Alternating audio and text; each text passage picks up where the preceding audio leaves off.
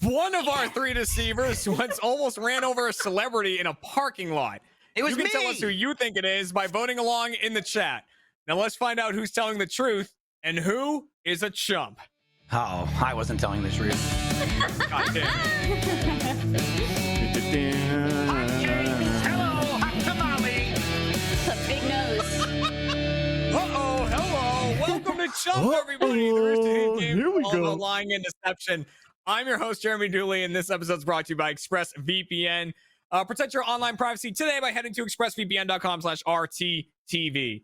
It's gonna be a wild one today, guys. It's a Just lying letting you game? know. What the That's another one. Hey, stop it. Get some help. A very interesting crew with us today. Ready to lie, ready to find the truth hidden among the lies. Let's introduce our deceivers. Starting with deceiver number one, Meg Turney. Welcome back to the show.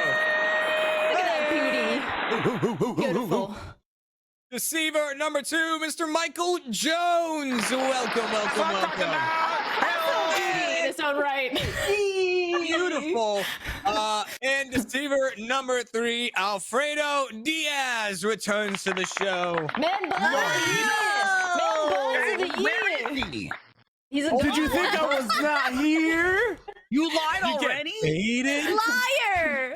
Did you get Only baited? one person I can got sort out whether or not these three are telling the truth or telling a lie. Not her. And in this episode, that Oh, lucky shit. person is Jackie Butler. Welcome to the show.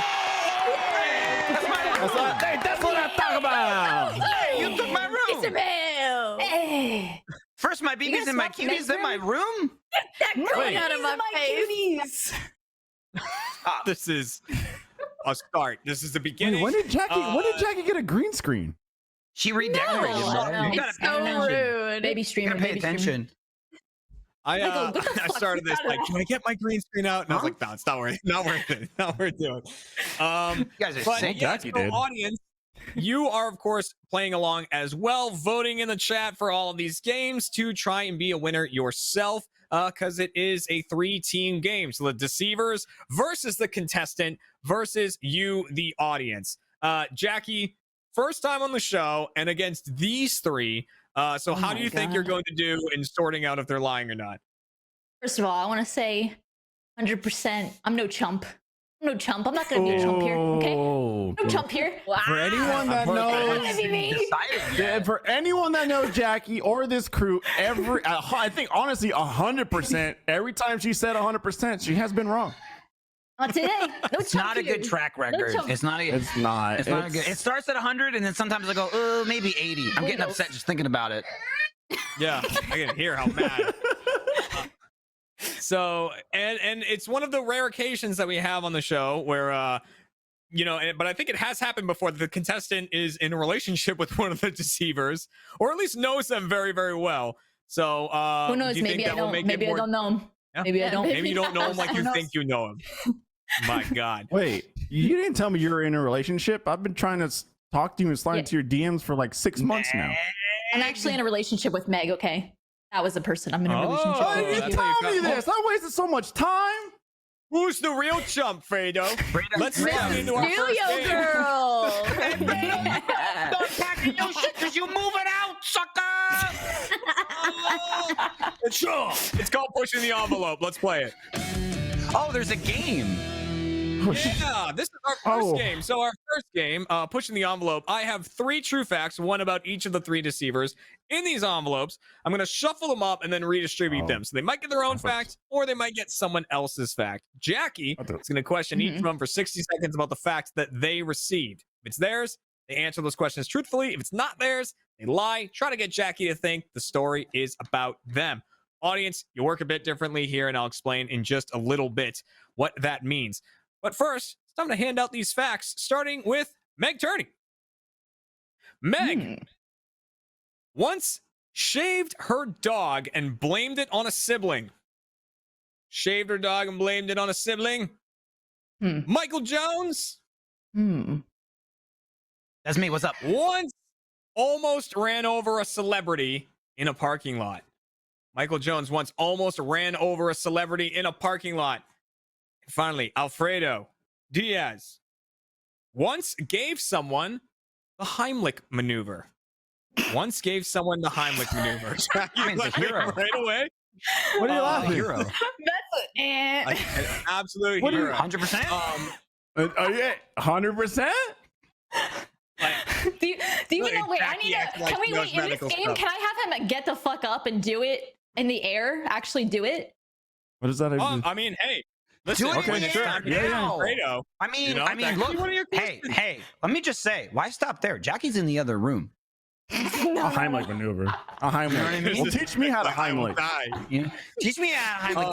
Teach me how to Heimlich. Teach me how to Oh, Heimlich. audience. Teach me how to Heimlich. What It's a you're doing, throwback. audience, is voting on one of these stories in particular, and that is who almost ran over a celebrity in a parking lot. Michael's claiming this story is about him. And after you hear the stories, you can vote. Is it about Michael? Is it about Meg? Is it about Alfredo? Cast your votes in the chat. If you get it right, you get 2 points. So you definitely want to get this one correct. Now, Jackie, you can start with whoever you want questioning here, but it's 60 seconds to each. So who do you want to start with? Meg. Start with Meg. All right, Yes. start Ooh, with that Meg. sounds serious. Save the best for Jade and first. the dog. Hey. So, Jade and the dog. And 60 seconds on the clock to question Meg about this. Hey, how do you think this is Ready? going? Get I set, think it's going pretty go. good. Meg, did you Jesus. have animals growing up? Did you have a dog in your household growing I up? did. I had a miniature dachshund, and her name was Rotsy.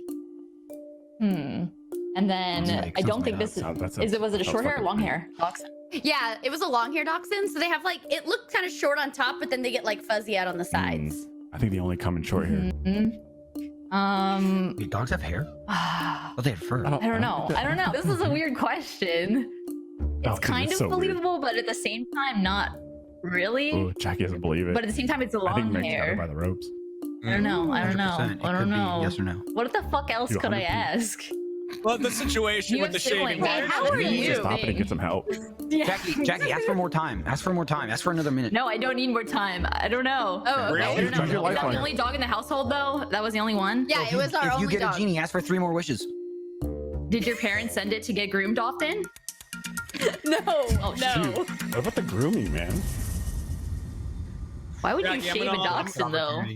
Dude, gotta I go. don't think I gotta I go. don't. You gotta go. I do. I don't. Hey, I mean, I I'm just want to happy say to answer this that, episode can is I, or- tanking. Yeah, well, yeah, Yeah. Jackie, you asked It's in taking particular, fast. why would you shave a dachshund, though? Would have been a Right. great question to ask in those 60 seconds. That's a phenomenal one. Meg, I'm going to say, if you would like to answer that question, you can, or you can just say no. Yeah, absolutely. I Okay. was actually I'll answer it. I was watching a TV show and I saw someone buzz Yeah. their head and I thought it looked fun. So my brothers are all older than me, so I couldn't buzz their head. So the dog was the willing participant. Okay. There you go. Willing. That's weird. So Interesting. I now- mean, yeah, the dog was fine with it. Wait, fuck. Can I ask another question? No. Hey, here's what you can do. Here's what you can do. Ask Jackie. Here's what you do. When you question me, ask me the 100p. question because that's my Oh, story. dude, I'll perfect. answer it. And then I'm I gonna will let have you- follow-up answers to his answers for your question. Ask me There's not a next lot story, of my rules story, and the in Chump. Heimlich. I'll answer all of them. Yeah, we don't have a lot of rules in Jump. The 60 seconds is kind of a big one. Oh, shit. But it's Okay, pretty much well. the only one. I'm gonna ask you after the show if it is yours. What the hell? Well, you'll find out. Oh my god, Probably going before outside of the show? That's rude. We have a post show. That's where it Hey, happens. calm down. Uh, Hey, hey, all right. get Jackie, some who help. do you want to question next? Alfredo. Alfredo, all right.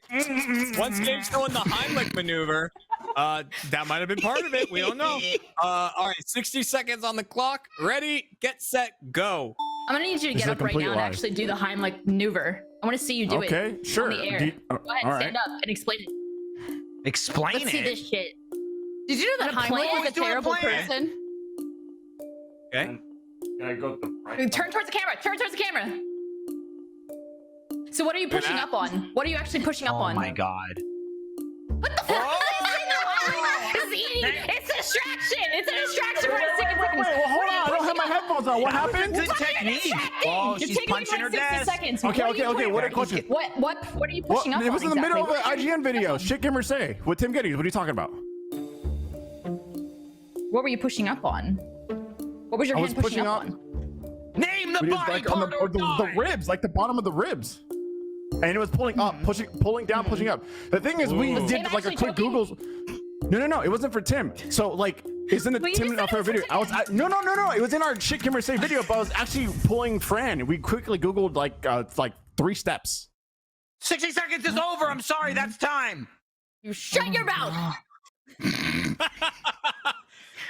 Oh no. Well, What's now. the name of the body part, motherfucker? A lot of gifts are You going to come out actually of have that. to. Oh, no. People don't know this about the Heimlich, but you actually have to finish a Yeah. written test Yeah. before you can administer it in an Yeah, emergency it's the whole situation. process. I'm choking. And then someone runs over and they Hey. go, what's it called? Just What's punch it him in the called? throat. I don't know what Punch this him in is the throat. called. Hold on. Punch him in Punch the him in the throat, says the nurse. Listen, Wild. A if you wild look turn it of up, events. you can do it. You know, you quickly Google how to do it. You got it. Ah. All right. That leaves Michael, who once almost ran over a celebrity in a parking lot. So, Jackie, you get 60 seconds to question Michael about this. Audience, pay extra close attention. This is the one you are voting on. All right, 60 seconds Oh, on the it clock. is? Ready? Get set. Yeah, it is. I Go. spoiled that. What do you define celebrity as? What is the threshold for celebrity? I mean, the thing is, look, if people, okay, I'm glad you asked this question. Let's you a just slow celebrity? it down. Absolutely. Oh, there goes your time. If people are gonna ask, do people know who you are? Do you have notoriety? If you get recognized somewhere, doesn't have to mean all the time, but somewhere. That's a celebrity. How did you run maybe them a over? little Why one. did you run them over? Did you not see them? Well, almost. It's not run over. Almost run over. Michael, look, I've been driving since I could, but I got rusty a little bit. I moved to Austin, didn't have a car for a long time, had the kids, gotta start driving again. Things happen at work, right? And What happened when you sometimes, talk faster, Michael? You can talk faster. well, you didn't really ask anything. I was just telling you. What happened after you almost ran over them? How did you interact with them? Well, I said, sorry, Gav, see you tomorrow.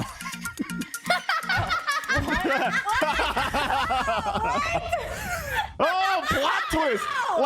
Like a Shyamalan twist. Wait for the after He credits. was fine. He was fine. Okay. If you're asking me, talk about slow-mo guy. Gavin freaked us out. Hey, Talking about. can we rewind it back to the beginning of this episode? 100p, not a chump today. Up to now. Yeah, that 100p I is hit on the brakes line. and he moved. shit. It's fine. Never once in my brain did it register that you were talking about Gavin. Oh no. Oh. Well, it shows what you think of Gavin. Yeah, take that, Gavin. Wow. Poor bastard. Oh, stop. Don't ruin my friendship with Gavin, hon. It's so hot. I gotta turn my Audience. AC on. This fireball's making me I know, sweat. mine's ripping. So, audience, last chance to change your votes now on that one. Is Michael telling the truth? Is the story about Meg, about Fredo? Cast your votes now. Jackie, before we lock in anything from you, after hearing what you've heard from everyone, is there anyone you completely don't believe, or is there some things that you think might ring true? What are you thinking? Wait, so the story, all those stories are technically correct for somebody, but it's only one person Yes. that's correct on the person. Yeah, Oh, they're all flopped God. around. Oh, God. So they're either all three telling the truth, all three lying, two lying. It could be any mixed bag, you know what I'm saying? Well, it could be any, but it could be a Well, lie. hang on. I'm just making it- Quiet. It could Don't be a help lie. her. Like right here. Don't I don't That's a know. lie. I don't know. Like, Oh, that's a lie. I That's good. never, That's a good sign. Oh, I don't want That's to just get a the lie. lie. I never right filmed here. an IGN video. I'll just tell you right now. There's a big hint. There Dude, you go. weren't part of Ign? No, I always wasn't thought. part of Egan. I just. I think Meg's story is wrong. I feel like Meg's story Don't is say wrong. that. Don't say that. Ooh. All right, so we're gonna start locking in some Like answers here. that. Start with the audience. You, hey, Audience, we're Hundo locking P? you in. Fuck. Hundo P. Meg. Oh, hang on. We're about to Hundo get. P. We're about to get our Hundo Hundo P's. P. So Hang on. Oh, Let Jeremy no. talk for 3 seconds. Go ahead. let's start with. Let's start with Meg. We're gonna go down the line, and you're gonna say if you think they're telling the truth or telling a lie. Normally, I'll ask if you want to lock it in. This time, I'll just ask Hundo P. So, starting with Meg. Would you shame a dachshund? That's what I want to know. Okay, Oh, well. okay. Well, No, do you we- think after the let's calm show. down. Do you think that Meg Don't yell is at the telling the host. truth or that Meg is telling a lie? You do have to answer. Yeah. Regardless if it was Meg or not, Jackie, regardless if it was Meg or not, it happened. Okay? That dog got Yeah. shit. Yeah. That A dog dog got shaved. shaved, my dog. bro. A did dog got consent. shaved. How's that Topo Chico? Who's shaving? Who's All dog? right. Birds. All right. Jackie, So what we do need you an think, my answer. love? Is Meg telling the truth or telling a lie? Meg's telling a lie. Meg's telling a lie. Meg's telling a lie. Hundo P? I believe. You Hundo Oh, P? God. Oh, fuck. It's like, no. It's like, no. It's like a 50-50. I don't think Meg would Like, do that. I don't think Meg would do that. Is it a Hundo P or not? Answer the question. I don't The think line's Meg would do locked that. Okay, on to Michael. Almost ran over a celebrity in a shit. parking lot. Is Michael telling the truth or telling a lie? Hey, Big 50-50. celebrity. Big I mean, it's celebrity. believable because he doesn't drive that often. Somewhat Hey, believable. all right, hang on. There you go. Could be a questionable driver, you know? Now Big she's bringing your question. license into question. Fuck. Thing is, though, you know, how many accidents have you gotten into in the last 5 years? None. Mm. One? That's not true. One? That was My no. car says otherwise. One? Wait, but that doesn't Jackie. count for like people hitting Water me under the though. bridge. It doesn't count Right, for when people you- hitting me. Doesn't count when you drive out into the intersection. One. Anyway, One. Jackie, So we can go into is this. Michael telling the it truth or doesn't- telling a doesn't lie? count when someone T-bones you when you pull out when they're No. driving down the road. True. I'm gonna say it's true. You want to lock You're a that shit in, driver. Hundo P?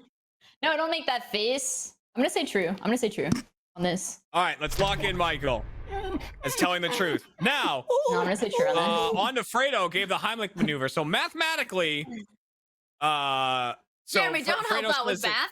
I'm not fine. I won't help There'll out be with no math. math Is help. Fredo That's Fredo telling the true. truth or telling a lie? The only Look at him. reason why I think this might be okay. What the fuck is that? That's definitely not the Heimlich maneuver. That's what the fine, fuck is but that? this You ain't should rich. react It's on that. allowed. I This think, is I a think what's them distracting fucking you? around at IGN, 100% this happened. I think that this is like them being stupid as shit in a video, trying to like figure it out, Googling it really quick and just going with it. I think this is true. What the Okay. fuck are you doing? All right. Oh, you want That's to true. Lock lock it that in. in, Jackie? That's the True. Please Heimlich. lock it True. in. All right. Please let's lock it in and then explain Okay, what just happened. Can I ask a Yeah. question to Jackie? Which Go is ahead, please. statistically, if one person is lying, then where did my story come from if the other two are true? Yeah, you said wait, Meg was what do you lying. mean? Well, you The said percentage Meg doesn't was add lying. up. Oh no, did I fuck this up already?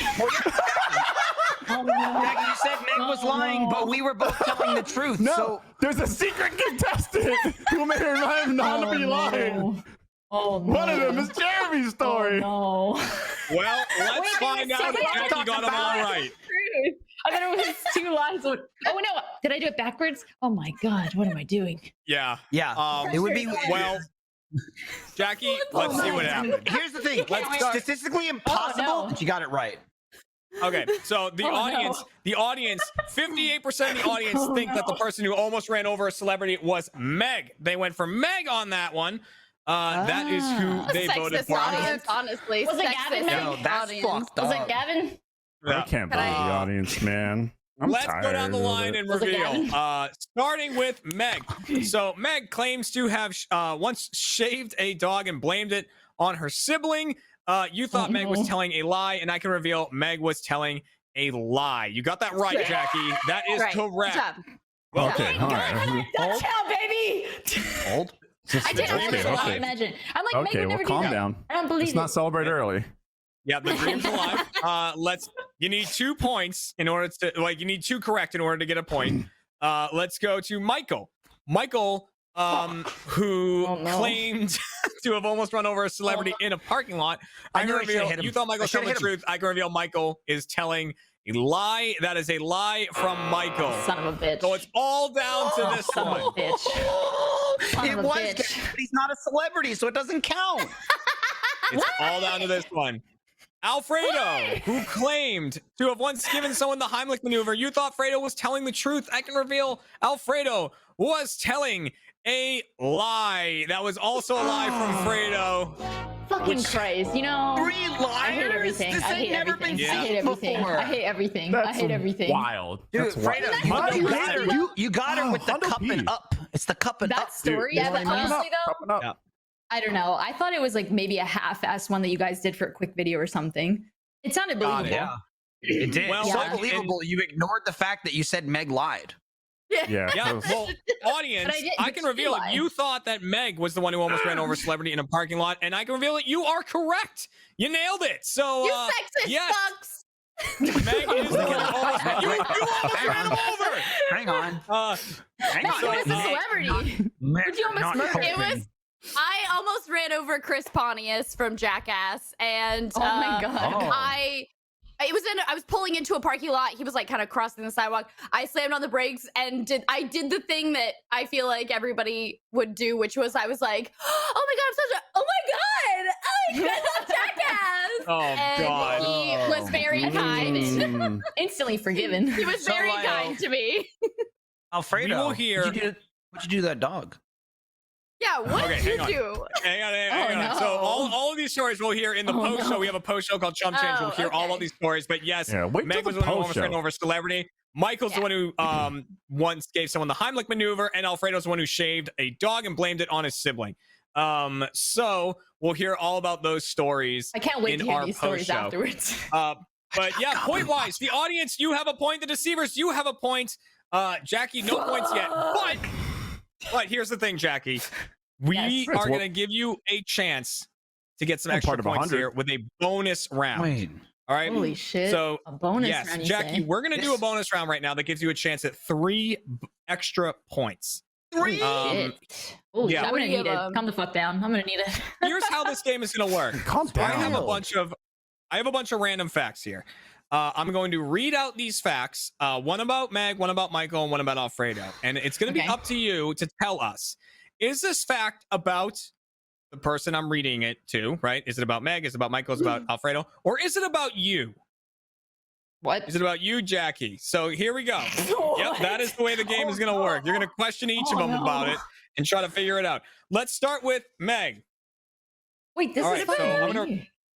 Yep, I'm gonna read this fact about Meg, and then you're gonna question her for 60 seconds and try to determine How would it if be this about fact me? is actually. Did someone. We Let's find out. The true Let fact- the game We begin. don't know. Let the host do the thing. The true fact about Meg is Meg was adopted.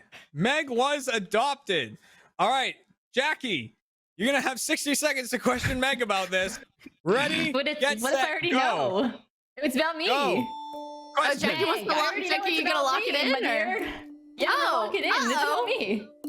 She's locked No it in. time. It's locked it in. No, It's that's about locked me. in. You have Meg. Hey, You have Hundo siblings. Pete? What am I Meg, you have supposed to do? siblings. She's 100p. You have Hang on. All right, 100%. Hundo Pete, let's Meg, stop you the have clock. siblings. It's a lock in. I know That's a that. lot. Stop the locked clock, in. guys. All Yeah, right. stop it. We've Done. locked in Who did Meg that? as we've locked in that That's as a fact What am I about supposed Jackie. to And do? Jackie, I mean, yeah, I Magic. know. You So fucked that one Jackie, up. You messed that at the one end up. of this game, I'm gonna distribute all the points, right? So we have Meg locked in as Okay. that was a fact about you, Jackie. Let's go to Michael. Okay. Michael, the true fact about Michael is one of Michael's all-time favorite games is Dead Space. All right, 60 seconds on the clock. Ready, get set, go. Bitch, Question, but what if go it's ahead. both of our favorite games? Impossible. Is it me or you? That's not how that I works. mean, this is about me Have you again, ever- but Michael have you ever played likes it? Dead Space. Michael, I will murder you. Oh, I'm I mean, murdering you 50 on seconds. camera. Are you gonna lock it in? I mean, Yeah, I've yeah, Dead see how Space well he more. knows for it. me. That is locked in. Michael, I've Dead I know Space more than Michael. you have. Did you even get all the achievements in Sir. the first game? Because I've Sir, done it on like get some 3 help. different Get platforms. some fucking help. Hey, This get- is there it about is. me, Get some but help. at the same time, Hey, get. I'm gonna modify this shirt. It's gonna say "Get some help." oh my god. Look. This is All about right, me well- again. Okay. Okay, Weird. But let's I lock mean, that Michael in. does All love right. Dead Space. I will give it that. Very self-centered, Okay. Jerry. Oh my Sociopath, maybe? god. All right. All right, let's back out of that timer. We're gonna go Wow. to Alfredo Michael then. also So, loves all Dead right, Space. He does. we Michael got our does. last one. All right, Okay. this last fact is about Alfredo, and you have 60 seconds to question him about this to determine whether or not it's about him or about you. Alfredo's all-time favorite film is Coraline. 60 seconds on the clock. Ready, get Fuck set, me go. these questions. Go. This is Let's about go. me again. You I'm don't, gonna need these Okay. points, though. No. Really? My favorite movie is Coraline. No, You know sir. this. Okay, who's Sir, the what's director? Who's the male protagonist? Henry There's Selick. no Thank protagonist. you. Okay. What the Who fuck? Jeremy, plays the other cut it off, mother? Jeremy. Who plays Cut the it other off, mother? Jeremy. Terry Cut it Hatcher. off right Hey, now, answer the Jeremy. question. Get him Hey, out of wait, here. hold on. Hold on. Would I not be a big me. Coraline It's fan if I me. didn't have this? What? Oh, your Coraline doll. My Coraline doll. This is my You don't tour. even have to Hi. Thank you.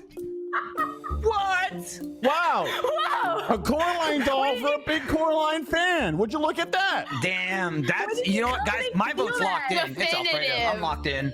I'm locked in. Definitive. Lock When it did he in. sparkle? Lock When did he it sparkle in. into my room and steal Lock it? it in. What are you All talking right. about?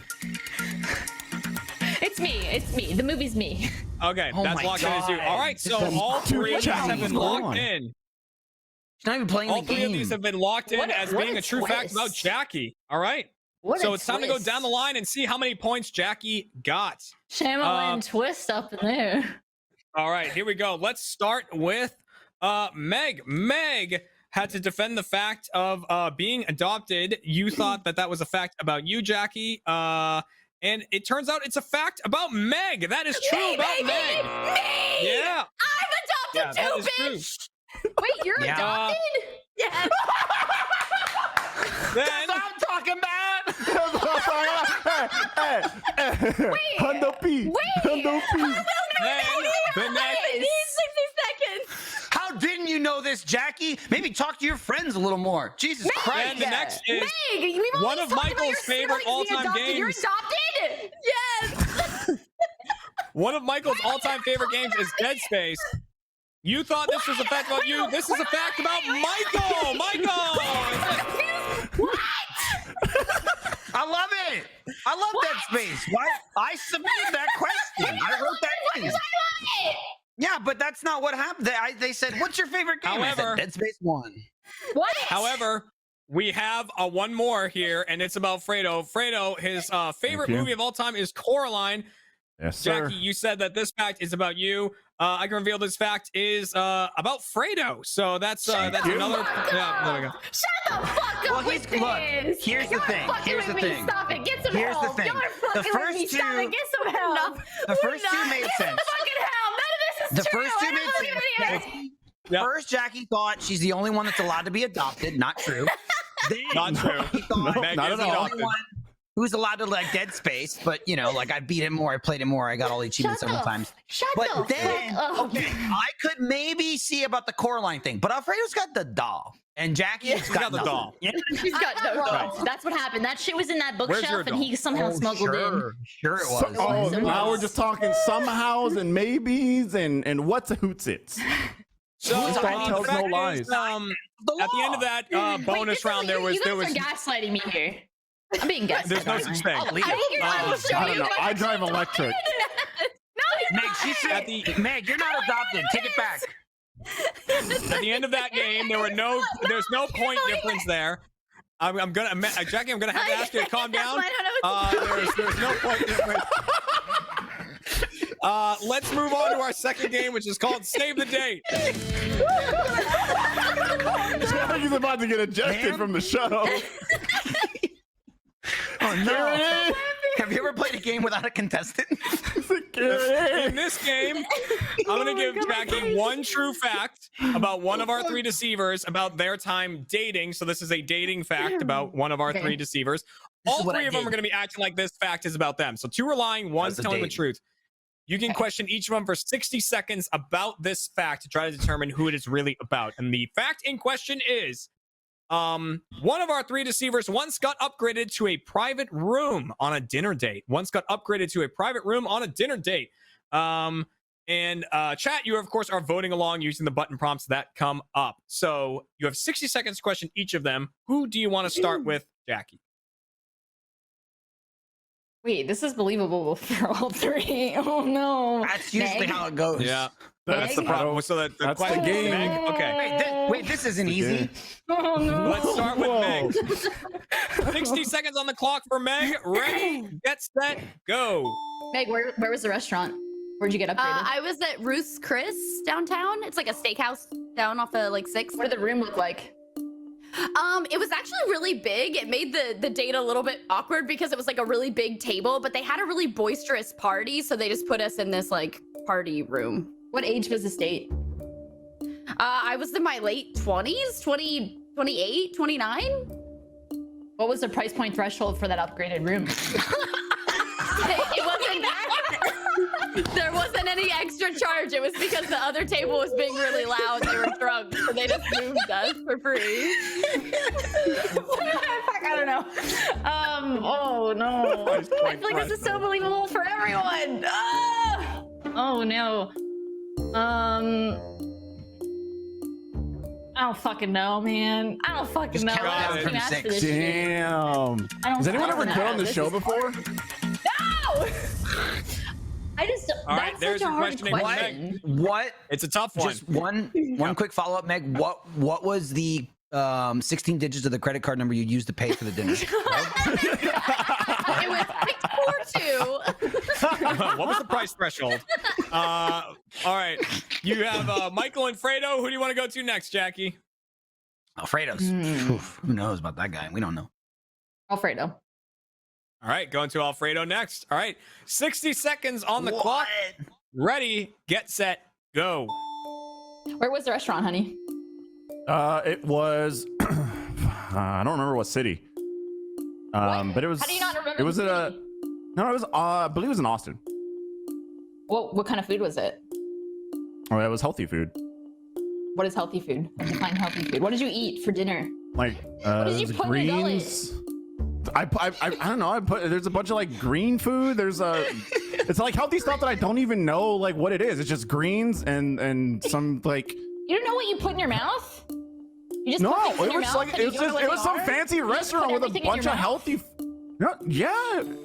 If you put The friends were there. There was a look. There was a ton of people there. I don't know what to say. I wasn't ordering. There was a bunch of healthy food. He puts everything in his mouth. Okay. I do put everything in my mouth. It was healthy, but whatever. I'll take it. Why did they give you the upgrade? Did they just randomly give it to you? Because they. Fuck. Wait, That's not believable. You know what you put in your mouth. What was fuck at was the that? end? Well, Well, I'm So so this is the confused. explanation. Time. Jackie was the thing is, asking though, how did like- we. The Jackie was asking how do we get the upgrade, and they just gave it to us. Oh, all right. You just gave it to you. All right. So What'd you do? final is Yeah, who'd you suck off? Michael. Damn. What the hell? 60 Meg, seconds. did you hear for that? Michael. I did. Meg, I look like I think I know the first God. question for Michael. 60 seconds on the clock. Ready, get set, go. Michael, what was the restaurant? It was Oh my either. Let me finish. Spit it Hang on. out. It was downtown. It was downtown Austin.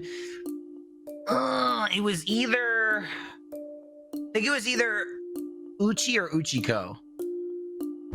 Okay, and when did you eat there? A while ago.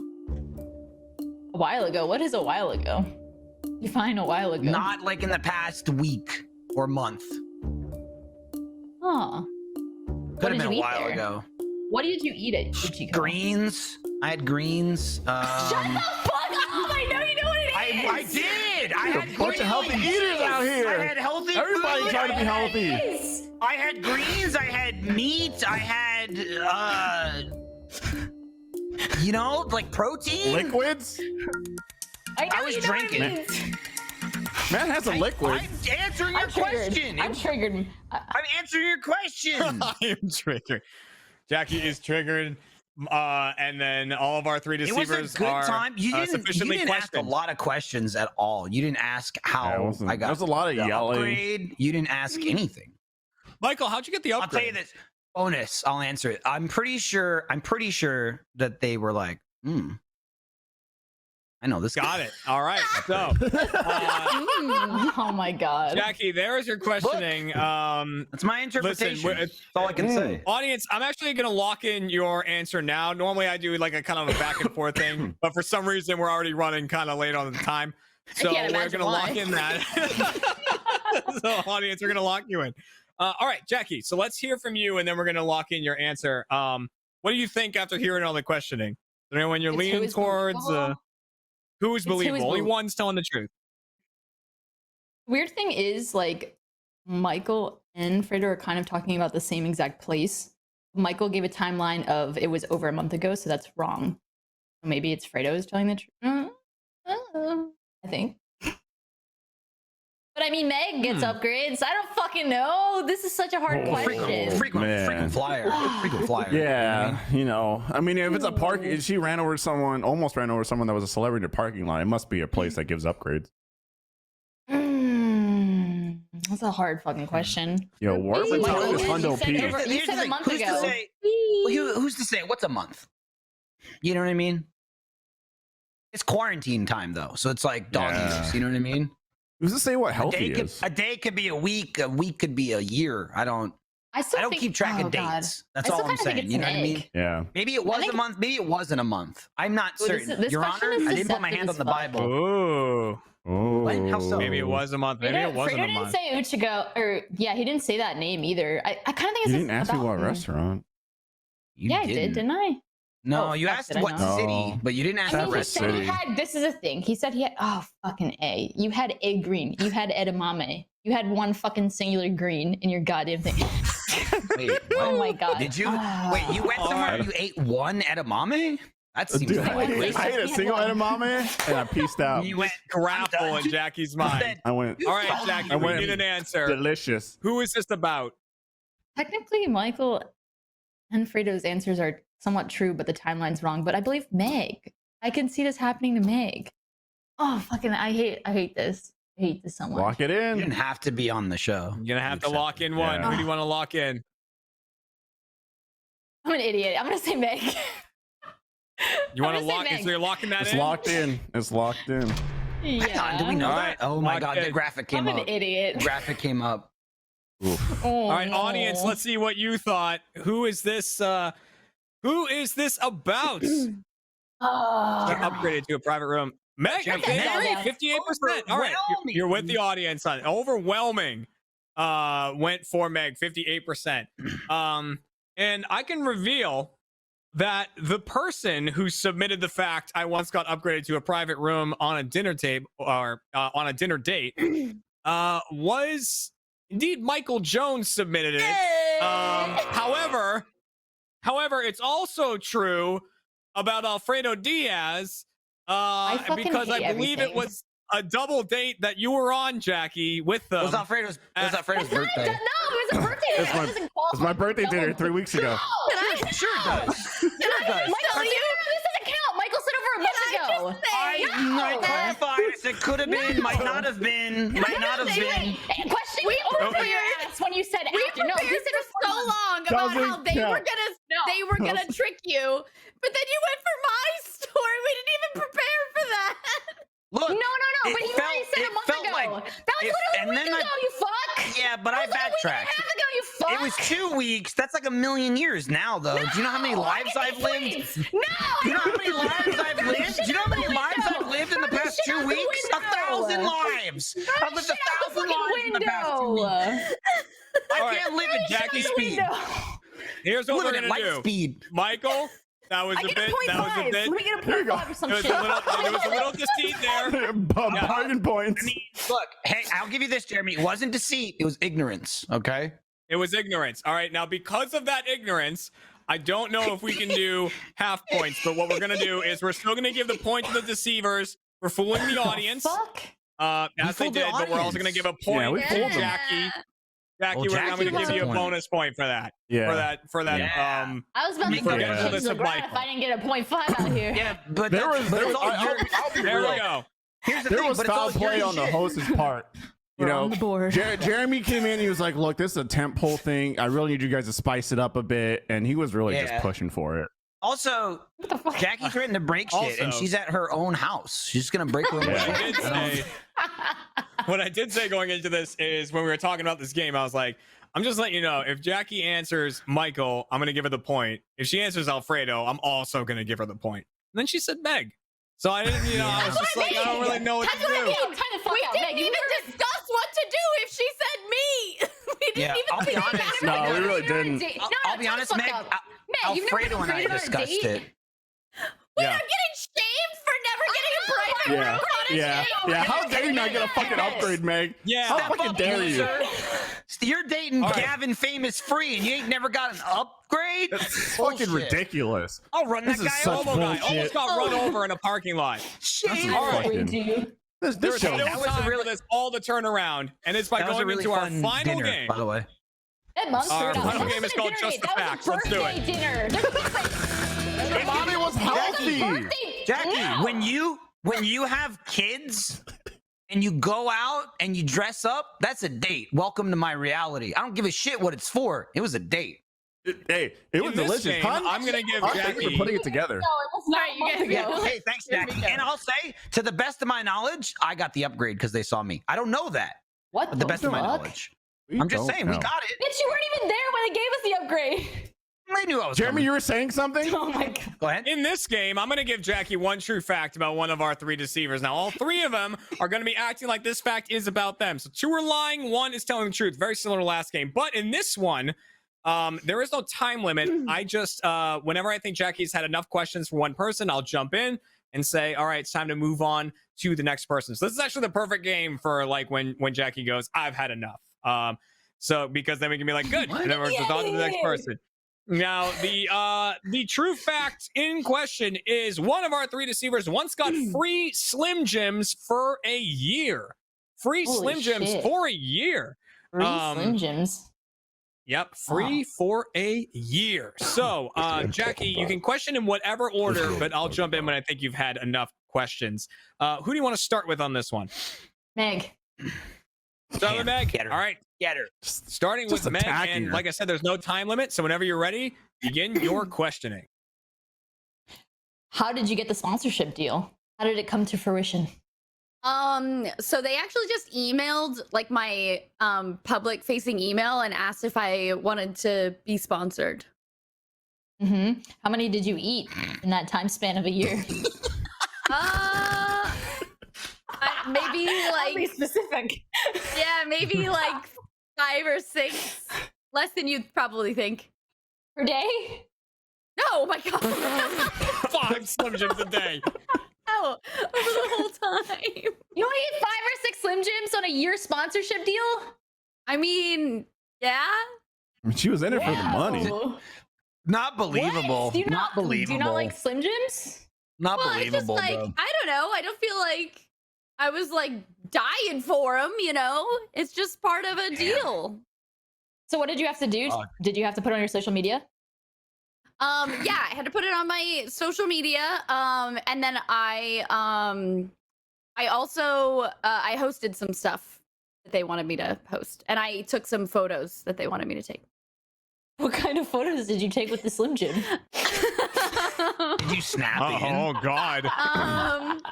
No, it was like get some help. like I made a bouquet of Slim Jims, and like I just smiled with them. All right, we've heard So- enough here. We've heard enough. I think Alright, yeah. no, we have yeah. Yep, Jackie, that is your questioning there. The bouquet of Slim Jims. Okay. So that is number 1. That's Meg. Who do you want to go to next? Michael or Alfredo? Michael. All right, on to Michael. That's what I'm talking about. Free Slim Jims look at for a that. year. Whenever Yo, you're ready, hit me. begin your questioning. Was it you who got them, or was it Achievement Hunter who got them? No, I got him. This is a long time ago. Oh, I was how a little long? boy. When was it? I Little was a tiny little baby. boy back in New Jersey. Baby I wasn't a boy? baby. I was a small child. How old? What is small child? 10? 10-ish? Were you a Slim Jim model? No, my mother won a... Let me finish, please. Don't be rude. My mother won a raffle. She do lots of like raffle stuff. It was like I couldn't tell you what the hell it exactly was because I was a child, but there was a place near my house called the Hungarian Manor, and it was one of those like they'd host dinners. That's what it was called Okay. because we Okay. it was like a big like Hungarian community. I'd be like, I'm going to the Hungarian Manor. Look, I was 8. I didn't question it. Okay, so she'd go there and they'd host these dinners where you pay to go to the dinner, and they would do raffles and win prizes Uh-huh. and shit. And so she would always play the raffles. And one time she won Slim Jims, and I got them. And then did you eat them a lot? Often I as a did. You know, child? well, the Did you thing give is, them away? it was like for a year it was like 3 big boxes where it was like a year's supply, and they did not last a year. I ate about 12 Slim Jims a day. I fucking love Slim Jims. I snapped in, I snapped out, I snapped. Way more than Hmm. Meg. So I remember Way more thinking than about it at Meg. the time, like, man, Come on. If I knew someone who had got this and they ate 5 in a year, I'd be pissed. I wouldn't even believe they were Did adopted. you, by any chance, make a bouquet too? No bouquets. I made something after they came out the other end, but Oh, it wasn't a God. I Oh. wouldn't call it a bouquet. All right, that's enough. But it was All right, potent. that's Hang enough on, questions Hang for Michael. on. Hang on. It was Yep. potent.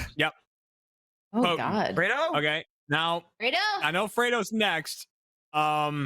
I don't know where he is, but He's a- he I is the just person. wanted to take a Oh, second. he got Oh, got And What the you know, during this Hey, segment, to not security! lie to Jackie, I just want to say happy birthday This to is not my birthday. you. It's not my birthday. Cut him off. Happy Happy birthday. birthday. The best thing to do over Happy is the internet. birthday, dear Jackie. It's not my birthday. Happy birthday, team. I love you. No singing. Woo! What the Eric, fuck? shut up. Shut up. Shut up. That's not even All right, what owned was the anymore. question? That's What's the public question? domain. All right, and so that's Oh. that's Alfredo's answer. Uh, Jackie, go ahead and pick. So, Fredo, while you're there, can you tell Jackie why you got free Slim Jims for a year, if you could? Yeah, it was during While you're there, okay? Yeah, go for it. Titanfall tournament at E3. It was sponsored by Slim Jim, and me and my boys we won, and then we got a couple graphics cards plus some Slimmies. We slipped right in. You slipped into the Slim Jim. Yeah, You ate him for a year. I mean, we had them. I had them available. I don't eat Slim Jims like that. You know that, but I mean, they were there. Everyone in the house ate them. My brother did. My sister, grandma had a couple. That was about it. Your Hey, grandma. Fredo, when you feel like you've answered enough, questions, just walk out. I won't even tell you when you've had enough. You just You walk you out can and I decide. Go. Bye. Happy birthday, honey. Oh, you're Oh my done? God.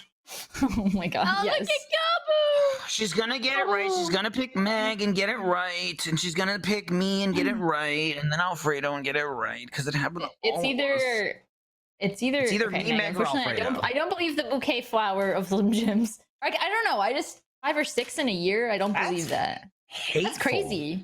Downright Damn, hateful. they are Crazy. I don't think it's addictive. Meg. I don't think it's Meg. I don't think it's Meg. Okay. I think it's either Michael But or if so, Alfredo. it's me. And I Or know that Gabu. Or you? I know that Fredo's had Slim Jims at his house back home, but I think it's Michael. What? It sounds more like Michael. Oh, look It's a baby. But maybe. Oh, My God. mama. Ooh. My mama. All right, audience, we're gonna lock in your answer for game number 3. Oh, Thank you God. very much for playing along. And yeah, Jackie, it's time to lock in an answer. I'm gonna say it's Michael. I'm gonna say it's, even though that story still feels, I don't know. I think it's Michael. Michael's more believable. You don't believe the Hungarian You wanna- manor story? Oh Jesus fuck! I mean, you're Locked bullshit. it like in. Real. reminding her made her less interesting. That's I'll say it till I die. Hungarian manor, bro, was right down the street. It was on Port Reading Avenue. Okay. I think Michael's story is more realistic. I don't think Alfredo won Slim Jims for a year. No, he's never won anything. He's All right. terrible. No, he What's- won maybe, a tournament, maybe, but he didn't win maybe, Slim Jims maybe for a baby year. trophy. I a won little over baby trophy. Jackie's He heart. won a tournament, but I yes, don't know about that. indeed. Okay. don't know. Do you want to lock It's in, Michael. Michael? That's your final Yeah. answer? All right. Lock it in. Michael. I think. Oh, I got free Slim Jims for a year. Oh no! No, Audience, let's see what you said before we You would say reveal Michael. the I final. gotta go. Oh, But they, fuck. oh no, they People went voted for Meg. Meg. 47%. God. Only my God. 13 went for Hey, Fredo. Do you think they know something you don't? Oh, Do you think that no. they've ever That's made a bouquet of Slim Jims? No. The person is about Meg Uh-oh, little bean. Uh-oh, little bean. Oh, no. Meg, only 5 or 6 in that whole Yes! Only Gabu 5 or doesn't even... 6! Gabu can't stand the Oh, sight no, of good it. for you! 6.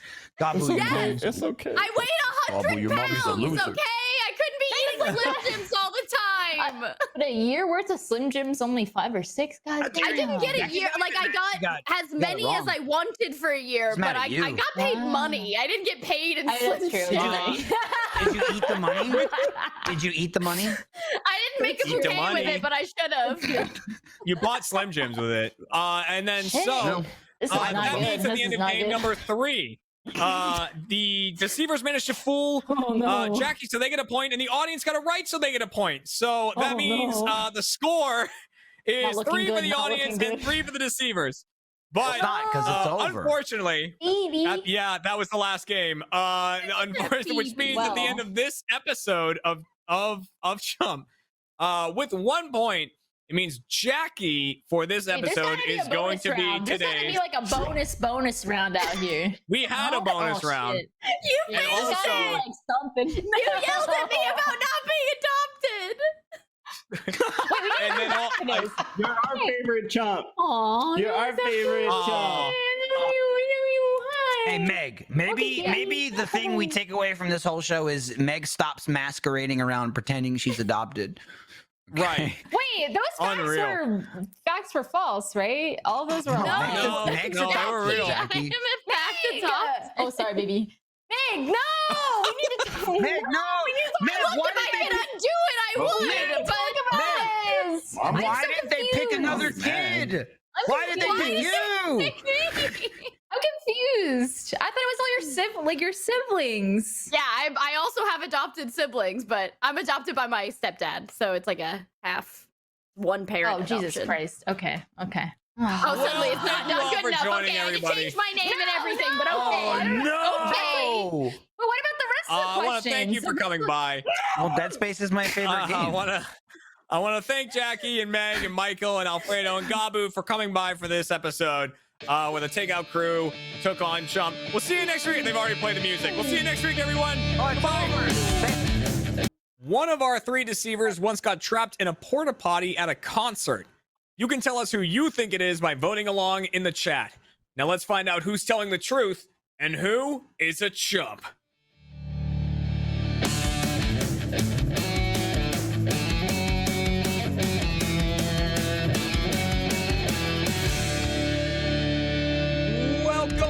Welcome to Chump, everybody, the Rooster Teeth game show all about lying and deception. I'm your host, Jeremy Dooley, and this episode is brought to you by ExpressVPN. Protect your online security today by heading to expressvpn.com/RTTV. And now it's time to introduce our 3 deceivers for today's episode, starting with Kai, returning for another episode.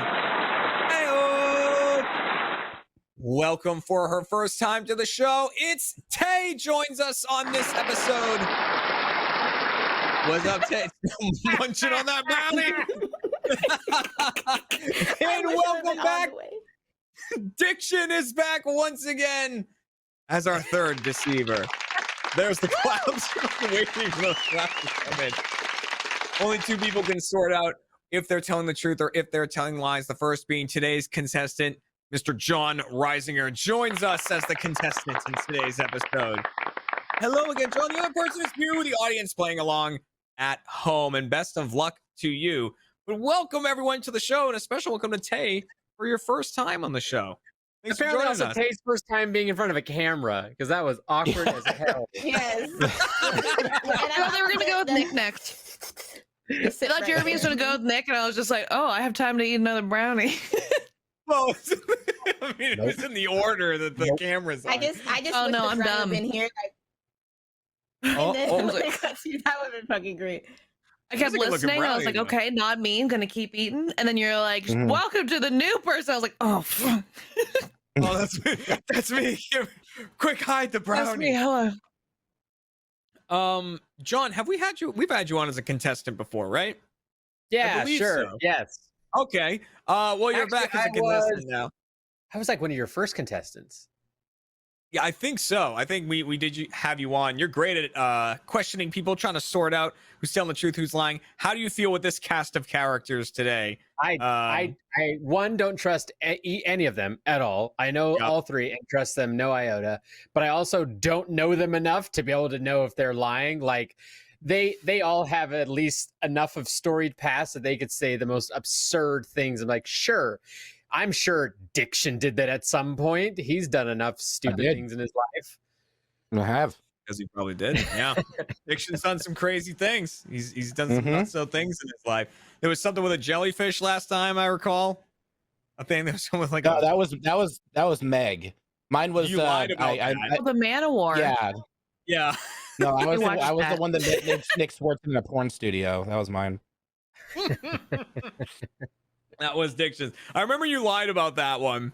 And then I think when Shield called out that like Manowars don't live in a certain spot, he was wrong. And you were like, but I said the truth. I was totally right about that. And yes, Kai once again returning as a deceiver as well. Second time on the show. Yeah. Are you feeling confident in lying to John? You sounded confident before Oh. the show. Oh yes. So my tactic here is just to go in yelling chaotic nonsense, and he'll There you never go. know if that nonsense is true or not. Because that's what All I right, do when we play typical Among Us It's all the strategy time. there. I love it. Yeah. I feel it's my duty to remind everybody it's Pride, and you're not allowed to lie to me, or else you. You chose the wrong month to come on the show, John. I'm telling Yeah, you. is that bullying if we lie to you on a show about lying? Yeah. You're on Yeah. the wrong show. Oh man, we're Choose about to get your lies canceled now. carefully, okay? Jeremy, are you sure you read to It's him the my guidelines of month. this show? The guidelines are you are screwed, John. But let's see how you do as we jump into our first game, which is called Pushing the Envelope. All right, in this game, I've got 3 envelopes, and each one contains a true fact about one of our 3 deceivers. I'm going to shuffle them up and redistribute them. So they might get their own fact, they might get someone else's. John is going to question them for 60 seconds about the fact that they received. If it's theirs, they answer those questions truthfully. If it's not theirs, they lie, trying to get John to think that that fact is about them. Audience, before we get to you and before we get into the game, let's distribute these facts. Starting with Kai.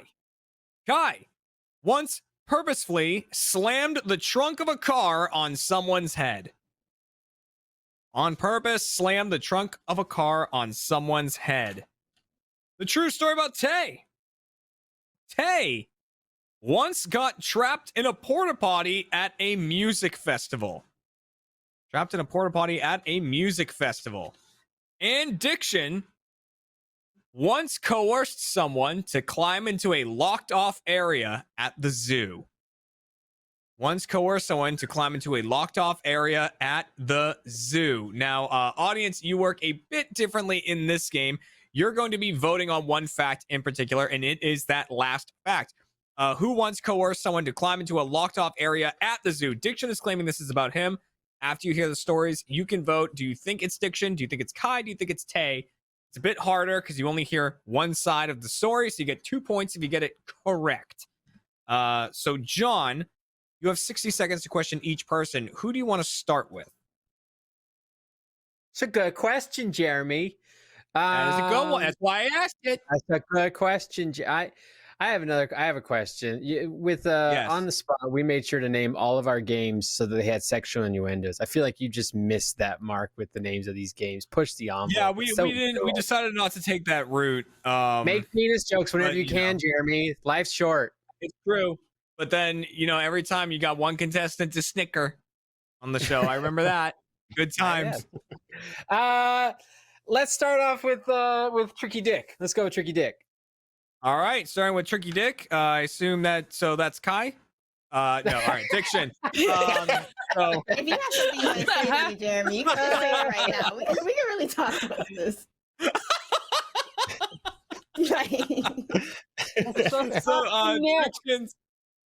Diction's fact once again once coerced someone to climb into a locked off area at the zoo. John, you have 60 seconds to question. Diction, ready, get set, go. Was this person you coerced to do this caught by the authorities of the zoo? Yeah, security got him doing What was it. the end result of being caught by security being in a restricted area? It was just like a light scolding. He got it worse from his parents, I imagine. How old They're were just you? like, in this- don't. Oh, God, I was like 8 or 9, I want to say. What? Wait. You were 8 or 9 and you were unattended enough in a zoo to convince somebody Yeah. to get into a bad place? Well, it wasn't a bad place. It was where they kept the capybaras. And my friend had never seen them before, and he was like, "What are those?" And I was like, "Oh, they're big rats. They're really friendly." And you know how they keep them with like the fences like yay high. I was like, "Dude, I bet you could go in there and touch one, or if you." You go were walk in through a it." He just lax did it. zoo. I've never seen capybaras in that. It was the like- Oakland Zoo, so that's why. Oakland. I would has love it if it was very a zoo open that had that low capybara. of security. Yes, Oakland Zoo. I can vouch for that. Yeah, it's pretty. I've been There there. you go. I want to pet It's not a got bad about. zoo. It's just it's a little sketch. It's a little So sketch. so like 1 to 10, you're thinking like a 5, 6. 6. For what? It depends on the time of year, 6. really. The Oh, rating time of the year. zoo. Yeah. I don't know. 6 is still that's on the better side of it. It's John, I love Yeah. that you called it like the zoo authorities or whatever you said. Yeah. Like they don't have real jobs. Treat them Right. with respect. They're guarding the The proper capybara. authorities of the zoo. You know what? It's pride. You know, we can't use gender terms, so I It's get it. I pride, get it. Right. You know, if you want it to be the zoo police, it's the zoo police. All right, who do you want to go to next, John? We'll go Kai. Let's talk about what was your thing? Oh yeah, you hit a bitch. 100%. Well, once purposefully slammed the trunk of a car on someone's head. Possible subtitle, hit a bitch, but we'll see. We have to hear the story. 60 seconds on the clock to question Kai. Ready, get set, go.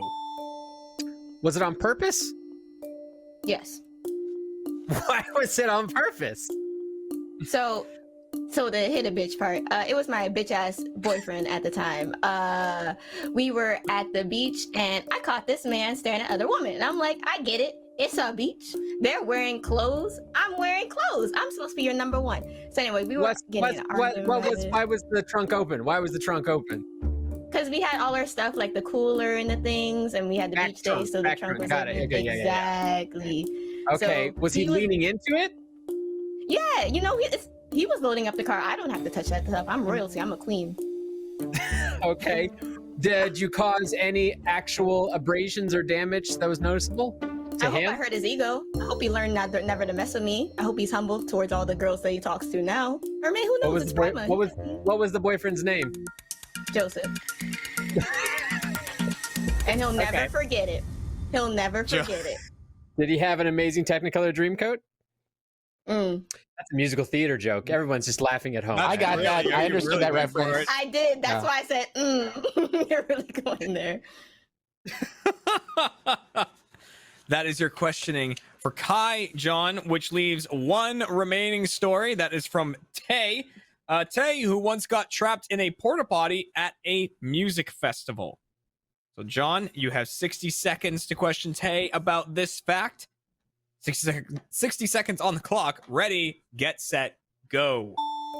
What's good, John? What do you need to know? How long were you stuck in there? I just wasn't like extremely long, not like 10 minutes, but maybe almost 10 minutes. How did you get out eventually? Screaming. I was yell. It's like loud music festival. No one was listening. I was banging on the door, and just eventually someone finally was like, "Are you okay?" And I was like, "Okay, thanks, asshole." Everyone was just really drunk, I think, and just didn't hear me through all the fucking music. Did you figure out why it stuck you in there? Why you were not able to open the door? All right, this is actually I shouldn't feel ashamed about this. You know me, I like to eat. I had to shit my pants, ran over there, and it was like my backpack that I was wearing because I like to wear little tiny backpacks. It's back there somewhere. I'm like, oh, you can see it. That's it, the exact one. And like the thing got caught when I was taking it off, and it was like in there. And when I was trying to open it, it just wouldn't open. It was either that or someone was leaning on the door because that shit would not budge. Okay. John absorbing information. You can see him doing the mustache. He's putting all of it into his scratch of mustache. knowledge. Yeah. Right. I'll rub my peach fuzz too. Here we go. Right. It's like when Shave it my peach stands fuzz. up, he knows that lies are happening. Well, he's got to get fop. Audience, last chance to change your votes if you want to change them now on who coerced someone to climb into a roped off area of the zoo, or a closed down section of the zoo. John, before we get your final answers on this, how are you feeling after the questioning? Is there any plot holes that you found, or are they all sounding pretty truthful? I think everybody did a pretty good job of trying to weave a little web. Excuse you. And I think I'm probably gonna have to just go with, because I didn't hear major red alerts of like tells, so probably just gonna have to lean into what I think each of them is more likely to have done, just based off of the character they have created on the internet. I'm very excited to see what the answers mean there. So Tell I'm me what you excited think, who John. Go has the ahead. aura of slamming a trunk on someone's head. All right, so audience, we're locking in your answer. You're now locked in for game number 1. Thank you very much for playing. John, it's time to lock in your answer. So we're going to go down the line one at a time, and you're just going to tell me if you think that that person was telling the truth or telling a lie. We're going to start with Kai. So Kai, who purposefully slammed a trunk on someone's head, is Kai telling the truth or telling a lie? Okay, so that's my answer. I don't have to actually say who did what. No, you just need to say if they're telling the truth or telling a lie. But, you know, I sometimes in doing so, you say who you think did what. I'm gonna go with lie. And do you want to lock that in? Yeah, why not? All right, let's lock in Kai is telling a lie and move on to Tay, stuck in a porta potty at a music festival. Is Tay telling the truth or is Tay telling a lie? Ooh, he's stroking the mustache. Lie. Look at him. Look at him. Ooh, you want to lock that in as well? Yes, please. All right, let's lock in Tay as telling a lie. And then on to Diction. Coerce someone to climb into a closed off section of the zoo. Is Diction telling the truth? Is Diction telling a lie? Mathematically, it could still be either. Lie. You want to lock that in? Yeah, do it. All right, we've locked in all 3 as lies. Now, as someone who's locked in all 3 as lies, because I'm very interested, because you said you're basing this off of personality. Whose story do you think is whose, based on what you know about them? I would like to know that. Like I said, y'all did a very good job of telling the story, and I 100% could believe that you all were actually telling the truth of your story. There's a good chance that you all were telling the truth, and everybody just got the right thing. If I'm going with what my guess is, I'm gonna say that Kai convinced someone to do the zoo thing. That's a bit more of what I think Kai is prone to do. I'm gonna say Tay hit somebody with their car trunk, and Diction got locked in the shitter. All right. Well, audience, before we reveal what all the answers are, we need to see what you voted on this. So the zoo story. Did you believe Diction or I think it's about Tay. 51% of people think that Tay coerced someone to climb into the closed off section of a zoo. I think Tay had the silver tongue there and talked someone into doing that. And now it's time to go down the line and reveal how John did, starting with Kai. Kai, who slammed the trunk on someone's head. You thought Kai was telling a lie. I can reveal that Kai was telling a lie. You were right about that, John. Well done. Hey. Well scouted. Fuck Joseph. Fuck On camera, to- Is Joseph a real person? Maybe. Okay. They might be On wrong. to Tay. Still lying. Still lying. Great point. Great point.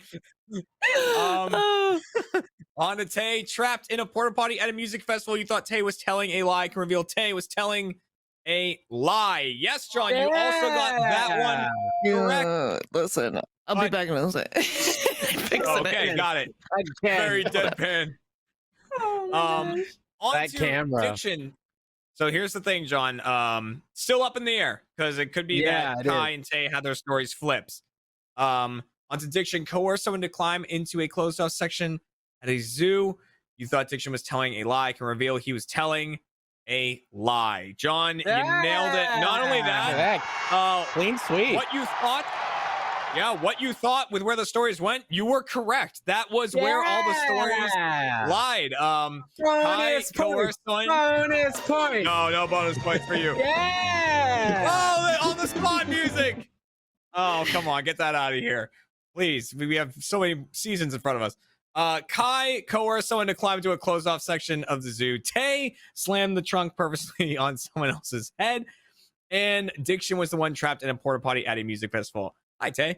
And so, yes, Okay. all of those stories we are going to hear more about in our post-show Chump Change, but revealing that that's what everyone's story is, it means, audience, you were not correct in guessing who coerced someone to climb into that section of the zoo. That was Kai, so you got that one incorrect, which means at the end of that, John has 2 points, the deceivers and the audience still yet to score, but there's a lot of game ahead of us. Deceivers, in these next games, John can only earn 1 point, but you have the opportunity to earn 2. I minced a lot of my words there, but it got out eventually. I really forced it out like through a grate right there, but it came out. So let's move on to our next game, which is called Out of Context. You know, sometimes you're just gonna power through it. You know, one flub becomes many flubs. It's so funny. The people from your region of America are known so much for their dictation and their mastery of the human language. How dare you? How dare you? Are you insulting people from Boston Yes, now? Come on. I am. All right, got it. That Fine, was very fine. targeted. Very. That was Oh, but targeted. it's Pride Month, so he can be the bully, I guess. He can be the Oh bully. yeah, we're all getting it now. To be clear, only to the heteros in Boston. Okay, so I Right. I can only Right. make fun of them. Mm. All the queers are queens in Boston. Yeah. Or well, as you say in Boston, queer. That's how you. Queer. That's how you would pronounce that. Queer. Queer. What an accent. John, You learned something. here's new. how this game works. Out of Context is a game where we will provide you a social media post from one of our 3 deceivers. You will then have 45 seconds to question each of them about the context of this post, why they made it, what led them to do it, all the different things like that. And at the end of the game, you simply have to guess who actually made this post. Same with you, the audience. You're voting on who made the post in question. And let's see that social media post that we're talking about. It is simply, how do you know what butt cheeks sound like? That is the post. So one of our 3 deceivers posted that. And now you need to find out why. So audience, pay attention as well to this. John, 45 seconds, not a lot of time. So keep your questions short. They'll keep their answers short as you try to get this context out of them. Who do you want to start with? I'm just trying to figure out like Just context absorbing it. beforehand of where this could have come from. What context are you gonna give me? It just seems like something someone tweeted after getting their P. Terry's after a drunken night on E6 or something. Don't take everyone's material now. Yeah, I started with Diction. Let's go with Tay before her camera breaks again. All Okay. right, going with A on this one. I don't know why it's 45 acting seconds up. on the clock. Ready, get set, go. All right. Share with me what profound context could have led you to needing to say that to Twitter. Why were you yelling that to Twitter? Listen, I like to bully my friends, and he was talking about some date. I was just like, he don't. We're still making fun of him. He don't get it. He ain't getting anything. So a friend was challenging you on whether or not you knew what. No, he was tweeting about his date, and I just wanted to insert myself into a conversation that I'm not a part of, just to make fun of him. So it was a Exactly. non sequitur deterrent of attention. Yeah. I just like That to was a go lot of in. words. It's to go in, just do that. I'll do it to your tweets. Okay, so it was very random. Yeah. What? And I'll do it again too. Give me some- Watch me. Watch my Twitter feed. We believe you, Tay. All right, John. That was questioning for Tay. Who would you like to go to next? Another 45 seconds for you. Diction. Diction. All right, going to Diction. Okay. All right. 45 seconds on the clock. Ready, get set, go. Are you an expert on how butt cheeks sound? Not an expert, but I've heard a few. Were you writing that tweet because you were challenging that some people have not been around the sound of butt cheeks? I was specifically challenging Chilled Chaos. Did Chilled give me that context? Why were you challenging Chilled on that? He was tweeting about being in a toy store and like he was jiggling those big stress ball things, that are like filled with like air. And then I was kind of drunk and I decided I felt like roasting him. So yeah, said that. Okay. I like that. But it's both Felt like both, roasting him. yeah. All right, both are good John. stories. John's Both are good stories. he's accepting, not stroking the mustache. It's good. Good sign. All Let me right. tell. Oh, And let me that get my means- mustache comb and just be out here. Oh yeah, there you go. Really get that thing. That leaves Kai. John, you have 45 seconds to question Kai about this post. Ready, get set, go. Do you recall how long ago this post was made? Not at all. Not at all. Nope. Was this on Twitter? Yeah. Were you replying to somebody, or were you just yelling to the internet something that you thought you were an expert on? Oh, it was a reply. It was a conversation. What was the reply to? A friend? No. It's someone that has no idea who I am. So just a rando on the internet? A rando on the internet, 100%. What was your end result you were hoping to get out of tweeting that? Oh, I wanted to make a laugh, a funny, ha ha ha. This was before I was funny. So. Oh, is you funny now? Final question? Yeah, I think I am. I mean, you invited me. I was invited, so I hope I'm funny now. Hey! Hey! Let's just ask. Let's just ask. All right, John, there is your questioning for all three deceivers. Audience, last chance to change your answers on who made this social media post. Before we lock anything in, John, how are you feeling after this? You're back to the mustache. It must mean you're really thinking. Yeah, how you feeling coming out of this? I accidentally shaved off a chunk of my mustache a few weeks ago, and it still hasn't. I had the comb and I had the buzzer, and I was trimming, and I usually go with the comb and then buzz. I combed with the buzzer, and I just took off a bit. No. So there's still a slight step where there shouldn't be. Like, you can't see it very well. Like, it looks like a pretty full mustache, but there's still like a little bit. So I can't help but like touch that step. But like play where with it just goes down. It's just like it's still there. It's still there. Well, there you go. Audience, we're going to lock in your answer now that we've gotten that feedback from John. So, audience, you're now locked in. So, John, it is now time for you to tell me which of these three deceivers made that social media post. How do you know what butt cheeks sound like? Who posted that? Well, the truth is, butt cheeks can make so many different sounds. They're a very versatile. So many. Yeah. They can ripple. They can clap. They can. Ripple's the just best. make your day. Yeah. The ripple was a curveball I didn't think about. Make waves. I have to either go with. I'm actually torn between two people. So I'm you're torn between all do you want to say who have you eliminated? I haven't eliminated anybody because these are all you've gathered a smorgasbord of buffoons that all are capable of tweeting this out in their. He's king buffoon though. Thank you.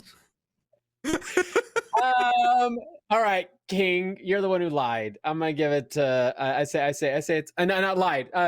Tweet it. I think it was addiction. It was addiction. I think I'm gonna go addiction. Do you want to lock that in? Yes, please. All right, let's lock in diction. Having a goof on chilled there.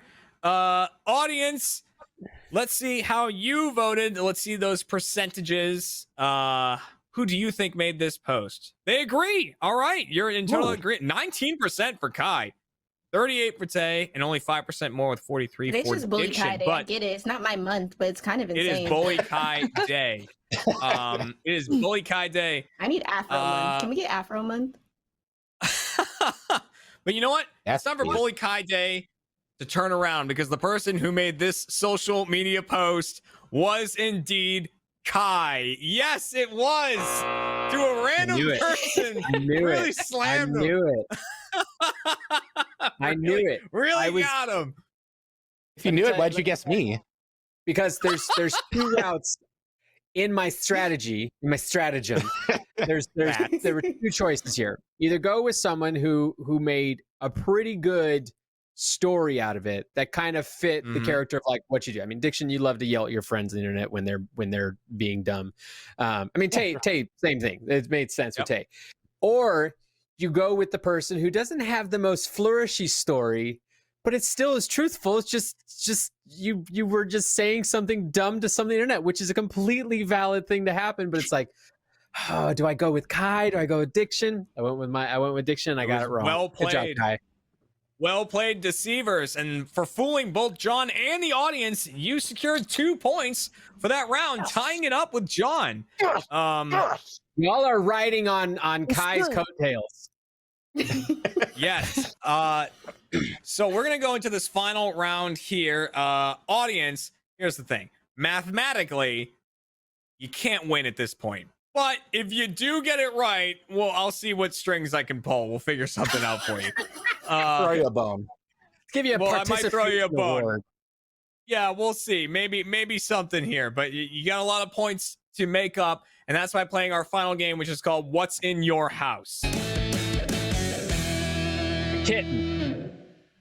All right. There are kittens. Oh, in this game, all 3 of our deceivers are going to describe a bizarre item that they have in their house to John. I'm going to go down the line. They're going to give a 1-sentence description of this bizarre item that they have. However, only one of them is describing a real item that they have in their house. The other 2 are making up items that do not exist and trying to get John to think that they actually have these items in their home. Audience, you are voting on who has the real item. Only one exists. The other 2 are made up. So it's time to get those 1-sentence descriptions from everyone, starting with Kai. So Kai, what is in your house? Well, Jeremy, I'm glad you asked. I have a bag of broken baby teeth. A bag of broken baby teeth. All right. Yes. Tay, what is in your house? I have a small dusty chode with the rubbed off face and feet. A small dusty chode with rubbed off face and feet. Diction, what is in your house? I have a Spin Doctors CD single that has been scratched just enough so it still plays, but that I cannot sell it to a record store. All right, a Spin Doctor single that has the perfect amount of damage. John, who would you like to question first? Now, in this one, you have up till my discretion. So once I think you've had enough questions, I'll ask you to move on to the next person.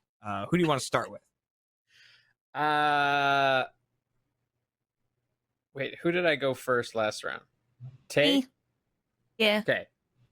Let's go with Kai. So going Kai first. Yeah. All right, I like it. Splitting it up. Starting with Kai on this one. The broken baby teeth. John, there's no time limit here, so whenever you're ready, begin your questioning. Are they your teeth? Yeah, Okay. Why would you describe them as broken? because they are broken. They're not the teeth they used to be. So wait, are you deciding that when teeth exit the mouth, they are then broken? No, Okay, no, okay. no. Here's a time breaks everything, including ourselves. Oh, as in they've degraded to the point of being No. broken? Do you know teeth are the second strongest body part of the body? They didn't just degrade like some dirt on it or a stone. No. So the did you wear and tear age of them life. to the point where they're broken somehow? I mean, they, you move things, things happen. Sometimes things stay the same. Sometimes things change. Okay. So They are they have. broken. Can we say they've been damaged since exiting your mouth? You know what? That's a good word choice. Yes, they have been Okay. damaged. Okay, so they've been damaged. Why have you decided not to get rid of them? Would you throw away something precious to you? They're my baby teeth. I got so much money from the Tooth Fairy from them. Are you serious? Wait, but if you got that doesn't track what you just said. Do you have?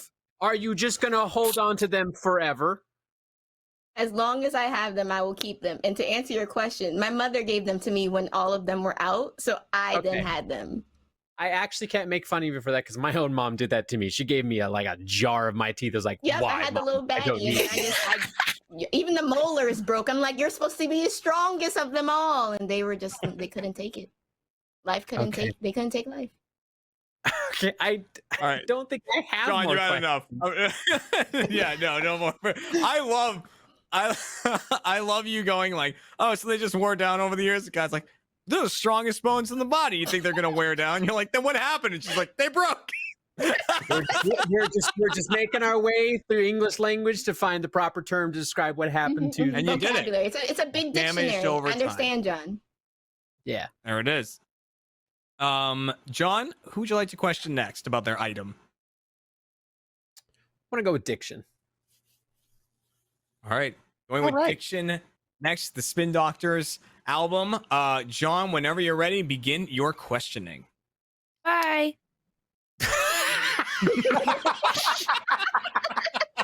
Sorry, I'm just drooling. I'm just Did drooling. did we lose Hay at the perfect moment? No, I just wanted to say bye when it transitioned. I thought you Nailed said it. hi, like it's your turn. I'm sorry. Nailed it. I just wanted to say bye as a transition to only you two. She right, misses start us the when we're in this questions. room. She misses Yeah, us. that makes sense. It Yeah. checks. All right. So Oh, when God. you got the album, Diction, was it in new condition? No, it was given to me like that on purpose. So you received the album scratched already. Yes. Was it scratched on purpose because it was actually like used as a DJ thing, or is it just a randomly damaged disc? Me and my friend in high school had a thing where we would try to give each other the worst gift we could for Christmas and try to one up each other each year. And he won with the Spin Doctors because I hate that one song. Everyone knows it. It was on the radio all the time in the 90s. And yeah, I think one time I gave him a framed picture of the lead singer of Rancid because he really hated him. But yeah, so he won the battle by giving me that CD. And I still have it And because I thought it was funny. you say that you can't sell it to a record store. Have you tried? Oh yeah, that was the first thing I did when I got it. he actually drove me to the record store just to watch them decline it, and that was his like victory lap on me, basically. Was that just the reason they told you they couldn't take it? Is that it's too damaged? Yeah, they took one look at it and they're like, "Sorry, it's too scratched up. We can't sell this." Okay. But we played it on the way there. We played it. It played just fine. I might have missed you already saying this. Is it disc or is it disc? Oh, like a CD disc. Okay, so it's a CD. It's a compact. Yeah. Disc. Gotcha. Yeah. Okay. Do you keep other compact discs, or are you just keeping this one because of the game? I have a handful of CDs sitting around, but that one I just kept because it's got a good memory tied to it, you know. When's the last time you All tried right, to? John. John, got one more All right, question. All right, I have one more. There's no time. There's no It's time Pride limit. Month. All right. We were laughing at you for half of this, hey. Yeah, we Have were. you tried? I gotta go. Hey, wait your turn. Okay. Have you tried to play the disc like recently? Does it still play? No, I haven't tried to play it in forever. Okay. Mostly because I don't want to listen to it because it's the Spin Doctors. Okay. What? Okay. Oh my goodness! Come on. 1, 2, Princess kneel before you. You could be rocking out to that. Nails The on song. a That's the one. chalkboard. Ugh. All right, John. That leaves, the questioning now. The chode with the rubbed off face and the feet. So, you can question Tay about this item. I would say keep it safe for YouTube, but who cares? Whenever you're ready, begin your questioning. Hello. I was waiting for Diction and Kai to say bye. Bye. Oh. John says what? Okay. So you have a chode, and you're saying it has a rubbed off face and feet. Yeah. Why did it have face and feet in the first place? Oh, it just came like that. Is it a toy? I guess. Are we talking about an adult toy? Technically, it's already an adult toy. The fact that it's a chode Is it decorative? can be. Depends on where you put it. Yeah. It What- could be decorative in and out, but What was the original intent that this product was sold for originally? honestly, I have no idea. I just want to collect them. I only have that, but I want to collect them. What's it made of? Rubber. It's rubber. So it is a sex toy. Yes? I wouldn't recommend it. Okay, so no. So it wasn't It's not made intended for it, but you know, like you can use anything for anything. Yeah, I'm not asking can you do So something with it? I'm saying, technically, yeah. Oh no. Some things were meant for that, and some things you could just do that. No. I don't think it was meant for it. Okay, so it wasn't meant for that. So is this like a Spencer's Gifts kind of a thing? I don't know if Spencer's even sells this. But is it that like category of a product? Like a jokey Yes, product? yeah. Okay. Yeah. Why are the feet? Why are their feet? Were their feet drawn on it? No, his feet. But you said the feet are rubbed off. How are the feet rubbed off? No, the face is rubbed off. Am I crazy? Rubbed off face and feet. The As placement of in- the comma. I didn't mean to. I probably just worded it bad. Okay, that's what I could not figure out. Was Okay, how so did rubbed the off feet face, but get he has How rubbed the off? feet were rubbed off. Okay, so it has Which of feet use. still, no longer has a face. So it really is just a chode with feet. Yeah, Where is it in your house? my office. Like within eyesight? Or wait, are you in your office or bedroom? I don't know what this This is my room office. doing. It's my office. Okay. I think we got You there, look like Jim. you've had enough. Yeah, we're gonna cut it off there. Like you can tell when John has had enough. When like he fizzles out. Just confusing him more the more that I talk. We're just, What? trying to figure out what this product is, what this item Yep. is. The We're treating answer it of like I it's wouldn't recommend it is great. Yeah. Is it a sex toy? No, I that, wouldn't recommend yeah, it. I mean, She did But- say it was really dirty, didn't she? Like, You could oh, I mean, Yeah, you can covered use in dust. anything for anything. Yeah. Is another that's a shirt in the future. You can use anything for anything. I think that Otherwise, depends on face is rubbed what off. body parts you have, if you can use anything for anything, and which holes you prefer to use during that situation. But There you In go. your ear. Maybe you that's not can't this use anything for podcast. anything. That's You know, not. That's maybe not in your ear. John, please. Our audience, last chance to change your answer. What are you thinking here? Is there anyone you're not believing, or is it all pretty believable down the line? what's my answering is that I'm just deciding each of them if they were telling a lie or truth, or is there only one person's telling the truth? There's only one real product. Two are Okay. made up. One is real. Everybody did a very good job of picking things that are within the realm of believability for them as a human. I don't think I'd be as inclined to believe Kai if not for the fact that my own mother has done this. Mhm. But I have not done that with my kids' teeth. I've thrown them away. I don't want these teeth in my house. Because they keep them. What the heck? For what purpose? How are you gonna? you Give get it those to ugly them. dolls. The ugly dolls. with So the then when teeth. they get big, they're like, "Oh, I was so tiny. I was so tiny." I was There's reading plenty chat. of- They were like, "Kai, how could you?" I could. There's did. plenty of other documentation that shows that they were tiny.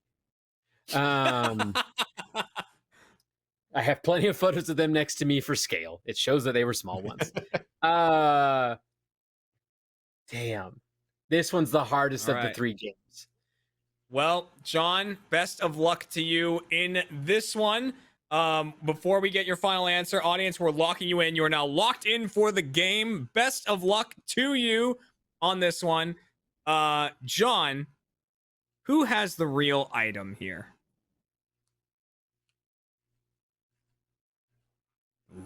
Ooh.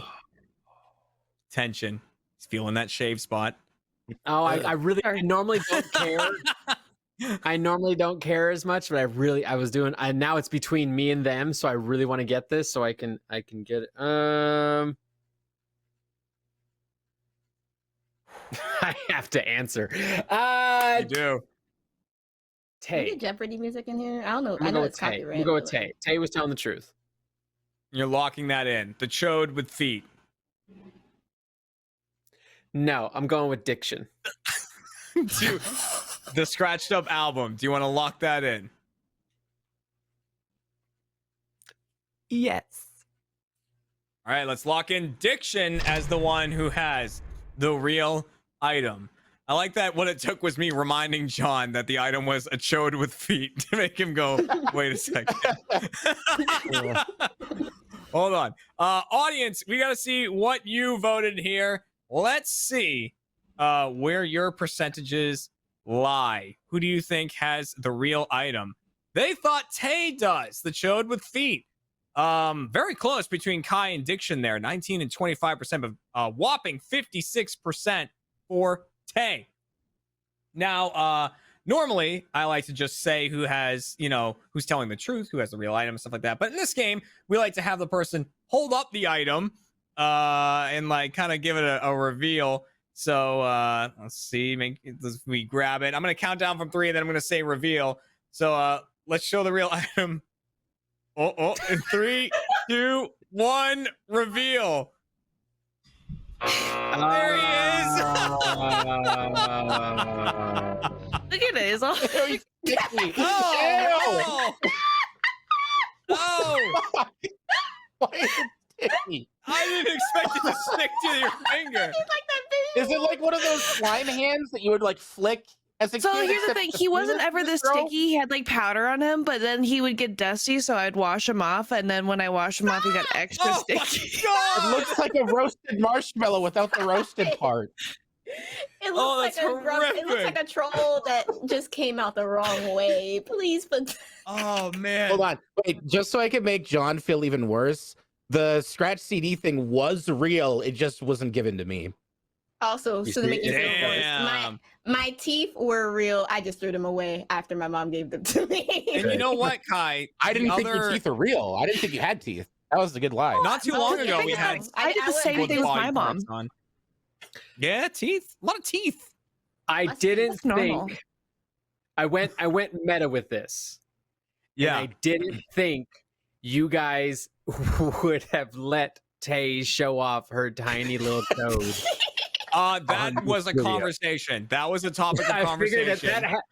that was Um, I was dead Photo set it I was said Tay. had I was such dead- dust I was on dead it. set it was Tay. Like Tay was the most was what I was but the only reason I changed was the meta. Was I changed it because of Yeah. the meta, and I shouldn't have done that. Yeah, the meta shouldn't get to you because here's the thing, John. I don't care about the editors. One of them might have to blur that out. That's not my problem. You know what I that mean? image So is just whatever. there. Jeremy Stretching. used to be an Show editor. whatever they He want. Used to He has be butt an editor. cheeks, Just- too. Oh, There's a little Yeah. butt cheek in the back. Oh, it's What got do those butt sound cheeks like? as well. Is it? Are you sure it's butt cheeks or balls? Yeah. And also, do The they? butt cheek, and then he has- What do they sound like? Because Yeah, what Do they sound like There's a little cheek? butt cheek right How there. do how It do you looks know? like- Oh yeah, look at that. what do they sound like? Ooh, Well, it wiggle, looks wiggle, like if, wiggle, wiggle, wiggle, wiggle, It wiggle. looks like an explicit character from like a Miyazaki film we've never seen. Yeah, Like a it's like- background character you see in like Yeah. Spirited Away. Yeah. Yes, there we You go. see him in the Now- background. Someone hid a dick in Spirited Away, and we didn't know it. It looks like So Pink Wing here's the Wrong, thing. so- At the end of that game, after all of the answers, it means for fooling John, the deceivers get a point. For getting it right, the audience gets a point.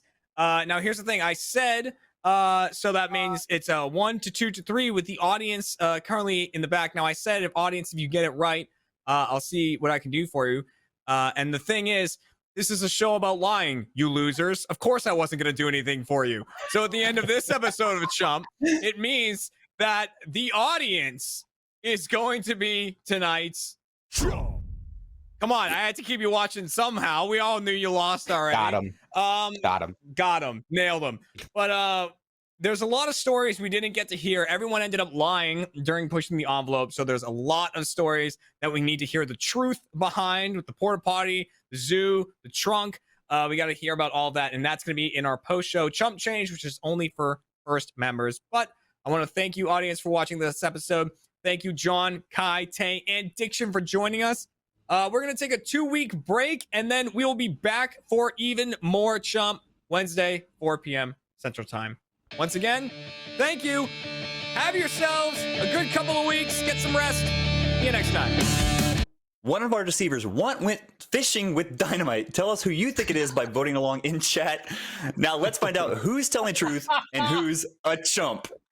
Not so easy, is it? No! Messed up on the first sentence. What the fuck? Well, okay, well, it can only go down from here. So, All right. welcome Well, to Chump you revealed Brewski's who the chump game was show. in the I'm first one. talking. I'm the host now. I'm Jeremy. This is what it's like, Jeremy. This is how we have to live with every day. Exactly like that. Go for it, Cole. Welcome to Chump, Rooster Teeth's game show about lying. This show is sponsored by ExpressVPN. Protect your online privacy today at expressvpn.com/RTTV. I'm your host, Cole Gallion, and you've heard them hiding in the wings. We have a bunch of deceivers who are as lie-filled as they are wet. Let's go ahead and introduce these deceivers. We have Chris Damiris with us today. You're all wet. What? As far as I know, prove me wrong. You can't. I can't touch you right now. We have Ryan Haley. That's right. Welcome to the Chumper Dome. I'm wet as the ocean. Yeah, baby. Yeah. And we have what? Oh, Jeremy. God, it's gross. You're on Whoa! the other side. Whoa! Thanks for the golf clap. I know you saved that one for me. I'm happy. And now we've assembled a real rogues gallery of deceivers here today. Who is the unfortunate soul that's going to have to deal with them? Well, that is Shifty Larry 450. Where are you at, homie? Just give it to me. I've lost already. I'm the chump. What a I'm loser! taking it right now. Loser. You're a loser. No, you're not a loser yet. I said yes. Not yet. Cole's the Just give it loser. 40 minutes. I'm the loser. I can't even get points. Mm-hmm. It's true. I never had a chance. Can't even say the first line. I can't even say the first. I can't read. That's a fact. That's But a fact. at least you're bone dry. Yeah, we're not wet. You're not wet like Yeah. us. Hey, you're pretty dry. Are you dry too right now, Larry? Oh, yeah. Ooh, yeah. Ooh, look at that. Oh, look at that Ooh, silky. like his arm just dryness. peels off. Just like a lizard. Dude, this So, is weird sitting in this seat. I love it. Yeah. I'm gonna lie to Larry. Larry. I hate it. Jeremy's I hate over there now. I'm Oh, dead. man. Oh wow, that's crazy. No, I'm looking the wrong the way. other way. Ryan, that way. Oh Yeah, man, Ryan's yeah, that there you way. are. Sorry, I thought I you're saw usually something up over there. Chris is Now even you're further there. over there. Whoa. Yeah. Hey, Chris. Hey, Chris. Why'd you back up? All right, well, let's go ahead and get into the first game, Just the Facts. So now, in Just the Facts, all of the deceivers here are going to pretend that the fact that we teased at the beginning at the show is their fact. They're all going to behave like it is, and that is they once went fishing with explosives. Now, Larry, you're going to need to track down who is telling the truth and who is lying. And audience, you get to do the same thing. You can press the button that's in chat, or if you're on mobile, you can type hashtag 1, 2, or 3 to vote to the corresponding deceiver. Larry, you're going to get to question them at my discretion. All right. So don't try any funny business. Don't try any screen cheating. I want it clean. All right. So, You got it. Larry, who would you like to start with? I'm going to go down the line. I'm going to start with Chris. All right. All right. Start with Chris. Locking it in. All right. Then let's go ahead. All right, Chris. What's Yeah. a fish? Like a fish is like a little swimmy thing that's in the water. Okay, so you know what you're going after. Very cool. Very cool. Next sentence. What is no, not what is. Who is? Who is the person that you went with or people? It was several friends. And my younger Do these brother. friends have names?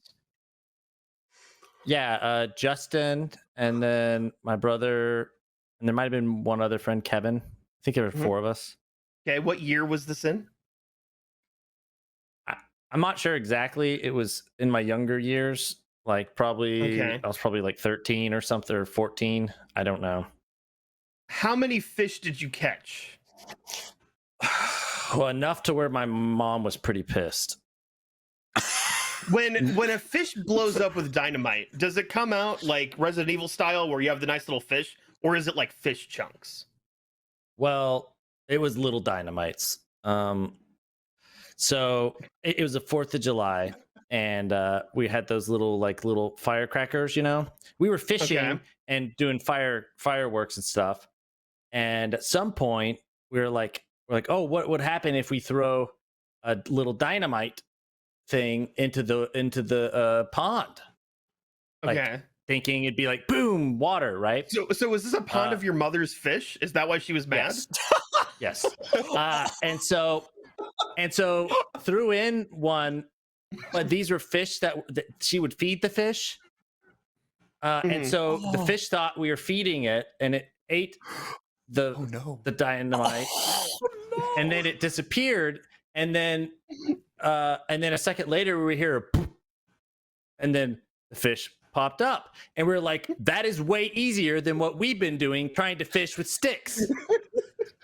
So then we decided to we're gonna get enough fish to feed the family, for all winter. Right? Like pet fish. And then so then we get all these fish, and I'm like, Mom, look, we've provided.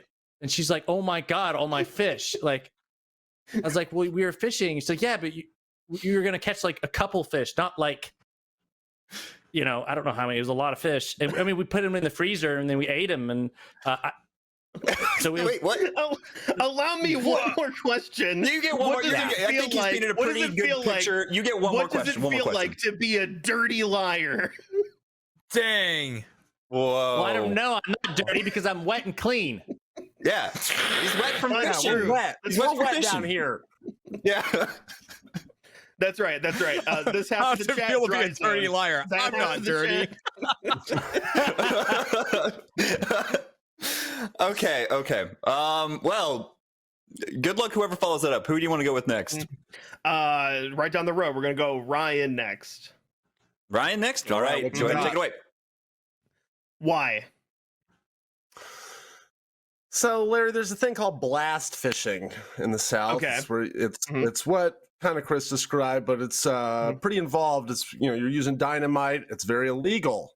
Okay, and I have seen people do it, but in high school I was like, all right, I don't want to get in trouble for blast fishing, but I do have a bunch of M80s I'd like to fish with. So me and my friends had this idea to not blast fish, but we were going to catch one big catfish and then put our M80s in a catfish and blow up a catfish in the middle of the lake, so that was like with bait. We put bait inside it, so that essentially our idea was that this would be a bait explosion all over the lake, and that we'd have all these fish, trick all these fish to come up and catch our fish, the bait fish, the blasted bait fish. Okay, so thank you for explaining blast fishing, because I am a damn Yankee.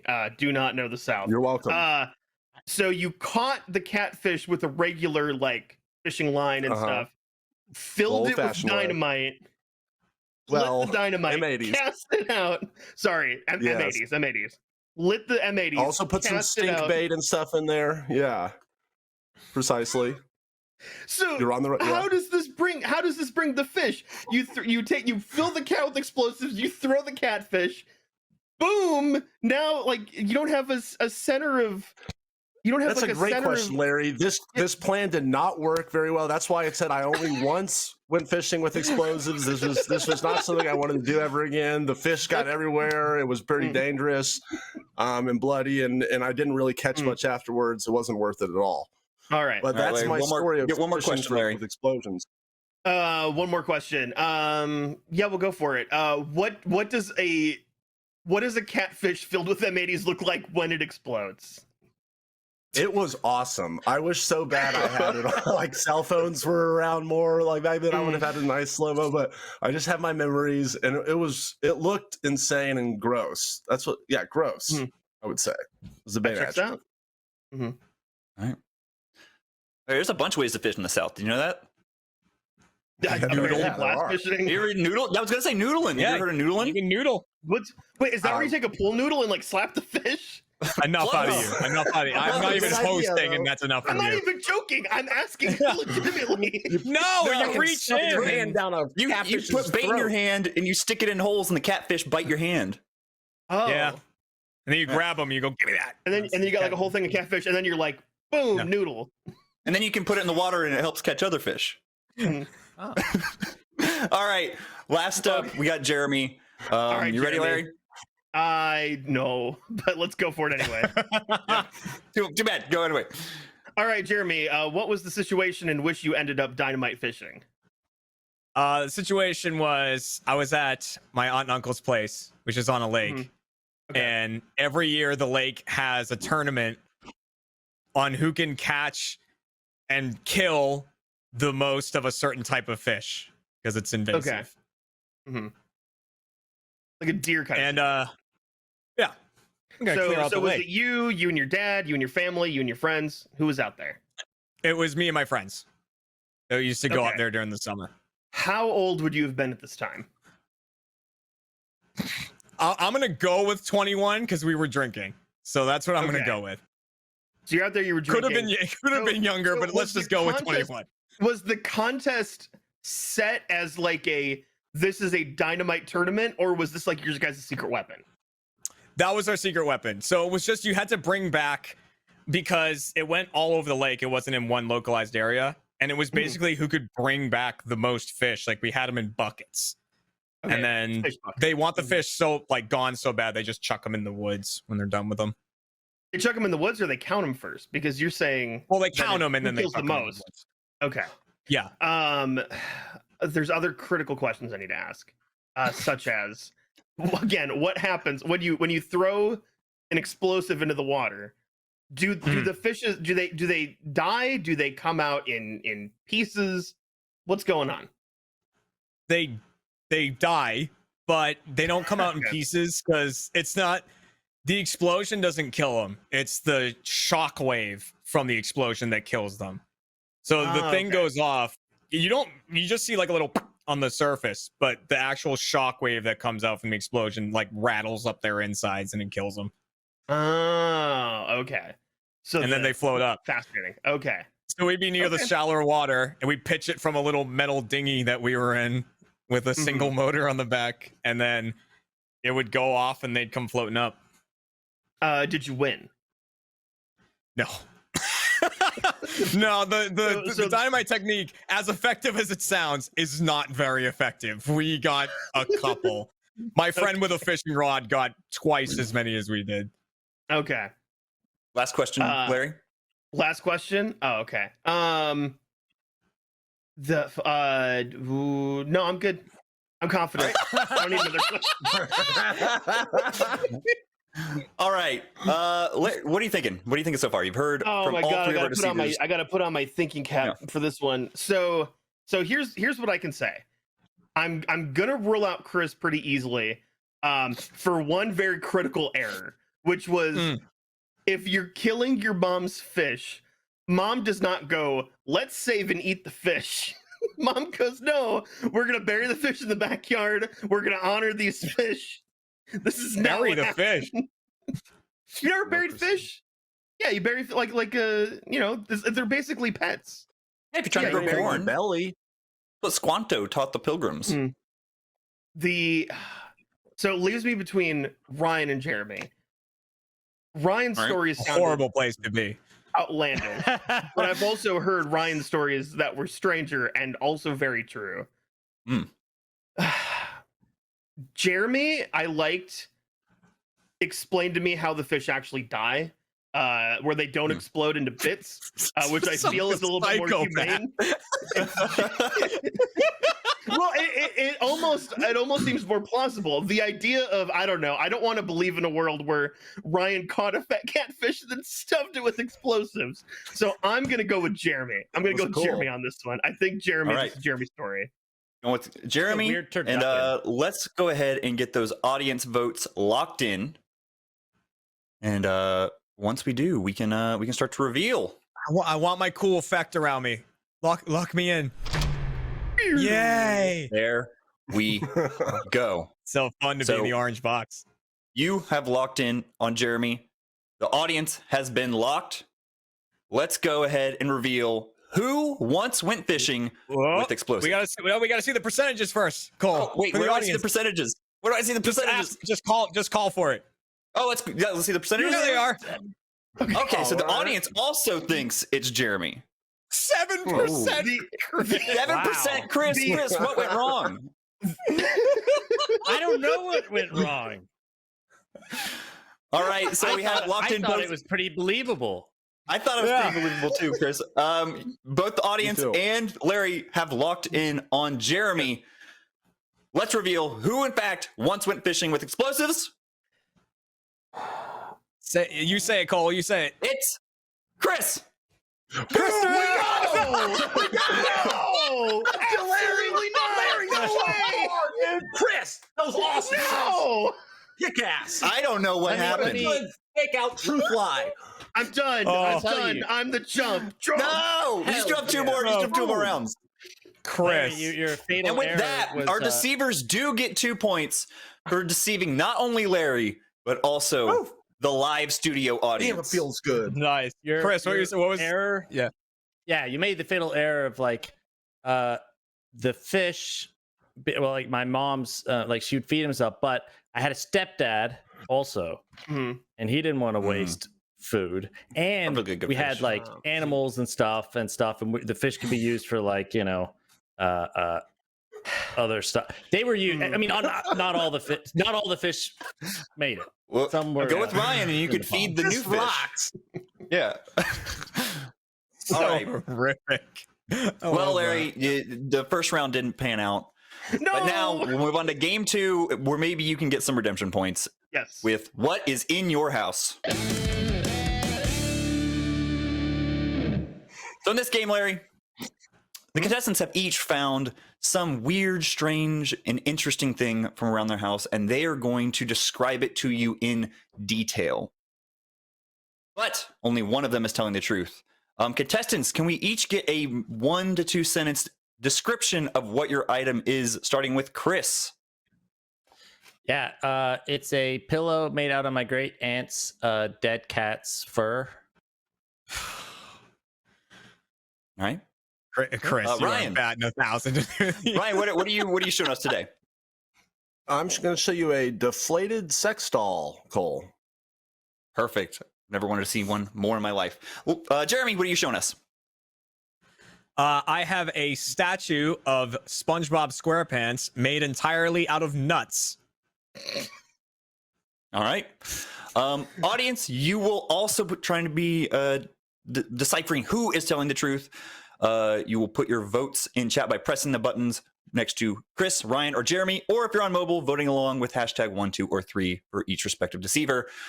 Now, Larry, you're going to get to question each of them again at my discretion. Who would you like to start All with? right. I'm going to start with Ryan. Ryan. All right. All right, bring it on. Then take it away. Okay, so you're saying deflated. So this is a blow-up sex doll? Yes. Yes, it is, All Larry. right. How much did it cost you? Roughly $30, I want to say, at a sex shop. Checks out. Mm-hmm. Sounds about right. Did you purchase this as for yourself? Did somebody purchase it for you? I purchased it for myself. I want to say even I purchased two at one time, a man and a woman. Okay. So was this for like a goofer, like a video? Was this for personal time? That's a good question, Larry. It was my what it was for was my idea was to make a Uber instructional video, kind of like how to make small talk with your passengers and whatnot. So I was going to use the sex dolls as my passengers to make small talk with, but one of them popped and had a fatal accident, and so I wasn't able to testing it out. Well, is that Larry's question? I mean, I don't want to answer. I was going to ask, what is the situation that led to? I'll ask two questions. One, was it that you said a man and a woman? Did the man or the woman pop? The woman popped. The woman popped. And what were the events that led to the woman popping? Let's just say it was a unfortunate, like, seatbelt malfunction accident. Things got caught and ripped. Sex dolls in the car, you puff, blow them up, put them in. And okay, so if it's deflated and unusable, why are you still holding on to it? Well, eventually both of them popped, but like that was why I couldn't make the video. So, but then the man popped, and now I just have. I mean, I'm a hoarder kind of. I don't get rid of much. So if I have inflatable sex dolls that are laying around that are deflated, it's like I could use that for something at some point. I don't know what yet, but I don't know. Like you said, a video, something. Yeah, so one of these days, prop. deflated sex dolls coming to a Funhouse video near you. Possibly. Okay. All right, Larry, any final wrap-up questions? Yeah, how many years have you had these deflated sex dolls? This is going on about. They've been in the family for about 2 years now. About 2 years. Okay. All right. I'm satisfied. All right. Sex Plated dolls sex never dolls. been used. It's a old Ernest Hemingway poem. Anyway, sorry. Is that a baby shoes reference? Yep.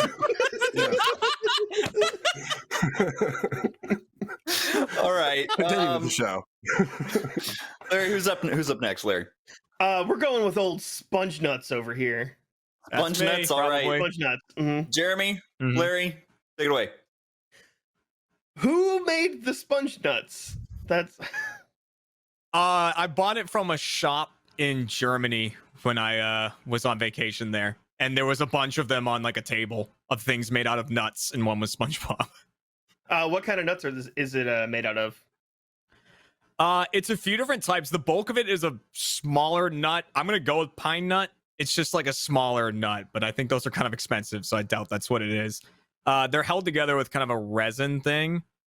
I would it's some sort of glue, I assume resin. The teeth are cashews. And the holes are bits of almond. Okay, that's what I was gonna ask. So the holes are just a different color. They're not a lack of nut. Yeah, it's a darker color. Oh man, you got amateur houred. Oh, how does it feel to be? How does it feel to get chumped in Germany? Whoa. Listen, I saw it. I was intoxicated. We just come from the Hofbrau house, and I was actually with my dad, and I kept laughing about the nut SpongeBob, and he egged me on to buy it, so I did. Okay. And brought it home. Was there any issues going through customs with what is technically food? No, because it actually isn't food because of the resin. Well, I mean, it is food, but you can't eat it, so it just is a statue. All I'm saying is they didn't ask me. Okay. Does it have like a smell, a stink? No stink, no smell. It's got like a veneer on the outside from the kind of resiny stuff. Is this something that you display proudly in your house? Yeah. It's it was on the mantle when I was in Austin, and now it's on the TV shelf. All right. I think that's all I needed. I think I'm satisfied. All right. And last up is Chris. So Larry, all right, yeah. Get your questions ready. Go ask away. Okay. So a pillow made of cat fur from a dead, like a previous pet. Is that what it was? Not my pet, my aunt's. Your aunt's. Yeah. Okay. So well, and it was she had a cat. Really more of her girlfriend's cat. Okay. They so both she had lived together. So okay. So here's Chris. Chris has an aunt. Aunt has a girlfriend. Girlfriend has a cat. Cat dies. So how did the dead cat become a pillow? Well, my aunt's girlfriend was kind of nuts about the cat and stuff. Okay. And nuts like SpongeBob. Whenever hey nuts. Yeah. And so whenever they did this thing where they took the fur, like trimmed the fur, and then made it into a pillow, and then put the likeness of like a screen print on a little pillow with the name of the cat, and then like had it. Okay. Yeah. The ashes So, are like, not remember inside it. the pillow, right? No, it's not ashes. It's just fur. Okay. Just fur. And it's not so one side's a it's not screen like a print. pillow. Yeah. The other side's It's not the like cat a fur. pillow that you like sleep. It's more like a Like a little it's a decorative dainty pillow, little tiny Yeah. pillow. Yeah. So okay, how did you end up in possession of the pillow? So my aunt and her girlfriend, they split up at some point, and then I don't know how my aunt ended up with it, but she moved in with someone else, and she had all this furniture, and so I had whenever this is around the same time I just moved, and I didn't have any furniture, so I basically got all my living room and like my kitchen, like all my adult stuff from her. She was like, got like a U-Haul, brought up all my furniture and a bunch of stuff. Within that, in a box of like, pillows and couch pillows, it was the pillow.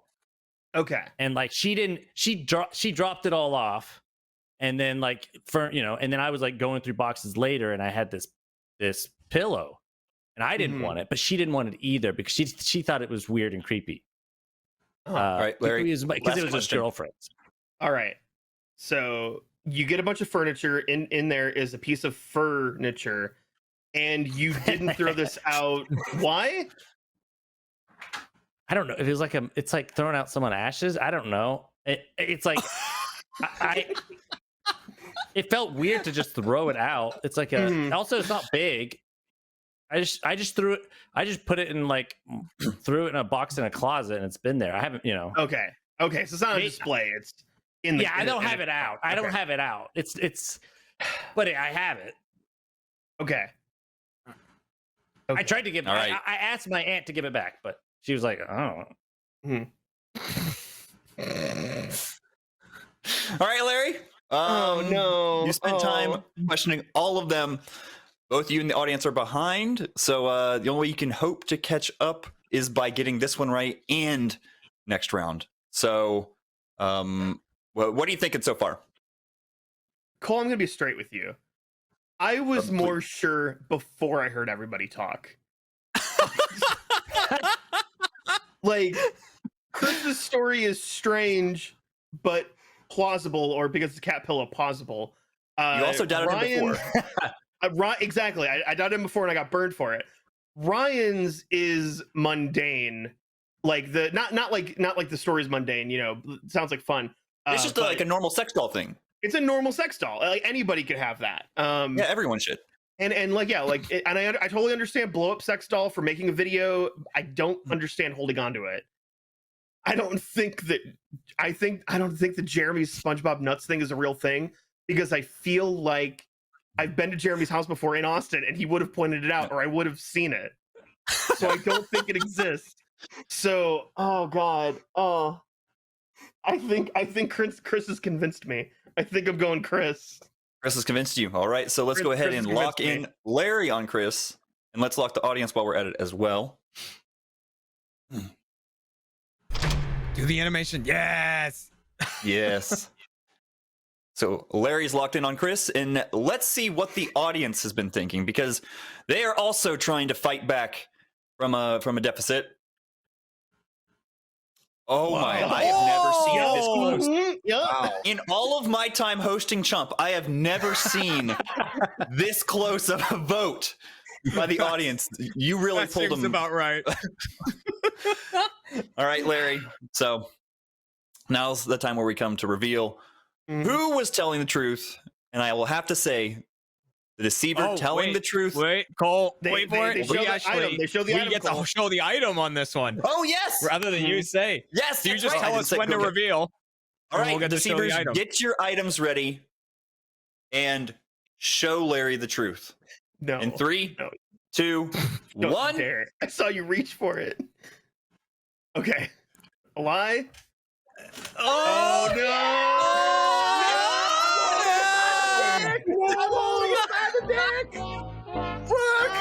Here it is, everybody! The flaming sex doll!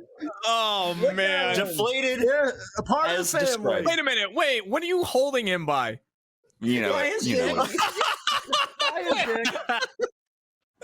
There we Yeah, go. Okay, man, better. double chumped everybody, baby. Chris, Oh, Jeremy, no. we're kicking It ass. looks like this a round. double 50 chump. ass. Is that another 2 points for the deceivers? Yup. Hell yeah, it is. We're chumping, baby. We're chumping.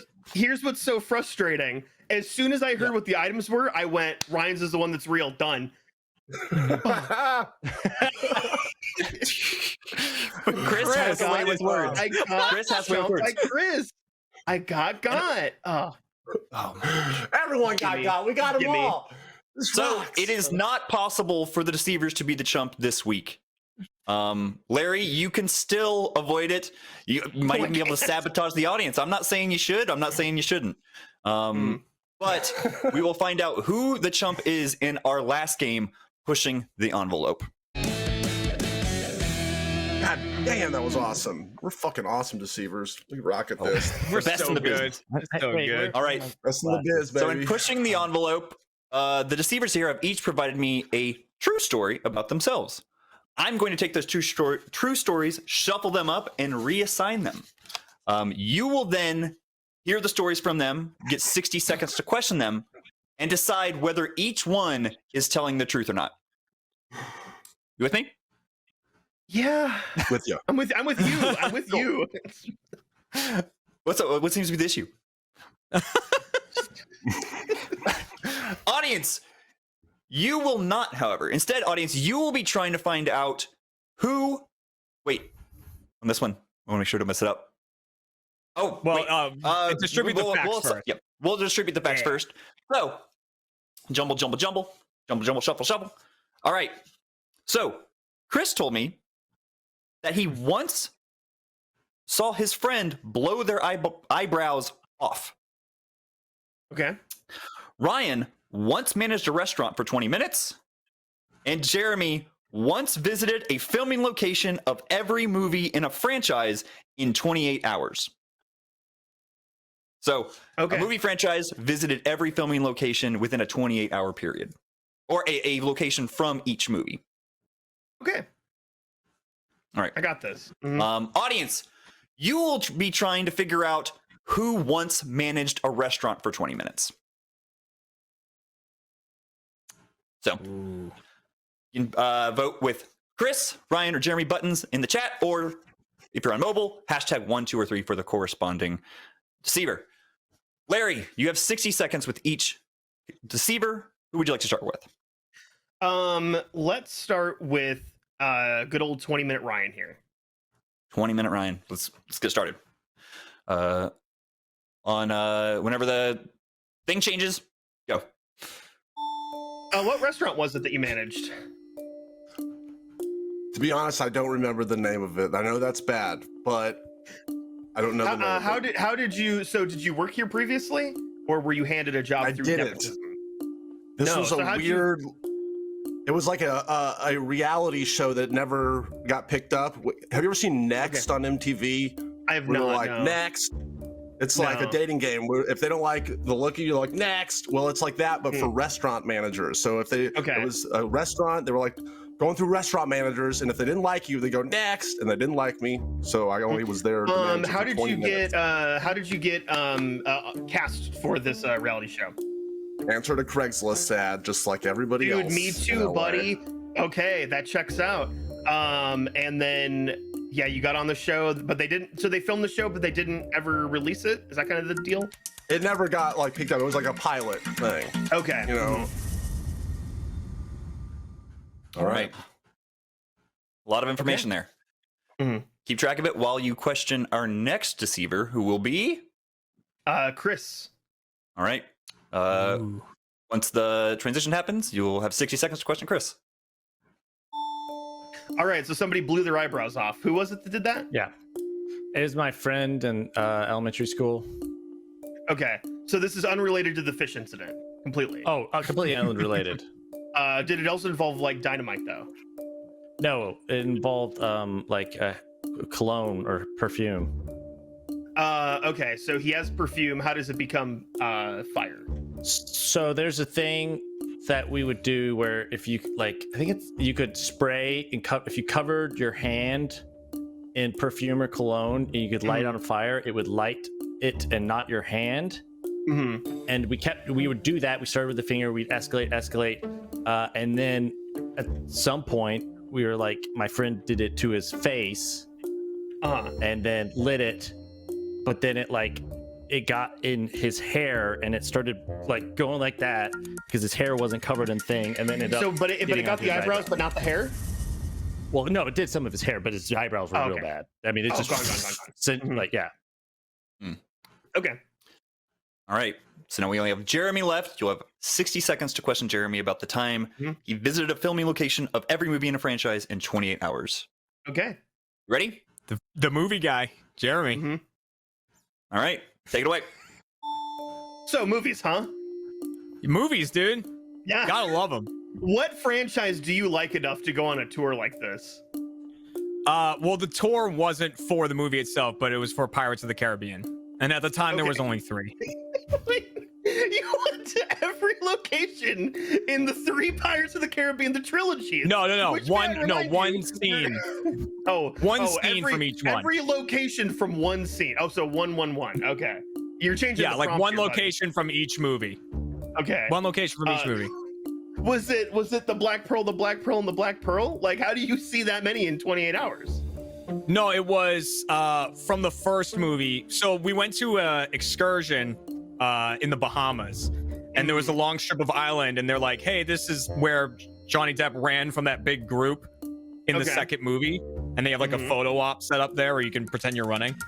But I also went to the island in the first movie. He was locked, and then there was a third one, but you didn't ask fast enough. Fair. Well, You spent too long making fun of me, Larry. yeah. I'm going to tell you the Never third had one. that. Never had the contestant roasting the deceiver, but There's no way that's not true. first time for everything. Never in my days as a host. Okay.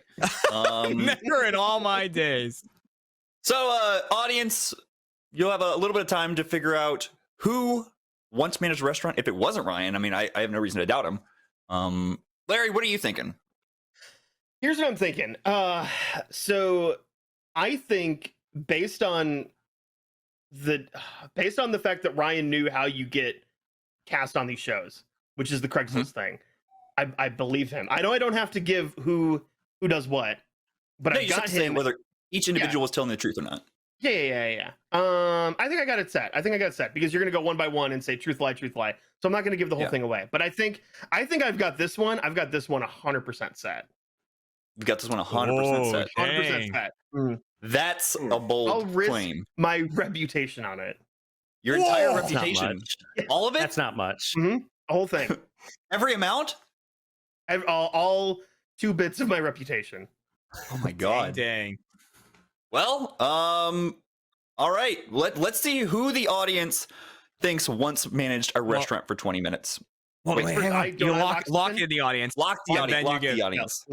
That Now first get we'll lock Larry's the again. audience. That's what we'll lock. We'll lock the audience That's first. what we'll do. Yeah. And Now get then, Larry's. Larry, let's go down the line. Tell me, do you think Chris was telling the truth or not when he saw his friend's eyebrows blown off their face? Chris is lying. Chris is lying. Interesting. Okay. We'll move on to Ryan. Ryan claims he once managed a restaurant for 20 minutes. Do you believe that? I, in fact, do. I do. You do. Okay. He got me. I do. Lock it in. Ryan is a truther. Lock it in. He got me. And then by the process of elimination, that would mean, what do you think of Jeremy visiting all of the Pirates of the Caribbean sets? Oh, absolutely not. No way. Didn't even get to ask me about at World's End. Oh, man, brutal. The place where all 6 of them are standing there looking at each other. That old bar. Oof. Good stuff. You got a drink at that bar, didn't you, Jeremy? Well, it's a sandbar, so the drinks were awful. Well, audience, what did you think? Who do you think managed a restaurant for 20 minutes? You think it was Jeremy with a strong Manager 55%. Jeremy. Manager Jeremy. Manager Jeremy. Well, 20-minute manager Jeremy. Mm-hmm. All right, so Larry believe me? Larry did believe you. So we can now. I don't know. Everyone else didn't. Yeah. You're the least chump of us all, Ryan. That's I what that believed means. you. Yeah. So we'll now go down the line and reveal whether each deceiver was telling the truth or not. First, we had Chris claiming the eyebrow thing. Chris was in fact lying. You got it right. Oh, well done, Larry. All right. God damn it. You're me. Well, you need to get 2 right to get points. Yes. Oh. We'll move on to Ryan. Ryan claims he once managed a restaurant for 20 minutes. And I can reveal that that is false. Bullshit! Ryan never managed a restaurant for 20 minutes. No. I can't say anything about 10 minutes or 30 minutes, but never 20 minutes. Oh, and you think show that's doesn't the worst of exist. it, Larry? Show You think that's the worst of it, Larry? Oh no, you didn't. Guys. No, you didn't. Cole, did he? Did he what? Curse of the Black Pearl, Dead Man's Chest at World's End. Oh, Did he go on the tour? No, he didn't. He's lying. fuck. Oh. I do really like that trilogy, though. That was a good lie. What? All right. So I got 2 points. Yes, but, Corey, it's, I got it's not a two- contest with the deceivers. It's a No, one contest against the audience at The this point. audience. And the audience guessed that Jeremy was a 20-minute manager. And I can reveal that, in fact, Jeremy was a 20-minute manager. I know I wasn't. No, You weren't? You weren't? That was a lie. You deceived me. That was a lie. You deceived me. No, it was Chris. Oh, it was me. What's happening? it was Chris. What's the email say? Chris is- Oh, yeah, you were the... Okay, yeah, you were the other one. yeah, Chris was the manager. Chris, Sorry, audience, you lose. You strung the audience along on that one. Those poor people. How many points did I get I this was so round? happy for them. I thought they had won. Oh, they I'm didn't. sorry, audience. They lost. Oh no! You chumped the audience They hard, dude. thought You guys got even chumped, worse. audience. They thought they won for a second. They did. That's awesome. I love that. Listen the knife. Would it have been a win or would it have been a tie? It would have. They would have been a win because if the audience got it right, that's worth 2 points. So they would have had 2, and you would have been 1. Oh, Cat- filthy. Yeah. Okay. Mhm. Filthy. Hell yeah. Well, Larry, any final thoughts? You weren't the chump. You were I wrong. wasn't. You I chumped wasn't the us. chump. I was afraid. I had it. I didn't have the fancy graphic. I just stole this one from Google 20 seconds beforehand. But it wasn't nice. me. Indeed, it was the audience. It They was were the the chumps. audience They were who the- were the chumps them. this week. I'm This is sorry, them live here. studio audience. They're the chumps. Gotcha. I felt like I was going to get 0 points in this. So the fact that I got any points at all, I feel like I won. You deceived yourself. You did not win. Yeah, No, I You definitely really did. did. No, you didn't. You The- didn't win. The fact that I got bare anything minimum. against you guys is a minimum. heartfelt victory. Heartfelt Yeah. victory. Deceivers, do you guys get a point for tricking the audience? I forget. I thought so, right? Don't we? In that game, It's we only get only points for fooling Larry, Contestant. Oh. Okay. Yeah. and he Yeah. slipped through our clutches You- in that last. You game. could have raked up the score even more, but you were generous. You wanted to keep everyone feeling good. Yeah. Yeah. You know, Larry got his point. That was good. Yeah. Yeah. I got my point. That was a good job.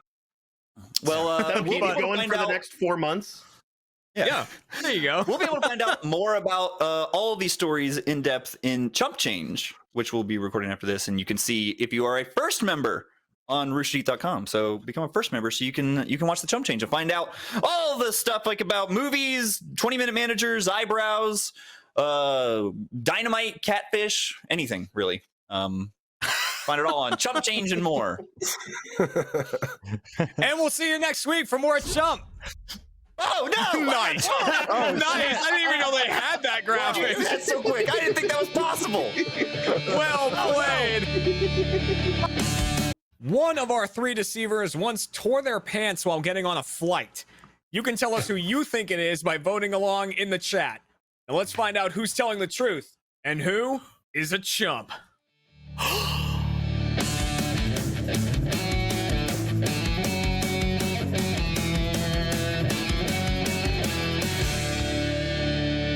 Welcome to Chump, everybody, the Rooster Teeth game show all about lying and deception. I'm your host, Jeremy Dooley, and this is brought to you by ExpressVPN. Protect your online activity today by heading to expressvpn.com/RTTV.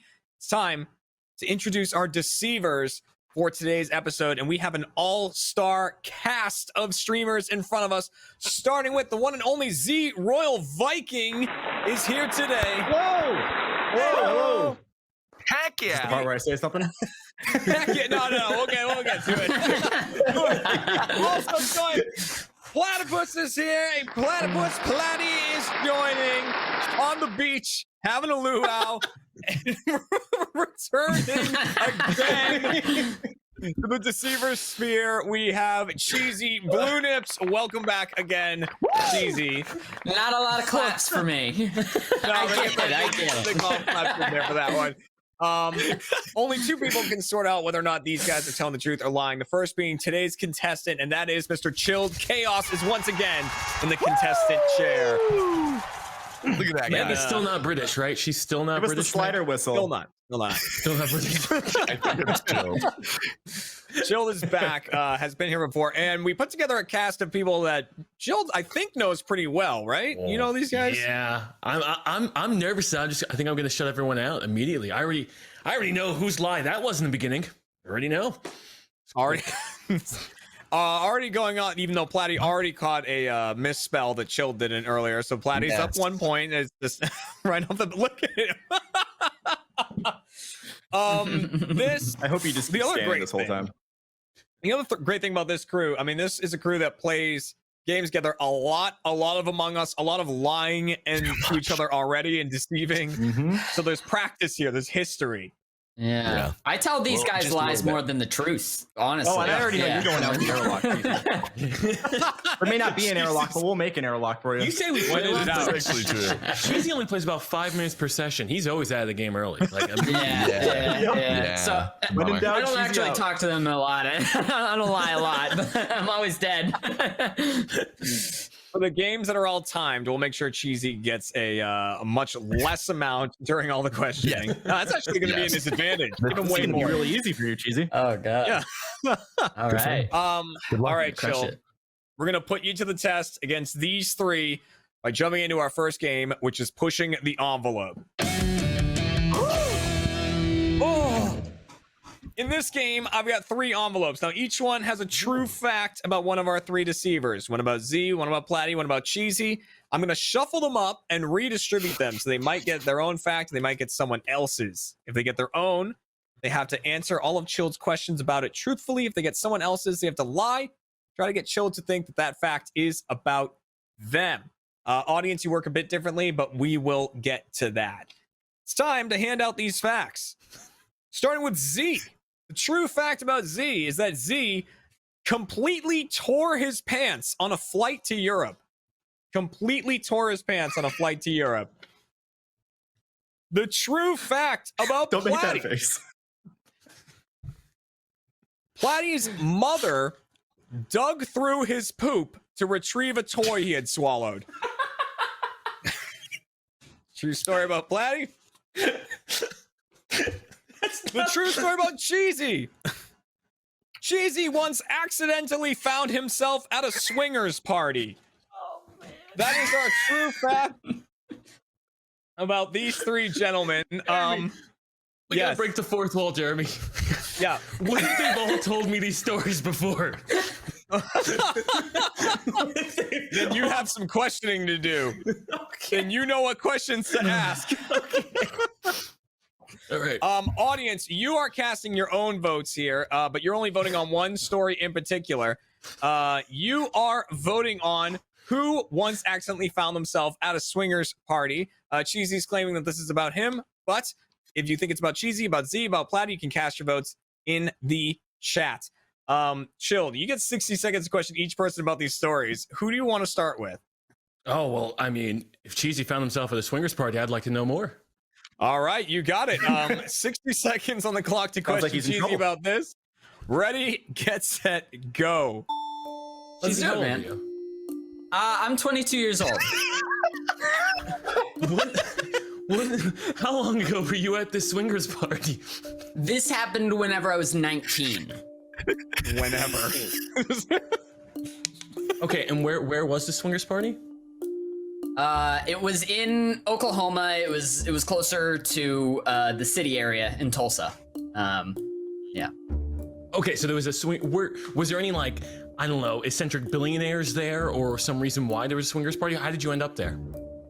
I don't know. I left pretty quickly. I met a girl on Tinder. She was older than me, a lot crazier, lived a lot crazier lifestyle than me. And so she was like, hey, I'm going to a party. And I'm like, yeah, I'd love to come. So I went to this party. People start making out with each other, and then they start making out with like other people, and I'm recognizing the faces at this point, and I'm like, I'm at a swingers party, and then I leave. That's pretty much. All right, no, that's a lot of good information. A lot of good information there. There we go.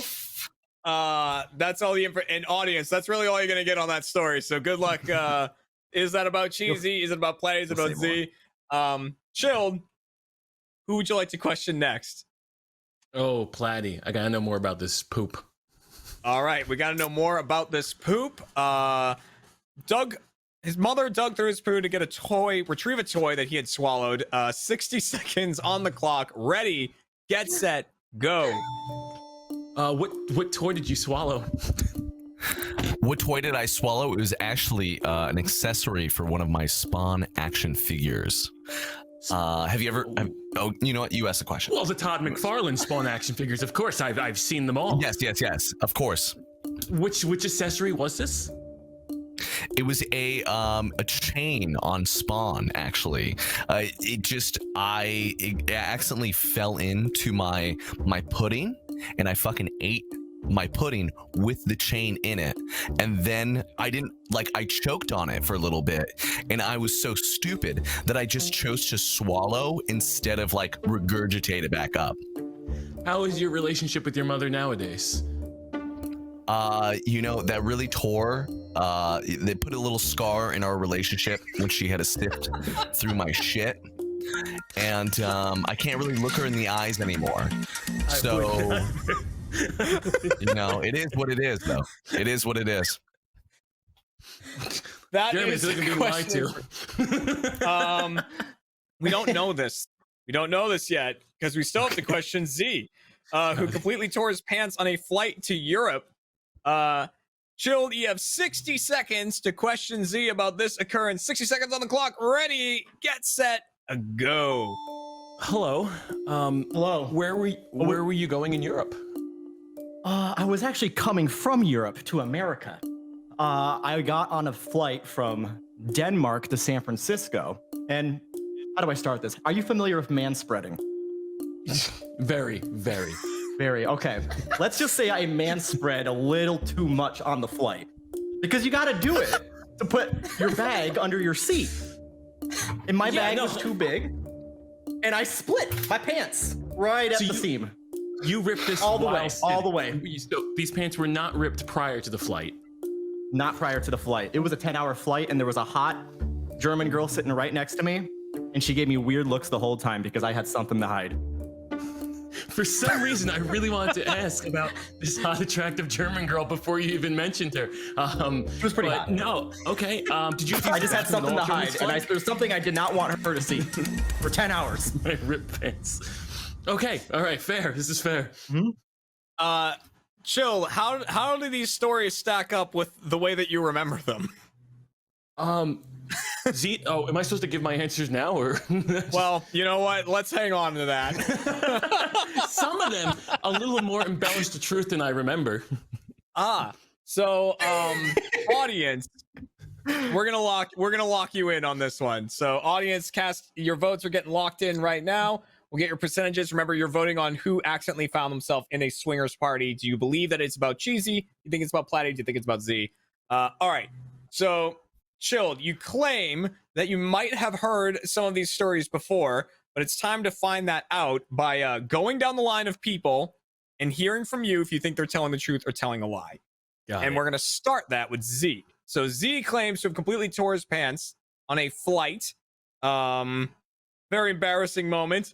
Is this true or false about Z? Unless he's been lying for the last 5 years, this is true about Z. All right, do you want to lock that in? Which would be a hell of a lie to tell for the last half decade. What a long con. It's a good story. It's a good story. The people love it. Right here. Okay? Sometimes you just got to make up good stories to entertain your viewers, and your friends. All right, let's lock that in for Z. Let's lock in telling the truth. All right, on to Platty. His mother had to dig through his poo to find a toy that he had swallowed. Is this true about Platty, or is this a lie? Platty's Platy's a smart guy. I don't think he's going to be sitting there. I just don't imagine Platy eating pudding. Just sitting there. So you're eating pudding and you drop your spawn toy inside the pudding. And just it was already loaded. I don't know how it got in there. He's lying. He's a liar. He's a goddamn liar. Whatever. You want to lock that in, Chill? You guessed her, Platy? You guessed her? Lock that in. Let's lock I thought I knew a guy. Thought I knew a guy. Whatever. What I love about this is because Chill is saying truth and lie, it means he thinks that Platy and Cheesy's stories are swapped. So anything good he was saying about Platy there, he's saying bad about Cheesy. And he's like, I think Platy's too smart. I was like, what do you think, Platy? Well, no, I'm going to compliment Cheesy now. Because I think Cheesy's a freak. I think he would definitely be at a swingers party. I think he'd be getting that he'd be doing that weird shit. But unfortunately, that's not his story. So, do you want to lock in Cheesy is telling a lie? Cheesy's telling a lie. All right, let's lock that in. Before we reveal whose stories is whose, and I can't wait to reveal some other great conversations that happened before the show too. We got to see how the audience voted. Audience, who do you think accidentally found themselves at a swingers party? Let's see those percentages of votes here. 75% think Platy found himself. What's wrong? Platy always just looks ready going to a party, swingers party, guys. Whoa! Hey, what's going on, you guys? Hey. You always look ready to party, man. Mine's real. The shit story, that's totally mine. Come on. I have the pleasure of going down the line now and revealing the correct answer, starting with Z. Ripped his pants on a flight and sat there the whole time with ripped pants. I can reveal that this story was indeed true about Z. Yes, Chilled. He was not lying for 5 years. Thank God. That's something to It hide. wasn't a long con. I had to go through Platy. customs too, like that, by the way. That sucks. Well, they knew you weren't sneaking anything in. That's something to hide, though. Swallowed a toy and the poo was dug through. I can reveal Platy was telling the truth. No, he wasn't. It was a lie. It was a lie. It was a lie. He was telling a lie. Yes. Which means, yes, found himself at a swingers party. Cheesy also was telling a lie. Chilled, you nailed it. And I gotta point out, before the show, Platy was like, "Hey, I just want to know, what factor are we using for this game?" He's like, "You can just say one word," and I was like, "Oh, it involves swingers," and he goes, "Oh, Chilled knows the story. He knows I can't wait for him to go into detail later. There's a good story with that. Fun one.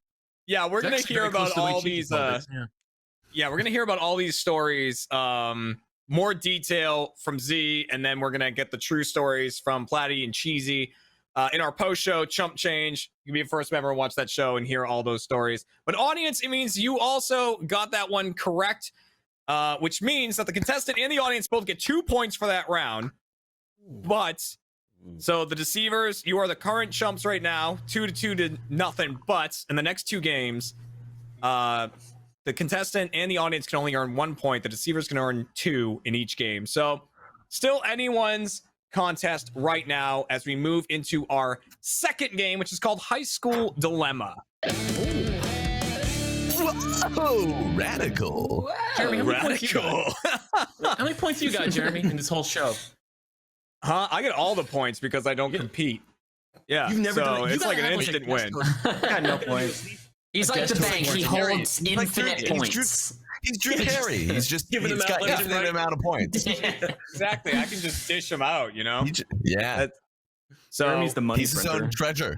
He's his own more treasure. likely than not, I can remove them from Chilled, which might happen. I'm not saying, I'm not saying it won't.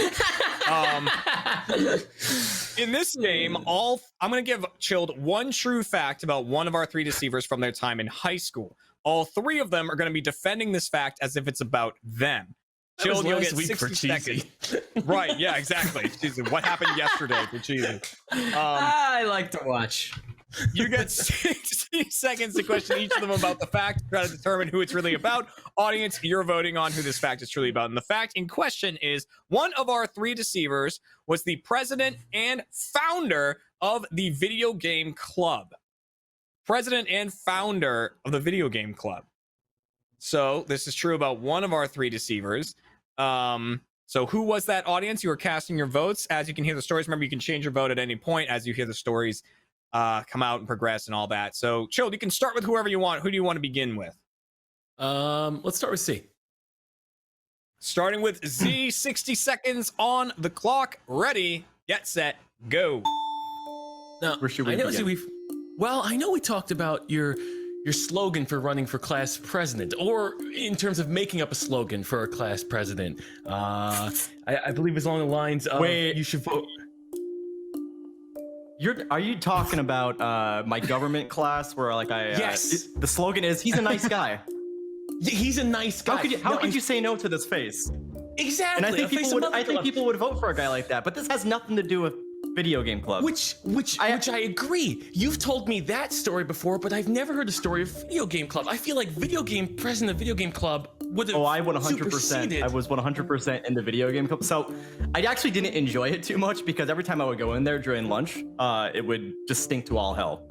Because I've been there. Gamers, sweaty gamers. So I actually founded it, but I never went there. I went there maybe like once a month. So you founded the club. What was the slogan? What was it marketing? There was no slogan. To pay for the this? video game club in high school. Like, come on. I have homework to do, man. I just wanted to play video games at school. What's their marketing? It's a high school club. Right. It's not that deep. High school was everything for some people, Z. Yeah.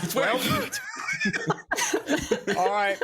Chill, that was your first questioning. Who would you like to go to next? I didn't get a lot of info out of that. Let's go to Platy. All right, you started off on the wrong track. Yeah. Yeah, like on some other total different club. That was like a different class project that I did. I always like that. Nice guy. Yeah, he's a nice guy. How could you say no to that face? 60 seconds on the clock to question Platy. Ready, get set, go. Platy, what year did you start this video game club? 2005. Okay, 2005. How many members were in it? At the beginning or at the end? Both. At the beginning, it was 2 because it was originally it started off as a Rubik's Cube club. I don't want this man can't run the club. I'm done. Next person. So you're forfeiting 30 Starts seconds? a club with 2 people. I'm done. It's not him. No. You didn't even hear me out. I'm done.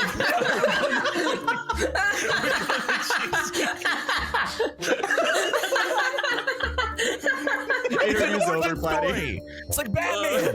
It's an it was originally a Rubik's Cube club with me and my buddy, like by ourselves, and then we got more people to come, and then God, fuck. I'm sorry, you're out of time. Man, a club with him and his friend. I don't Rubik's believe Cube it. club sounded exciting too. I wanted to hear more about that. Shut me down. Down some fun. So maybe you have one more questioning left. It's for Cheesy, most recent high schooler here. You have 60 seconds to question this man. 60 seconds on the clock. Ready, get set, go. Same question to you. When did you start this video game club? So this happened in 2016.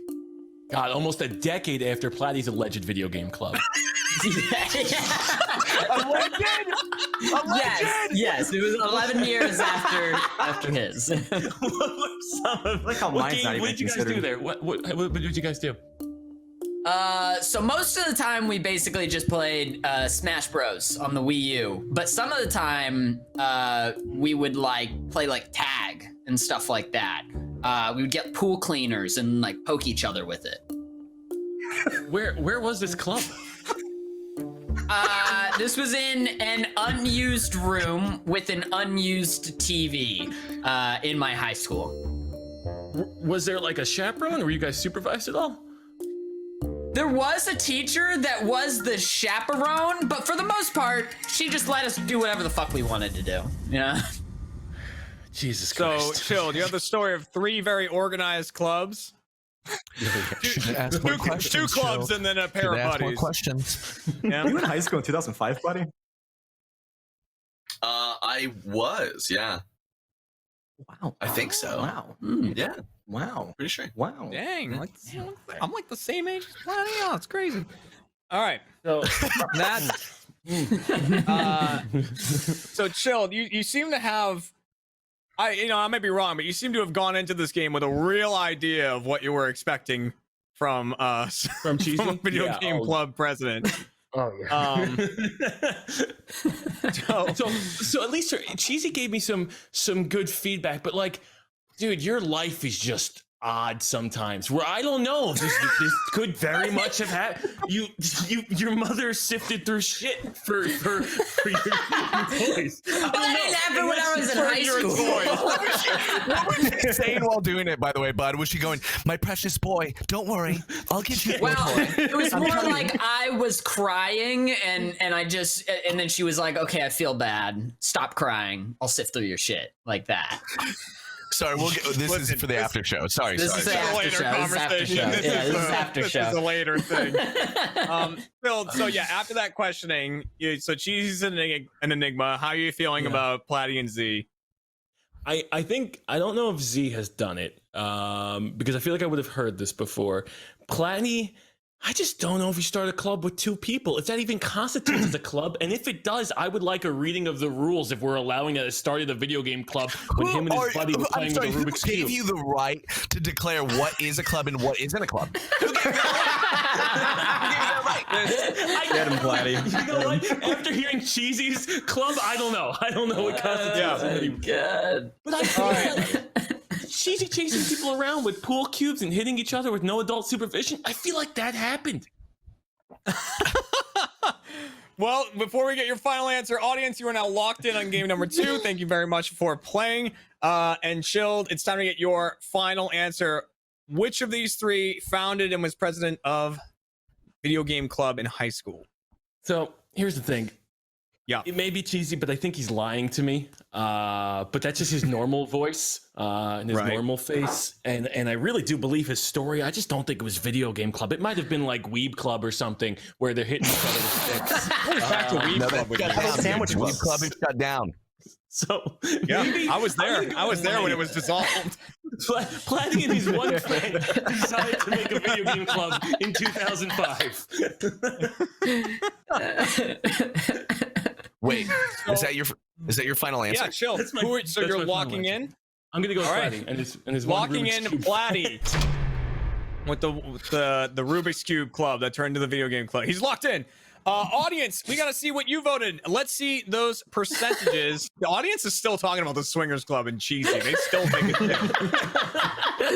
I would believe Cheesy accidentally ended up in a swingers club. It's the Swingers Club. They think it's Cheesy, 66%, and then a tie between Z and Platy there at 17. All right, so the audience thinks Cheesy. Chilled has gone for Platy, and I can reveal that the person who founded and was president of the video game club was indeed Cheesy was the president. Yes. Yes, it was indeed. The answer. Freaking Rubik's Cube. Let's go, Cheesy. Two-person Rubik's Cube Club. Cheesy. High five. What? Oh, yeah. The Rubik's Cube story. Damn. Okay, that. Yeah, the Rubik's Cube was a good start. You know what? Good. I was so impressed by that lie. I was hoping I would hear more of it, but halfway through, My video game club at my high school did stink to all hell. I hated going in there because it was just so bad. Yeah, so that bad. sounded real, Z. When you start saying that, I was like, this that's is why this I is legit a like real hopped in place. there maybe once every 2 months just Yeah. to see who was in there, and I would just want to walk right out just because of the BO. I can confirm as president, yeah, it's rough. It's rough. It's not great. As president of that stink joint, it was awful.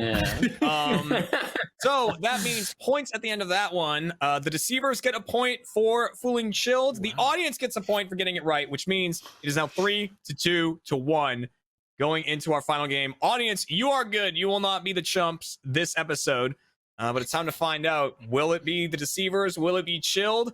As we go into our final game, which is called What's in Your House? So in this game, all three of our deceivers are going to be describing a bizarre or unique item they have in their house. Chilled will get to question each of them about this item. Up to my discretion, I'll tell them when to move on to the next person to try to determine who has the real item. Only one's telling the truth. The other two are making up items that don't exist, or at least they don't own. So before we can get into the game, we have to go down the line from Z to Platy to Cheesy and get like a 1-sentence description, nice and short, about this item. So Chilled will have to get some more info about it. Starting with Z. So Z, what is in your house? I have a coffee mug with Dark Magician Girl on it. Coffee mug with Dark Magician Girl on it. Platy, what is in your house? I have an Amazonian blow dart. An Amazonian blow dart. Cheesy, what is in your house? I have a framed picture of me pouring Kool-Aid into my belly button. A framed picture of himself pouring Kool-Aid into his belly button. I hate it here. I hate it here. Chilled is officially in hell. Who would you like to question first? Well, let's just start with the framed picture of the Kool-Aid man. You, Get it out of the way. picture of you pouring. Get it out of the way. I need more information. I think we all want more information about this. All right, there's no time limit here. I'll just tell you when you've had enough questions. So whenever you're ready, go for it. So it's a picture of you pouring Kool-Aid into your belly button. Yes. How big is the framed picture? You talking like a little 6x9 or a large thing? It's I would say like 6x9. It's like that big. Okay, this is clearly you don't know it's 6 inches by 9 inches. Yeah, he doesn't know what it's 6 by 9 is. 6 inches by 9 looks like. It sits on a table. Yeah. It sits on a table. Okay. And this is obviously your significant other is okay with you having that out. She took the photo. She took the photo. When was this photo taken? It was taken last year. Last year. Okay. Who developed it? Did you print it out, or is this something you got like at like Kinko's or something? I printed it out on my dad's printer. Okay, and Is he okay with that? odd it can be true. So I don't. What am I supposed to ask? I believe this. I have pictures of him in a diaper. There's no way to discern if this is real or not. You're literally going, what am I supposed to do? Chump. Okay, and I guess, I mean, why were you dressed up like that? I wasn't dressed in anything. I had my shirt lifted up. Okay, I'm trying to remember now. Did you like do like a crop top thing? Because I think there might a picture of you in a crop top. I remember wearing like Daisy Dukes. Do you have any? Does that ever exist? Different from the other picture. That does exist, but I was just wearing normal pants, normal shirt. I lifted up my shirt, Kool-Aid in my belly button. And you took a picture and you framed it, and now it's sitting on the table right now as we speak. Yes. Yeah. Okay. Fair. All right, there you go, Chill. There's your questioning for Cheesy. That is a man that's just disappointed. True or not, Chilled is disappointed. All right, Chilled, who are we going to next? We're going to go to Platy. Going to Platy next. The Amazonian blow dart. Whenever you're ready, Chilled, begin your questioning. This may be a dumb question, but where did you get the Amazonian blow dart from? The Amazons. When were you in the Amazons? I wasn't. It's actually my brother-in-law's. And did he send you the Amazonian blow dart, or how did you come into possession of it? It is because currently, with situations I just want to say this. My wife beat cancer recently, but when she did get cancer, we moved in with her mother because of the whole coronavirus and then cancer and yada, yada, yada. So it is currently in her household. Okay. First, that's awesome. And second, is it legal to have an Amazonian blow dart? We're deleting this VOD, right? This is not.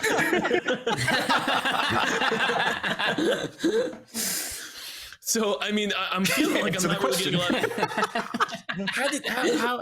How did they come into possession of the? Did they mail it? Did they ship it? Did they take it from Amazon? I mean, prime shipping. What happened? Well, he was in the Amazons, and he brought back a blow dart. He brought it back, yeah, because Jeremy, we need he you went guys, through Jeremy. I'm getting nothing. He did. You're not asking the right questions, buddy. Right. I'll give you the answers. Is this a replica? Do you know if it's a replica or a real one, buddy? It's a real one.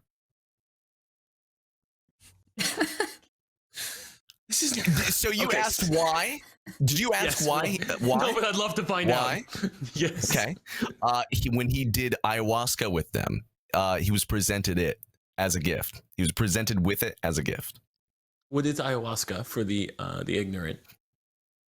Ayahuasca is an Amazonian hallucinogen that is very intense, and it's used for healing of the mind. So after hallucinogen, they gave him a weapon. I feel like those just aren't. Yeah. Okay. I mean, he doesn't have to use it. He doesn't have darts. When did this happen? Oh, when did this happen? When did this happen? It sounds like Jeremy's coming in. Yeah, sounds like Jeremy's coming in. You're out. The time frame? Nope, you get none of that. You get no year and time frame. That's penance for not letting him talk about Video Game Club. Because he was a lot. That's the way with my cut.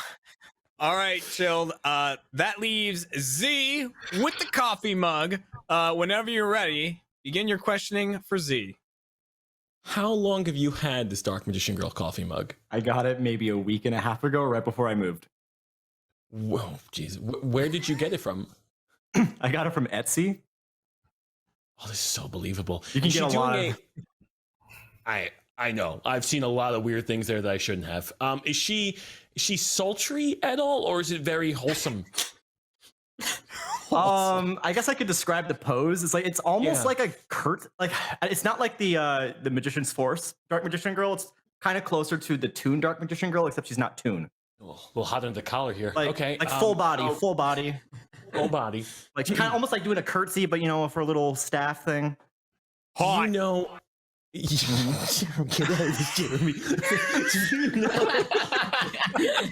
And this is a so it's done their own artwork. So there's something they drew on.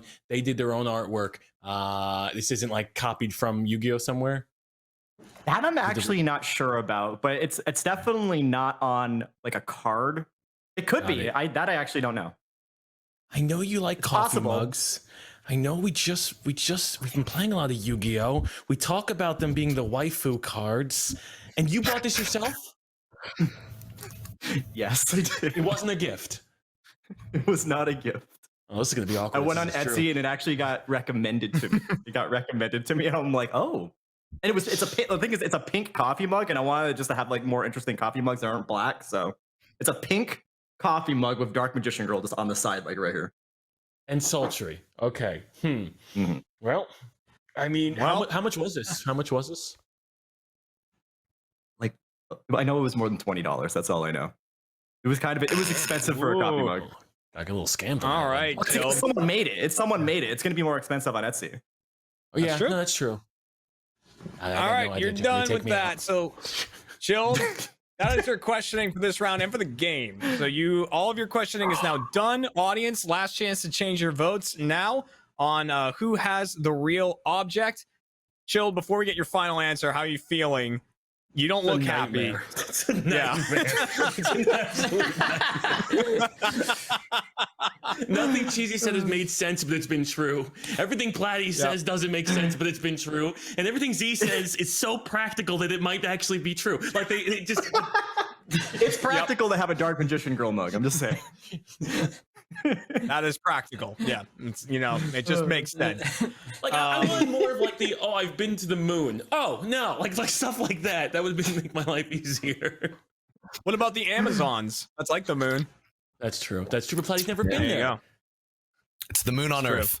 That is what they call it. Has The a lot moon more on leagues, Earth. though. That's what they say. That's what they say. Don't look it up. That's what they say. Don't Google it. Audience, we're gonna lock in your answer. You are done for the game. Best of luck to you on this. I mean, you've already won. You're good. But the deceivers are hoping that you get it wrong. Chill. Now I get to ask you, who has the real item here? Okay.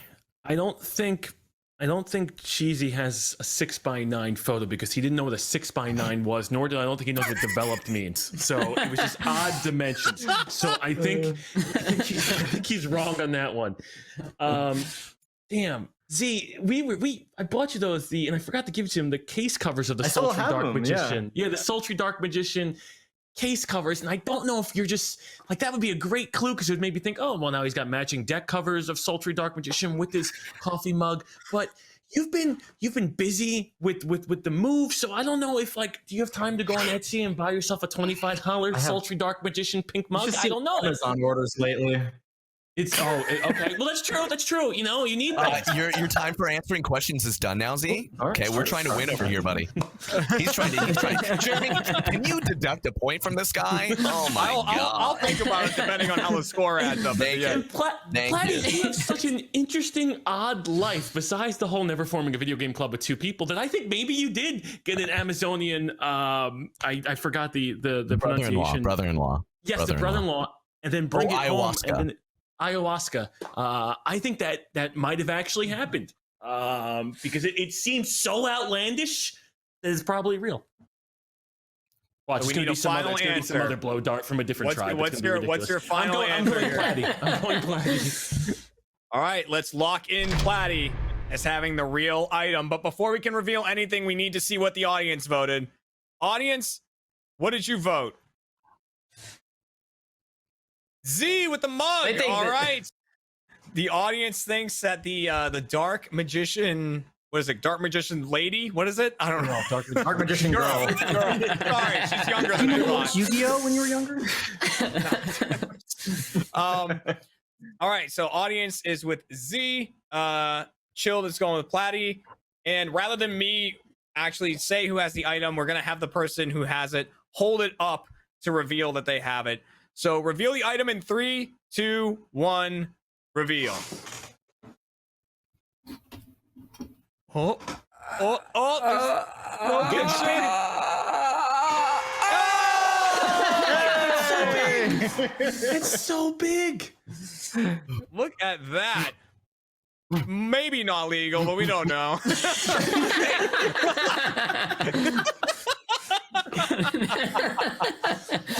Your story was just so it felt truthful. Like it just felt from the heart.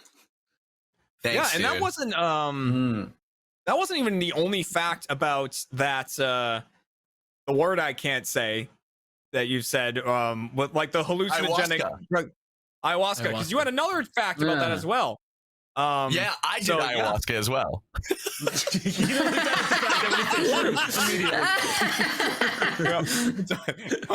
Done.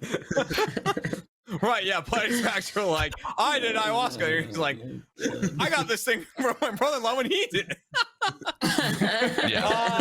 Which means at the end of that game, audience, you did not get a point. Deceivers, you got a point for fooling the audience. Chill, you got a point, which means the score is 3-3 to 2 for the Deceivers.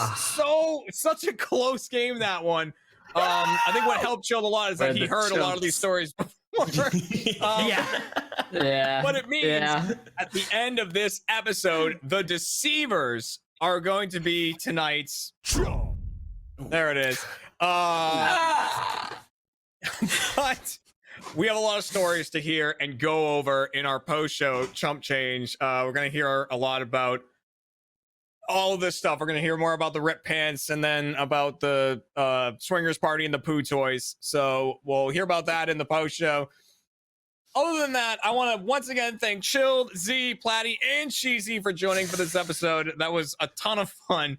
Can we rephrase Poo Toys? Like that's such Poo a Toys. Yeah, I was sticking on to that one as well. Poo Toys. Poo Toys. Cheesy That's Toys. the name of the episode. That's gonna be the title of Poo toys.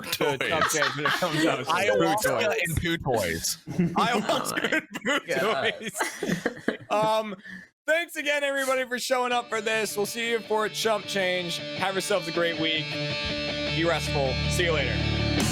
One of our 3 deceivers was once in the eye of a hurricane. You can tell us who you think it is by voting along in the chat. Well, let's find out who's telling the truth and who is a chump. I think it was Andrew. I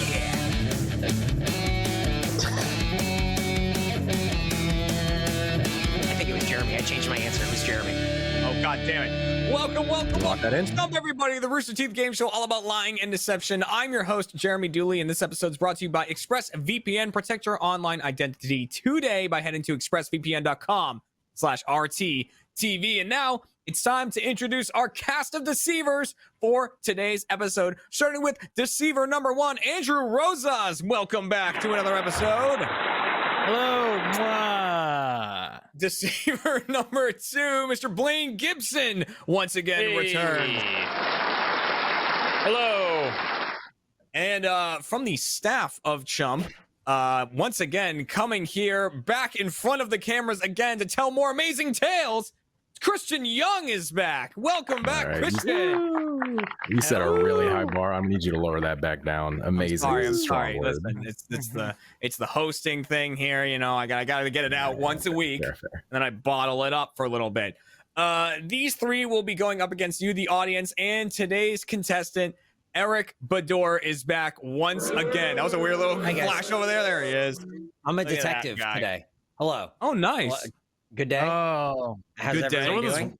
Westworld Good hats night. that you got for free Yeah. at the HBO thing. Yeah, this is a classic Westworld hat. If I were to take it off, you would see all my internal wires inside, and you would see that I was a Westworld the whole time. Oh man. Oh my God. Guys, Got guys, I'm Westworlded. sorry. I think Eric was bitten by a radioactive turquoise money clip and has now taken on this persona. Oh no, he's changing. Do you think does this help? Oh, all right. Now he's a detective. Now he's a detective. Yeah. Now I see the character. Yeah. Eric, you flip flop on the show between being a contestant and being a deceiver. Yeah. Do you think you'll be able to sort out these 3 today? Jeremy, thank you for having me back on my show. I'm very excited to be here. If you were to ask me what is a contestant and what is a deceiver, I couldn't tell you. But if you're telling me that 3 of these people are suspect, then boy, are they ever. I can't wait to break the walls down and stop them from telling any more lies to our wonderful audience here at Rooster Teeth, roosterteeth.com, the Rooster Teeth phone application. Thank you for joining me today. On Chump, Jeremy, it looks like you're green screened. Your background looks green screened, or it looks like you're in the same room as Blaine, but on the other side of the room. Yeah, he's over there. Blaine's just over that way. You Blaine, can see are you the gonna purple throw connect. Okay. I'm gonna throw Blaine, this something is at good. you. Yeah, you got to throw Here we go. something at Jeremy, and we'll see if you'll catch it. Oh, Here let it me is. grab my dog chew toy. I definitely have, so I can catch it. Yeah, I'm gonna throw this at you. Throw this. Okay, here at it you. comes. What is that? Is that for hands grip? Oh, it's turned into socks. Oh, good throw. Hang on. All You right. just had This is the socks? longest traveling. Yeah, I got socks. Listen, What the every now fuck and On is your going desk? on? Why do you yeah, have so listen, many every socks now and at your again it desk? might get chilly in this office, and if I want to put some socks on, I got socks on the standby. But you keep them at your on your desk? Well, I'm just now, imagining yeah. a pile of stinky ass laundry on his desk just to the side. Yeah, like Clean on or socks. under the desk. On or under. They're That's an on. They're important on. distinction. They're under the monitor, so I can reach under and grab Yeah, them. he uses them as coasters when not on his feet or on the desk. He uses coasters for He cold just- drinks. But his drink sweats a lot, so he's just putting on these wet, damp socks. Yeah. Awesome. Ready Yeah, ready listen, to deceive. it I'm ready gets to lie to chilly. all these guys, Jeremy. I'm excited to win today. Perfect. Let's move on to our first game, which is called Just the Facts. All right, in this game, we're going to present Eric and you, the audience, with one true fact about one of our 3 deceivers, but all 3 of them are going to be defending this fact as if it is about them. Eric is going to question each of them about this fact up to my discretion. I'll tell him when to move on to the next person. We'll see how well that works. And then at the end of the game, Eric will tell me who this fact is truly about. Audience, you're voting along as well by using the buttons that come up in the chat. If you're on mobile, you can post hashtags in the chat to cast your votes. #1 for Andrew, #2 for Blaine, #3 for Christian. But only on mobile, so don't spam the chat if you're on a PC or anything like that. You can do whatever you want. Who's gonna stop you? That's not exactly true. So the fact that we're using today, one of our 3 deceivers once had a TV fall on their head when they were a child. The fuck kind of Looney Tunes shit? What are you talking about? What kind of Bugs Bunny accordion life are you living? Time to find out. There isn't a time limit on this one. I'll just jump in and say you've had enough questions. More often than not, Eric just tells me he's had enough. But so you can start with whoever you want. Who do you want to start with? Yeah, no problem. Let's start with Andrew. All right, starting with Andrew. No time limit, so whenever you're ready, go for it. All right, Andrew. Do you think I pull off this necklace? Oh God! Hell, of course, dog. All right, Yeah, cool. All right, that's 1 point in your favor. That's interesting. That's good.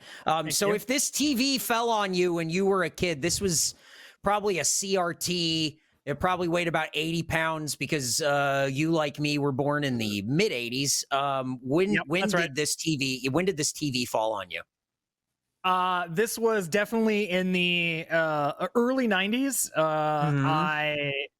So it was definitely a heavy as fuck, like depleted uranium CRTV, tube TV, cathode ray right to the dome. Hurt like shit. Were you like shaking it? Like, were you like, Rugrats, bring back Rugrats? And like, did it fell on you? Exactly. Or what happened? I was like, give me a Reptar bar. And I was on the TV. I didn't understand object permanence or anything like that. So I was yelling at the TV to give me a snack. And it wouldn't. And I was shaking. It was on a like TV stand, which I guess was made before they knew how like things should be balanced. And it was literally just like a pedestal. It was a TV on a pedestal stand. So it was just like in the cartoon, like a cartoon stand for like a Ming vase. And do you think I was crawling? Do you think do you think that is sort of like kind of like a metaphor for like the way that we were raised, like putting TV on a pedestal and like leaving your child alone with it to sort of like worship at like the glowing altar? Or is that is that sort of exactly? Yeah. Okay. Yeah, it was all really, on that bombshell. What if I had 100 more questions? Well, then we're just gonna have to cut it off there. The TV on a pedestal. So Eric, there's a questioning for Andrew. Who do you want to go to next? I think I'm going to go to Blaine next. I'm going to let Christian sweat a little bit since he's a known liar. He's a known liar. It's very true. We have to. Yep. So we'll have to see how this plays out. Blaine, let's get 30 seconds on the clock. Blaine, I'm ready to ask. No my time questions. limit. No time limit. Begin your questioning. Okay, here we go. All right, Blaine. Do you think this necklace is cool? Or... No, yeah. I don't think you've touched a sail or rope in your life, so I feel like that's a sailor's necklace. I've touched a rope. Just maybe not on a boat. But I've definitely touched a rope. Blaine, have you touched a sail or a rope in your life? Rope for sure. Tables have turned. Now but I'm not wearing a sail necklace thing. I'm not wearing an anchor. You fool! You've done yourself in, my boy. Ha ha! My audio that's being recorded here is just all over the place. Just a solid bar. Yeah. Blaine, when the TV fell on you, was it your parents going like, "Hey, idiot," and then dropping it, or was it a different situation? No, I was at my friend Grayson's house in his game room. How do you spell Grayson? Grayson. Okay, like the son of Gray. Like, just say. Yeah, was his dad's name Gray? No, his dad was Mike. Why wasn't his name Mikeson or Michelson? Michelson's pretty cool. See, so Twist. Maybe that's not a first name. Michelson. His name could have been like Michael. Yeah, Michelson could have been his first. What if his last name was like William? Michelson William. That makes sense. That works. Sounds like a floor contractor where you just like, come on down to Michelson William. We got hardwood floors, tile wood. How big was the TV that didn't kill you? It was one of those like, oh God, what is it? Like 36 inches. It was like in that middle stage between glass CRT and plasma, where it was like that screen that was still kind of bendy. Did it break the TV? Oh yeah, definitely. It didn't look like it was because once it fell on me, we put it back up and we're like, maybe it doesn't break, and then it turned on and it was just like. Were you guys trying to play Super Nintendo on it, or was it a PlayStation? No, we were playing Airsoft. He was in his game room, and we were like, I was backing away into cover, and then I backed into their entertainment system, and then it went whoa, whoa, whoa, and then it came down on me, and I caught it. And I was like, "Oh fuck!" And then we slowly put it back. You were shooting airsoft guns around the TV? Oh yeah, I mean it wasn't like a super new TV. Jeremy, I don't need to hear anything else from this note. Got it. That's usually the scenario. Is Eric goes, "I've had enough." Can you believe that he would shoot air? Jeremy, let me talk to you. Let me talk to you. Can you believe that he would shoot airsoft guns at a TV and then lie to me about it? It's unreal, unbelievable. Frankly, there's like 8 different absurdities in what just happened. That's what I'm saying. The temerity to tell that bold-faced lie, disgusting. Anyway, all right, Jeremy, I'm ready to move on to the final contestant, guy who subbed in because we couldn't get anyone else to fill in on this third slot, Christian Young. Hey, it was a secret, Eric. Yeah. If you were any of the people we asked, there was no secret. I'm the 12th option, is what they call it. We couldn't get Patrick Brown this time, so welcome, Christian Young. Welcome. Happy to be here. Welcome, I was going to be here anyway. Yeah, it's true. It's true. Yeah, it's now just you just in a have to different seat. remember. Now your metadata is just going to be you remembering what happened on this show. Good luck, dummy. True. I don't even have to have that meeting anymore after this. All right, Eric, whenever you're ready, begin your questioning. Okay. Hey, Christian, did you think the necklace was cool or not? Remember, this will affect your raise. I thought it was all right. I liked how you had the back of the necklace on the side of your neck. I thought that was a cool, interesting decision you made. Okay, well, cost of living adjustment for you, and that's it. You were born in the year 2006, so this was like a small TV, or what's up? Like, how big was this TV that landed on you?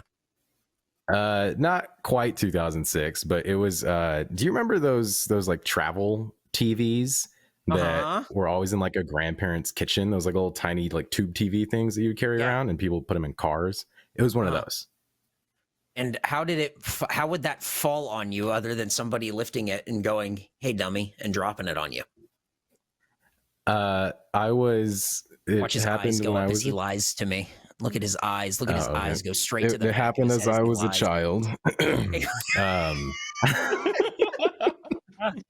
happened when I was a kid. Me and my sister were playing a game where we would run. This isn't really, it's not a game, but it's what we did. We would run laps like around the room and time it like a race for each other. And I was beating her, so she tripped me and I fell and hit the TV stand, and the TV fell off the stand and hit me. Interesting. Since I know you don't have any siblings, I know that's a lie. Yeah, I don't know if you know that at all. I definitely didn't see someone walk behind you during a meeting that we had earlier today. So who can say that was the sister in question? Oh my god, guys! I've been caught in my own lie. Oh no! Hoisted by your own tangled web I weave. Rookie mistake. Boy. Well, do you have a scar or anything cool, or did you just get bonked and then you went like? Did you cry? I do have a scar actually. I have a scar on the corner of my forehead because I cut myself and had to go get stitches. It was from bloody. the TV. Or well, no, the cut was from the TV stand. The cut was from the TV stand. All right, Jeremy, I think I've heard enough. I think I've heard enough of these known liars. These is too many. There's too many liars here. There's a lot of variables, a lot of liars. Yeah, a lot of stuff going on. This is tough. This is a hard one. This one's rock hard. This one's rock hard. Before we take a deep dive into your thoughts here, Eric, audience, last chance to change up your votes right now. Get those votes in. If anyone managed to convince you, you can change up what you originally thought. Eric, before we get your final answer, what are you thinking after this? After your questioning here? I mean, I think all three of these men are liars. I think they're all big liars. Me to my face, right to me, which is honestly making me very mad, very angry, very upset to my stomach. And now I'm being angry outright. And now if I see any of these guys on the street, it's hands on sight. I'll fuck up any one of these motherfuckers. I don't give a shit. No one lies to me and gets away with it. God damn it. This is bullshit. You understand me, Jeremy? I'm pissed. Also, Jeremy, can you tell me who it is? I have no idea. I can't. I'm afraid I can't do that. Audience, you're locked in. You're locked in on your answer. Thank you very much for playing round one. All right. So 2 of these men are lying right to your face. One of them's telling the truth badly. Oh no. So Okay. which one is doing that? Who actually had a TV fall on them? I'd flip a coin, but there's 2 sides to a coin and 3 people here. I'm gonna say Blaine's story about Grayson sounds made up. No one's named Grayson. Got it. Andrew, I think, Grayson. would have died from the TV that fell on him in the early 90s. Their TVs weighed 450 pounds on average. So I'm gonna go with Christian. Even though I know he doesn't have a sister, I do think that a little TV fell on him. I'm going to go with Christian. I'm going to lock in my answer. All right. Let's lock in Christian as the one telling the truth about the TV. Before we reveal who this is really about, audience, we need to see your percentages. Who did you think had a TV fall on their head when they were a child? Did you agree with Eric, or did you go another way here? Blaine with Grayson and the airsoft guns. Wow. So... Okay. No one's even played 14% for airsoft. Andrew. No one's even played airsoft before. Blaine just made That's that true. up. That's no one's even done that. So the audience has gone for Blaine. Eric has gone for Christian, and I can reveal that the person who had a TV fall on their head when they were a child was indeed Andrew Rosas. So Andrew, very well, still alive. No. Still alive, this man. The TV just comes crashing in from frame. Wait a second. So if it hit you and you didn't turn into an accordion man, how are you taller than me? I don't understand. This is bullshit. How did this happen? What the All fuck? bullshit, Eric. God It's damn. all bullshit. I don't know how I didn't get away with how it didn't like cut me, or I mean I had a goose egg, like a huge goose egg on the top of my head, but it was like a small 10 12 inch like tube CRT TV that was on the stand, and I was down. I was down. I don't know what I was doing down on the floor underneath the stand, but I was messing with the stand or playing or something, and it just came off, and I just remember and then stars black, and then Looney and Tunes. real Looney Tunes stuff. Had some birds were circling this giant goose egg that the I was growing wearing a hat, and it went boop. Yeah, exactly. A rabbit came dressed in like a pretty lady and tried to deceive him. He lit a cigar and it exploded like dynamite. Crazy. That's right. That's right. What don't you understand?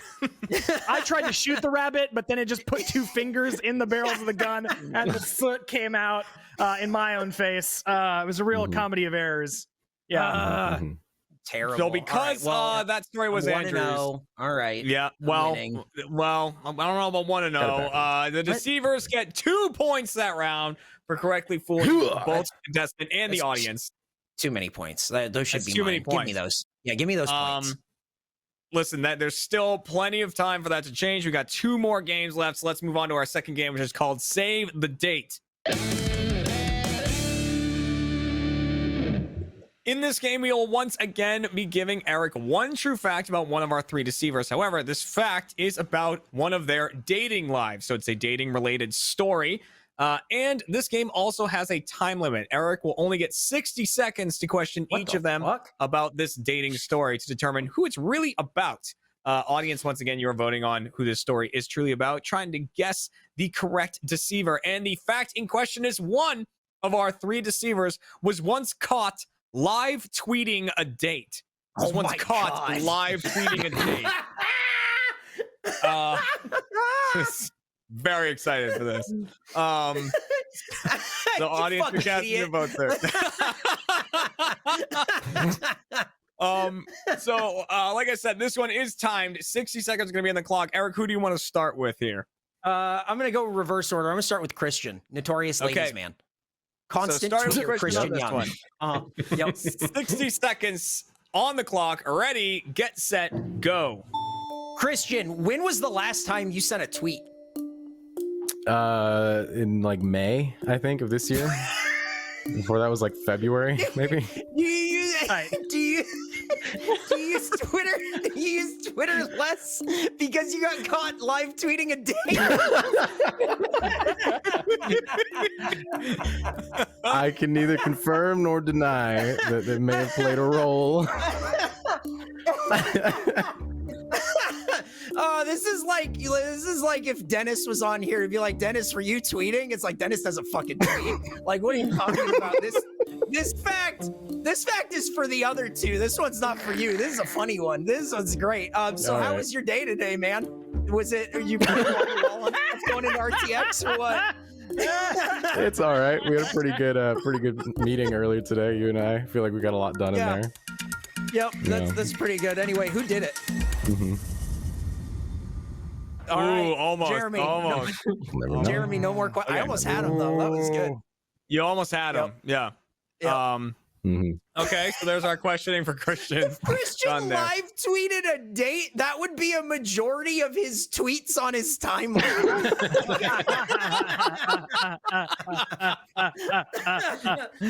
Oh my god. Oh, this All one's right, funny. Eric. This is great. Who are we All right. going to next? We're here? going to Blaine, dead center in the middle, squeezing that nutcracker. Let's do it. Getting those forearms built It's not a up. 30 nutcracker. seconds on the clock. I mean, 60 seconds on the clock. Ooh, almost gave you less time than you needed there. Oh Ready, boy. get set, go. What year was your live tweet debacle, Blaine? 2015, 2014, early Rooster Teeth days. Mm-hmm. And where did you go to Shangri-La? Is that where this was? No, this was at Magnolia Cafe, and we had just saw Interstellar. You, and the live tweets, were you tweeting more about Interstellar or your date? The date. I think there was 3, maybe 4 tweets made. Once while she was going to the bathroom, once while I was going to the bathroom, once while we were leaving the movie theater to get to Magnolia Cafe. Okay, and then what happened when you got caught? She called me out on it when she came back from the bathroom and said, I follow you on Twitter, and I saw that. So how was the next date you guys had? We actually dated for a couple months after. There we go. It You all live works tweet the out. rest of the relationship? That's great. Man. All right, Why'd you go to there's Magnolia Cafe. What was the what? Whose idea was that? You don't have to answer it. Oh. But yeah, you don't. You can. Yeah. I'm just saying, you don't have to. You don't have Don't to. have to answer him. It was a late night place. It's closest Yeah. late night place. Okay. There you go. All right. So that leaves Andrew as the one who got caught live tweeting a date. Eric, you have 60 seconds to question him about it. 60 seconds on the clock. Ready, get set, go. All right, Andrew. What year was this happening? Where you were live tweeting a date? 2014. And who was this on a date with? A lady named Erin. And what were you live tweeting about? It was a particularly bad date because I showed up to the bar and she had already been there for a while and was several drinks, many drinks already in, and already had, for like what I thought was a date, already had friends there, and it was just it very quickly became not a date, and so I was just tweeting about how messy it was. Interesting. Christian, do you see how he's adding layers to the story to try to throw me off the trail? He's a liar. He's a known liar. You think you can get a you think I'm you can taking get a fast notes, one on Eric. me? You son of a You bitch. catch these Thank you, Christian. hands. That's good. Yeah, it's on site. It's a motherfucker. It's on site. Next time I see you on site. That's what I'm saying. All right. That's no more questions, Jeremy. I don't even need the rest of Got it. All right. So there is all of the questioning there. Oh my god, my camera's catching up. Holy crap. Oh my god, the flash. All right, I'm back. You heard somebody talking about Interstellar, and it said, "I'll show you Interstellar." Yeah. Oh my I'll God, just Jeremy's sketch everything limitless.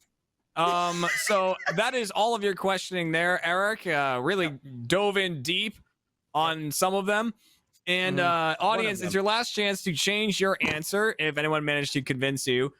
But Eric, going into this, what are you thinking? Oh, I'm thinking it's Blaine, and we can lock it in now, where we can do the pomp and circumstance. All right, audience, let's lock you in. I can't wait to see the percentages on this. I'm very excited. Very excited too. I can't. This is gonna be a good one. If I'm wrong here, boy, I'm gonna be mad, and I'm gonna fight on site. It's hands on site. Hands on site. All right, so we're locking in Blaine, right? That's Yeah, why that's not? what you're Let's do saying. it. Okay, let's do it. lock Locking it. in Blaine. There we go. Squeeze They that have that one nutcracker, queued bro. up. Audience, cracked, homie. let's see these percentages here. And what you Yeah. that seems about right. Wow. That seems about right. With a 5% margin of error. With a 5% margin of error. Blaine, does Yeah, that Andrew was sorta really give close an between you and me, insight? though. Oh my God! You think that gives you some insight on how people view you, or what's up, Where man? people perceive me as just a fucking scumbag. Which one of these three guys would live tweet a date? I feel like it's like we wasted a lot of time going through some 60 seconds, but we did it. We did it. Yeah. Oh man. I can so the votes are all in. I can reveal the person who live tweeted me. Yeah, it's Blaine. It's of course it's Why Blaine. did we choose that one? Why did we? Exactly for this reason. To make you talk about it. It's like there's no way it's Christian. There's no like, that guy doesn't tweet for shit. And then I just thought Andrew is like, I feel like he's a little too cavalier. But then when you're like, it's like 2014, 2015, I'm like, oh, it's Blaine. It's Blaine. It's Blaine. God. What's the point? The opening question of when's the last time you tweeted, and Christian goes, I don't know, May. A bit I was being downhill. honest. He was Yeah. thinking about. He's like, when did Red versus Blue Zero come out? I tweeted about that.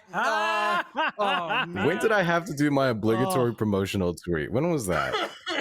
That is so Oh funny. God, this All game right, rules. so, Very This good. fucking rules. because you got that right, Eric, and the audience got it right, you both get a point for that round. It's now 1-1 to 2. As we go into our final game, so it is all to play for here as we go into pushing the envelope. Got it. Oh man, We got it. All right. Our next question is who works out the hardest? Oh boy. Yeah. We have 3 envelopes. Each contains a true fact about one of our 3 deceivers. I'm going to shuffle them up and redistribute them so they might get their own fact. They might get someone else's.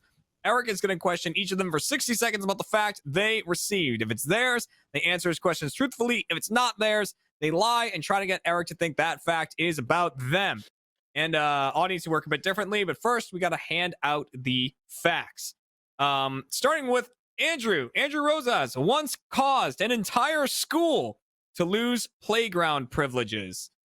Once caused an entire school to lose playground privileges.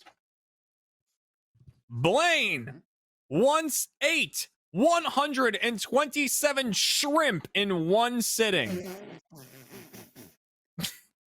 And Christian has been in the eye of a hurricane. Those are your true facts here about our 3 deceivers. Audience, you work a bit differently. You are voting on one fact in particular, and that is who caused an entire school to lose playground I said that word wrong. Privileges. Here we go. Here, we're gonna take 2 on it. Ready? Okay, I'm take gonna 2. count you in. Ready? 3, Okay. 2, 1. Audience, you are voting on one fact in particular. In this game, it is who caused an entire school to lose playground privileges. Ooh, I had to pause there for sure. Playground privilege. Can I ask a question real quick? Are there actually things written in those envelopes, or are those just props? Are you There's in things fact a written liar? well, okay, so there are things written in them. When I was back in Austin, I took a bunch of these cards. But since I never actually used the cards for anything, I just sort of cut them up and write on them. Cool. But the fun part is like the fact. don't show the thing because then Eric can well, see. it doesn't say whose it is. But the fact's on there, and if you turn it upside down, it's the fact from last week. I like to reuse them, you know. Hey, Very eco-friendly. Yeah, it's nice. That's cool. Eco-friendly The right there. ocean's on fire, but that's I don't really want to blow cool of through you, all man. these Right on. cards. Yeah, right. So Eric, who do you want to start with here? Let's start with Blaine. All right, starting with Blaine, who once ate 127 shrimp in a single sitting. 60 seconds on the clock. Ready, get set, go. So Blaine, what did you do to cause everyone to lose playground privileges? We talking about the shrimp, or we talking about the playground? Okay, all right. So when you were caught in the eye of the hurricane, was that like in Lake Travis, or was that off the coast, or where was that at? There's no was that fucking hurricanes in Lake Travis. Oh, interesting. All right, okay. Where did you eat all these shrimp then? At my friend Ryan's house. This is another made-up name. This is bullshit. Ryan, what the fuck? You have 30 Ryan seconds. had 127 shrimp. You're telling me Ryan had 127 shrimp just for you? No, it wasn't just for me. It was a barbecue, because they're like the crawfish family. They're Cajun. So then they had a bunch of people over, and then I ate a bunch of shrimp. You ate 127 shrimp. 127 at shrimp. Backyard barbecue. It was 127 shrimp at Ryan's backyard barbecue. Yeah, we were trying to see who could eat the most. Yes. 127. 127. At a barbecue? Yeah. More questions. All right. Okay, then. All right, Eric, that is your 120 first. shrimp. Oh, we're just grilling up 300 shrimp. What? Half of it will go to one man. Have you been to a crawfish boil? Well, no. How about that? Now who's a fool? All right. Eric, who would you like to go to next? Go to Christian. All right, going to Christian next, who has been in the eye of a hurricane. 60 seconds on the clock. Dude. Ready, get set, go. All right, Christian, you have to tell me if you're lying, otherwise or I'll fire you. Fuck. Did you? Where was this eye of the hurricane, Christian? It was in South Texas. What the fuck? They get hurricanes down there. What did you do to make everyone lose playground privileges? I didn't do that. I was in the eye of a hurricane, though. No liar, Christian. All right, ready? We're at 30 seconds, so we're gonna do the camera change. Boom! All right, guys. Now we're dialing in. Do you think Blaine actually has these fucking friends? There's no way. 127 shrimp. Oh, Grayson and then Ryan? Is that what it was? Ryan? Yeah. And he's like, oh, I just ate 127 shrimp at Ryan's house. At Ryan's house? Not a restaurant. Not an all-you-can-eat buffet, which you could have easily said when you're a liar. You just went with Ryan's true. house? What the fuck? But if he went for the easy lie, maybe it's because he's telling the truth. Whoa! The more insane it sounds, the more likely it could be. You never know. Damn. Christian, And what was the name of the hurricane? Uh, don't worry about it. I'm still flashing it. I don't know why I keep that. You don't have to answer that. You don't have to answer that. You don't have to answer that. You don't have to answer that. You don't have to answer that. I plead the fifth. All right, and so audience, that leaves for Eric to question Andrew, which is Blaine, the one more fact that time. no, that's the fact that you're voting on, audience. Andrew is claiming that he caused an entire school to lose, oh boy, playground privileges. There you go. Way to go. So There you go. Eric, 60 seconds to question Andrew about this. Ready, get set, go. 127 shrimp at Ryan's house. Like, listen, I've never been to a crawfish boil, but to think that It's they a would lot cook of that shrimp. many shrimp. That's a lot for one person to eat. For one person, you have to think there's at least 3 other people there at minimum. But if he's talking about a crawfish boil, it's got to be way more than that. So 127 shrimp. If there's 127 shrimp, imagine how many crawfish are at this crawfish boil. Exactly how many hot potatoes that are untouchably hot. Like you bite into the potato and it's like pure, it's lava, hotter than the sun inside that fucking That's potato. ridiculous. Also, thank you everyone watching this. Thank you. If you're a first member, thanks for tuning in. You are the reason that we can make this show the way that we do, and that we have shows like Aftermath or whatever the after show for this thing is called, Chump Facts or what? Chump Change. I don't remember. Whatever. Anyway, what was the name of the hurricane you were in? Andrew. Oh, okay, cool. Ah! Yeah. I caught him! Jeremy, I did it! Jeremy, I did it! He did the playground one, but then he answered the one for the hurricane. Audience, this is your last chance to change your vote. I can't help but notice I'm not where I think I am right now because I'm talking, but my guy's still back there. Jesus Let it slip. Christ. I'm so fucking good at this. Jesus Christ. I need Oh a my flashback God. to where I'm supposed to be. Flash. What do you mean? Be Flash, Jeremy, because that's not what I'm doing right now. That's past me. This is interstellar shit. This rules. It's catching up. Oh. I went a little faster there. Oh, whatever. Whatever. Almost. All right, It was almost Eric. there. Almost there. Eric, what are you thinking? Well, I know about I know how do you Andrew's feel a about liar. everyone's stories? I know Andrew's a liar, and I think Blaine is a liar. So that means we got a bunch of liars here. I don't think anyone's telling the truth. That's fair enough. I think Christian was on a playground so recently, just with his age, that it has to be him for the playground privileges. I think so, but I don't know. I don't know. All right. Doesn't matter. well, I don't have to guess that Guess part. we never know. I don't have to guess that part. Before we get your final answers, we have to first lock in the audience vote. So audience, you voted on the whole playground shenanigans. I hope the story across to you there. Don't worry, we'll hear more about all of these facts in the post-show Chump Change. Anything that didn't Chump come change. That's what it's called. That's the one. That's the one. So, Eric, we're just going to go down the line, and I need you to tell me if you think that the person is lying or telling the truth, starting with Andrew. Liar, Cause an liar, entire... fucking liar. Okay, do you want to lock that in? Liar, fucking filthy liar. Lock it in. Lock it in? Okay, let's go to... 127 shrimp at Ryan's house is his story. 127 liar. Liar. Lock in this little lying liar. Lock in as a liar? This little sneaky cheat. Look at him with his background. Get out of here. In the eye of a hurricane, Christian? liar. Couldn't even name the hurricane when Jeremy asked him, and I said, you don't have to answer that. So he's a liar. We know he's a liar. He's locked in as a liar. 3 liars, all right, 3 little let's lock liars, it in. 3 little pigs. We all the way home. All right. All right. Hang on. Let's all just take a breath. Let's all just calm down. All right. Yeah, Blaine, relax. Yeah. Audience, let's see what you voted. Who caused an entire school to lose playground privileges? Andrew's claiming it was about him. They think it was Blaine. 44% think it was Blaine. Another classic Blaine. And they don't think Blaine ate 127 shrimp at a crawfish boil. At Ryan's house. At Ryan's house. You cannot forget that part. So it's time to go down the line and see how well Eric did. Starting with Andrew, you thought he was telling a lie about causing an entire school to lose playground privileges. Audience are hoping you're right. I can reveal Andrew was telling a lie. Yes, you were right about that. I told you. Andrew hasn't Very been on a well playground done. since 1996, so it's fine. It's fine. On to the 127 shrimp at Ryan's house at the crawfish boil.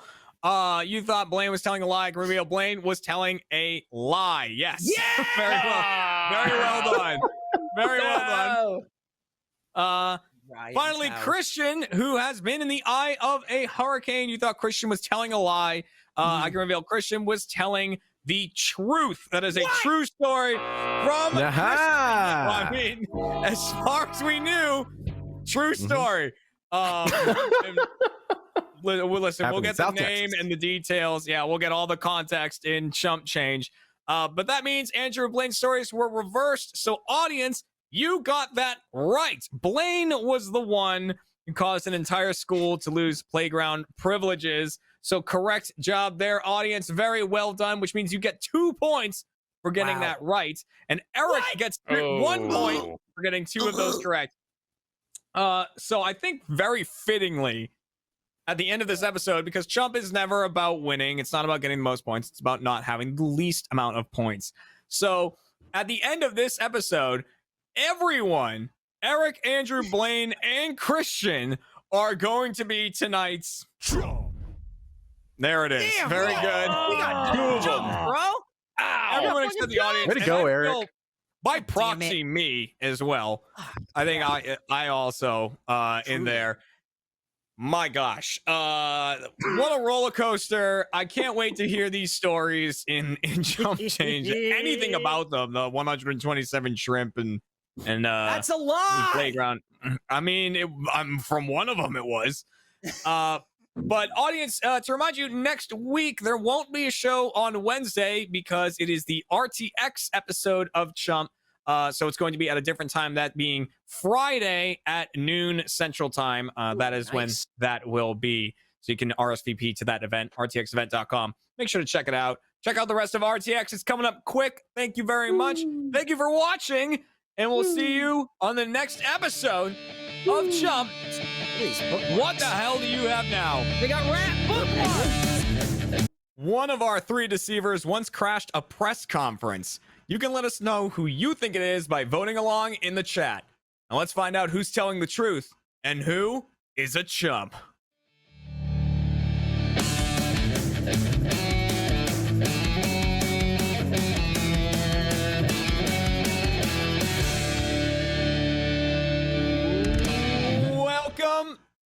Welcome to Chump, everybody, the Rooster Teeth game show all about lying and deception. I'm your host, Jeremy Dooley, and this is the RTX version of Chump. That's why it's at a weird time on a weird day, because that's what we do at RTX. We scramble everything up for the event of it. But we have a great list of deceivers for this show. It's time to introduce them. Oh, I'm so sorry, Mike. Starting with deceiver number 1, Alfredo Diaz returns to the deceiving chair. I'm hoping to lie today. Back. Okay. Now we have 2 deceivers who have never been in this chair before on the deceiving side, starting with Mr. Jack Patillo for the first time as a deceiver on Chump. Ooh, look at that DJ Junk merch. Ooh. And our very, very special guest for this episode, Mr. James Buckley, is joining us. Welcome to Chump, James. Buckles. Now, seeing that list of characters, you know there's only one person who's going to be able to tell if they're telling the truth or telling a lie. And today, that is going to be Mr. Gavin Free returns to the contestant seat. Ready to deduce? Ready to sleuth? How was my intro? Is it good, Gav? Right. You like it? It's really Yeah. good. It was good. I like. I felt like it was missing forgot something. you were doing that. No, it was missing nothing. It was absolutely missing nothing. So, yeah. Gavin, you've been the contestant multiple times here on Chump. Alfredo, you've been the deceiver multiple times here on Chump. But we have 2 brand new deceivers, because Jack, you've been on the show a lot, but you've never been in the deceiving chair before. Last are time, you feeling last time I was confident? on, I just schooled you guys, and so now you're like, okay, you can't be contestant anymore. So I guess I'm a deceiver. That was your redemption round. That one. That went really well. Your father believed in me, you're gonna lie to Jeremy. Your Gavin. father believed in me.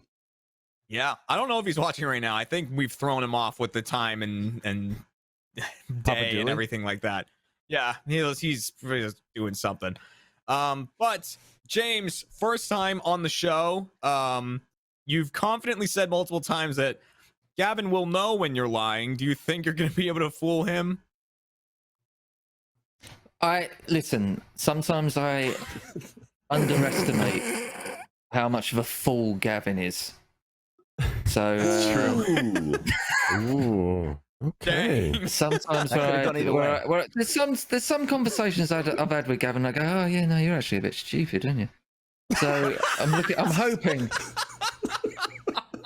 hoping that happens today. You just put your phone down mid conversation, just like he's a fool.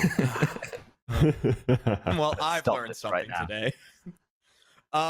So for you watching, you're also voting along. You are your own team. You know how Chump works. It's you, the audience, versus Gavin, the contestant, versus the 3 deceivers. Whoever has the least. You, Gavin, you gotta be kidding me. Yeah, Gav. Yeah, we he said he has a backup just in case.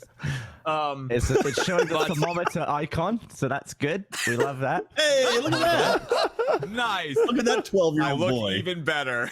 Nice shirt for there.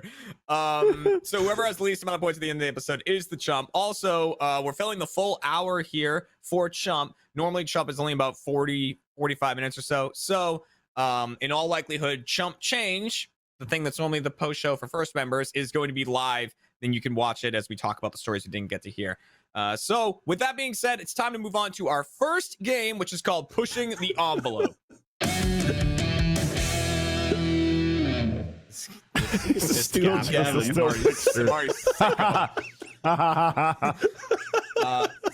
I have 3 envelopes here. Is he? I don't see him. I just heard he's Still back. looks like a 12-year-old. Oh, there he is. There we All go. It's a piece All of right, Gavin. shit. We're playing pushing the envelope, Gav. So that's the one where I have one true fact about each of the 3 deceivers in these envelopes. I'm going to shuffle them up and redistribute them. They might get their own fact. They might get someone else's. Regardless, Gavin's going to question them for 60 seconds about the fact they received. If it's their own fact, they answer his questions truthfully. If it's someone else's fact, they lie. Try to get Gavin to think that that fact is about them. So without further ado, it's time to hand out these facts. Starting with Alfredo. Alfredo once got sent to the school administration's office and ended up as their personal assistant. Once got sent to the school's administration office and ended up as their personal assistant. Jack Patillo. That's me. Once cost his sports team a win in the finals. Question, Jeremy. I thought I was supposed to get somebody else's. Well, you know what? Sometimes it just works out that way. Okay. Sorry. And then James Buckley once crashed a press conference. So those are your 3 facts. Audience, you are voting on one fact specifically, and that is who cost their sports team a win in the finals. Jack is claiming that this fact is about him. So as you hear the stories come out, you can see if you believe Jack, or if you think it's about Alfredo, or if you think it's about James, and you can cast your votes in the chat. 2 points if you get that right. So best of luck to you there. Gavin, you have 60 seconds to question each of them. Who do you want to start with here? I think I'll start with liar. Okay, so let's go with Fredo. All right, so once went was once sent to the school's administration office and ended up as their personal assistant. So Gavin, 60 seconds on the clock. Ready, get set, go. What got you sent to said office, Frady? I threw gum at my friend and they got me in trouble. I was very young at the time. What do you mean? Well, they not got too you young, in like trouble middle school. If you threw the gum, did you get you in trouble? Well, I got in trouble for throwing the gum. Yeah. All right. So you got yourself in trouble. All right. How did you end up as the assistant once you arrived at the office? So I got in trouble and I got to the office, got to the principal's office, and he was like, look, you're a good student. You got straight A's. But he was like, I know you could be a little shit. So I ended up just, instead of getting detention, having to help and assist because he knew I was good at just like being helpful. I already helped the teacher a ton of times. What were you doing as the assistant? What was your just filing papers like alphabetically and stuff like that? Papers. Where did the papers together? In the cabinet. Where else would they go? Papers went in a cabinet. All right. Okay. Gavin did want to grab a pen before this, so Gavin is keeping track. All right, that is where did it go? Outgoing mail. All right. So Gavin, who would you like to go? Who would you like to go down next? the line. I'm going to go with Jack Patillo. That's 2 T's, 2 L's. Yep, that is how you spell that. Once cost his sports team a win in the finals. Gavin, 60 seconds on the clock to question Jack. Ready, get set, go. Jack, have you ever played a sport? I have. I've beaten you in a sport, Gavin. No, you beat me in tennis. That's true. What sport did you lose in the finals? This was soccer, actually. Was it the Euro 2020 final? No. Oh, okay. What was the final? Was it like a school thing? Yeah, well, not school. It was a 5th grade soccer group, and I was part of this thing. And I only went to like a couple games because I was forced to. And apparently, I ended up in a finals game, and they had to play me. Explain the offside rule. No one knows the offside rule. What position did you play? I was like midfielder, and I didn't know what I was doing though. Like right side midfield. Who invented soccer? Was it I believe Stephen or James football? I think it was James football invented it. James football. Good info. Good info there. You're welcome. You're welcome. All right, Gav. That leaves 1 round of questioning remaining. That is for Mr. James Buckley. whose fact is that he once crashed a press conference. Gavin, you have 60 seconds to question James. Ready, get set, go. Did you crash this press conference in character as James from the In-Betweeners? Well, that's Jay confusing. from the In-Betweeners. Yeah, okay, right. Not really, but sort of. But sort of. What was the press conference? Yeah. It was a heavyweight boxing match. Did they get pissed off? And it was it. No, I think they were all right with it. They saw the funny side of it, but I was worried that I was going to piss one of them off. And turns out heavyweight boxers are quite big. Were you nervous before you did it? Incredibly nervous. Really, really nervous. It's probably the most nervous I've ever been in my life. The top. Yeah, I can see that. Easily. Why did you do this? Just so I could go to the fight. Some of these questions, were you nervous? Where did the paper go? And who invented cabinet. football? It's so suspicious about cabinets. What is this cabinet you speak of? This mystical cabinet, pray. A cabinet Pray for tell. filing, unheard of. Wait, is that supposed to throw me off? Like a cabinet? Gavin, you've had all of your questioning here. And audience, remember, you are voting on who cost their sports team win in the finals. So, Gav, you've heard everybody. We don't need your official answers yet, but having questioned everyone, is there anyone you're totally not believing? Is there any plot holes you think you found? How you feeling here? I'm feeling immediately that possibly Jack and Frady are lying, but I don't know whether they're lying or whether they're just doing what I like to call like bullshit truthing, where it's actually true and they're making it sound like a load of shite. But I'm still a bit little bit. You didn't ask me any questions. Like, you asked me nothing about Explain the offside rule. Who invented soccer? Okay. He did say I went to 2 practices maybe, and Gab goes, well, explain this rule to me then. All right, yeah, we're gonna lock in the audience answer. Thank you for playing round 1, audience, and best of luck to you in the first game. And then Gab, what we're gonna do with you is go down the line from Fredo to Jack to James, and you just need to tell me if you think they're telling the truth or they're telling a lie. Starting with Alfredo, got sent to the school administration's office and became personal assistant. Is Fredo telling the truth or is Fredo telling a lie? It was too much cabinets, so I'm just gonna say a lie on that one. Do you want to lock that in? Yeah, why not? Let's lock in. Fredo is telling a lie. On to Jack. Cost his sports team a win in the finals. Is Jack telling the truth or is Jack telling a lie? Lie.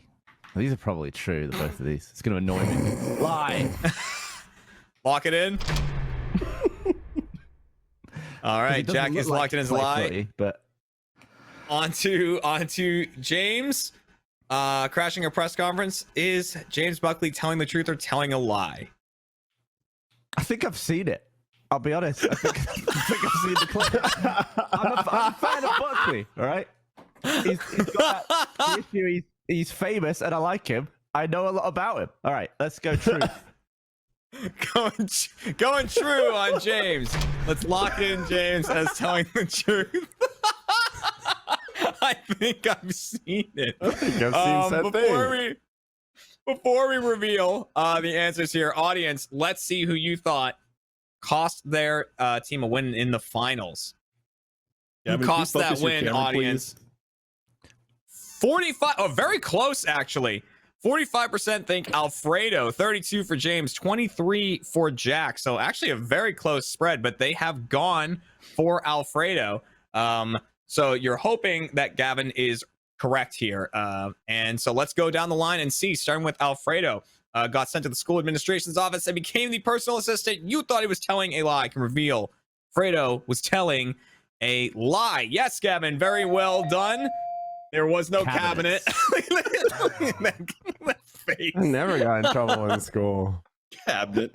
He was a goody. Jack cost his sports team a win in the finals. You thought Jack was telling a lie, and I can reveal that Jack was telling a lie. Yes, Gavin, also very well done. Sorted that one out. And you thought maybe you had seen a clip of James crashing a heavyweight press conference. So you thought he was telling the truth. And yes, indeed, James Buckley was telling the truth about crashing that press conference. Very well done, Gavin. Thank you. Which also means that Fredo and Jack had their stories swapped. So Alfredo was indeed the one who cost his team a win in the finals. When he was forced to play goalie apparently, and was not used to that. So we're gonna hear more about that in Chump Change. But audience, it means you got it right. So that means you get 2 points for getting that correct. And Gavin, you got all of them right, which means you also get 2 points there. So that's a good step forward there for Gab. 2 for him, 2 for the audience. None yet for the deceivers, but in the next couple of games. Step forward? What does that mean? Yeah, for Gav. For the contestant. The contestant has it rough. Oh, wait, did they have it wrong? A step forward, step in the right direction. I was confused there. Oh, well, here's the thing. In the next 2 games, the deceivers have a chance to get 2 points per round, whereas Gavin and the audience can only get 1, a maximum of 1 per round. So there's still plenty of time to catch up, make up the difference as we go into our second game, which is called What's in Your House? All right, in this game, each of our 3 deceivers is going to describe a bizarre item that they have in their house. I'm going to go down the line. They're going to give a 1-sentence description of this item. Gavin is then going to question each of them up to my discretion. I'll tell them when to move on to the next person to get more information about the item, where it came from, why they have it, what's it look like, different things like that, to try to determine who has the real item. Audience, you're voting along on who has the real item. Trying to sort out who's making stuff up.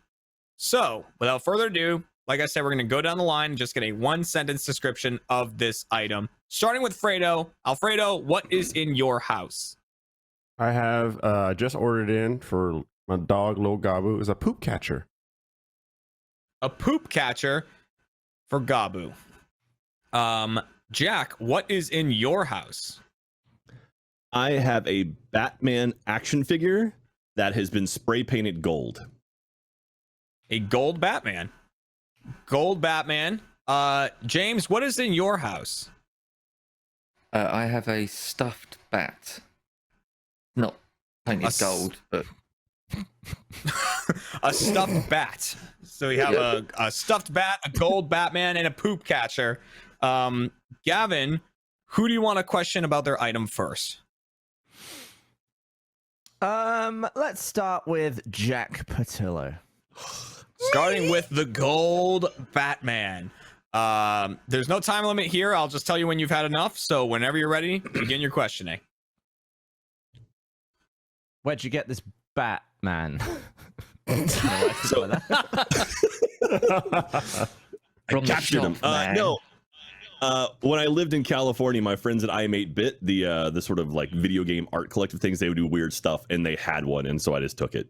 I mean, they gave it to me, but gold. You didn't spray it gold. Yeah, no, it was already gold. It's yeah. Oh, explain this to me. Why have I known you about 13 years and you've never once mentioned a gold Batman? Because I don't know what you have in your house. Do you know everything I have in my house? Some stuff. I've been in there.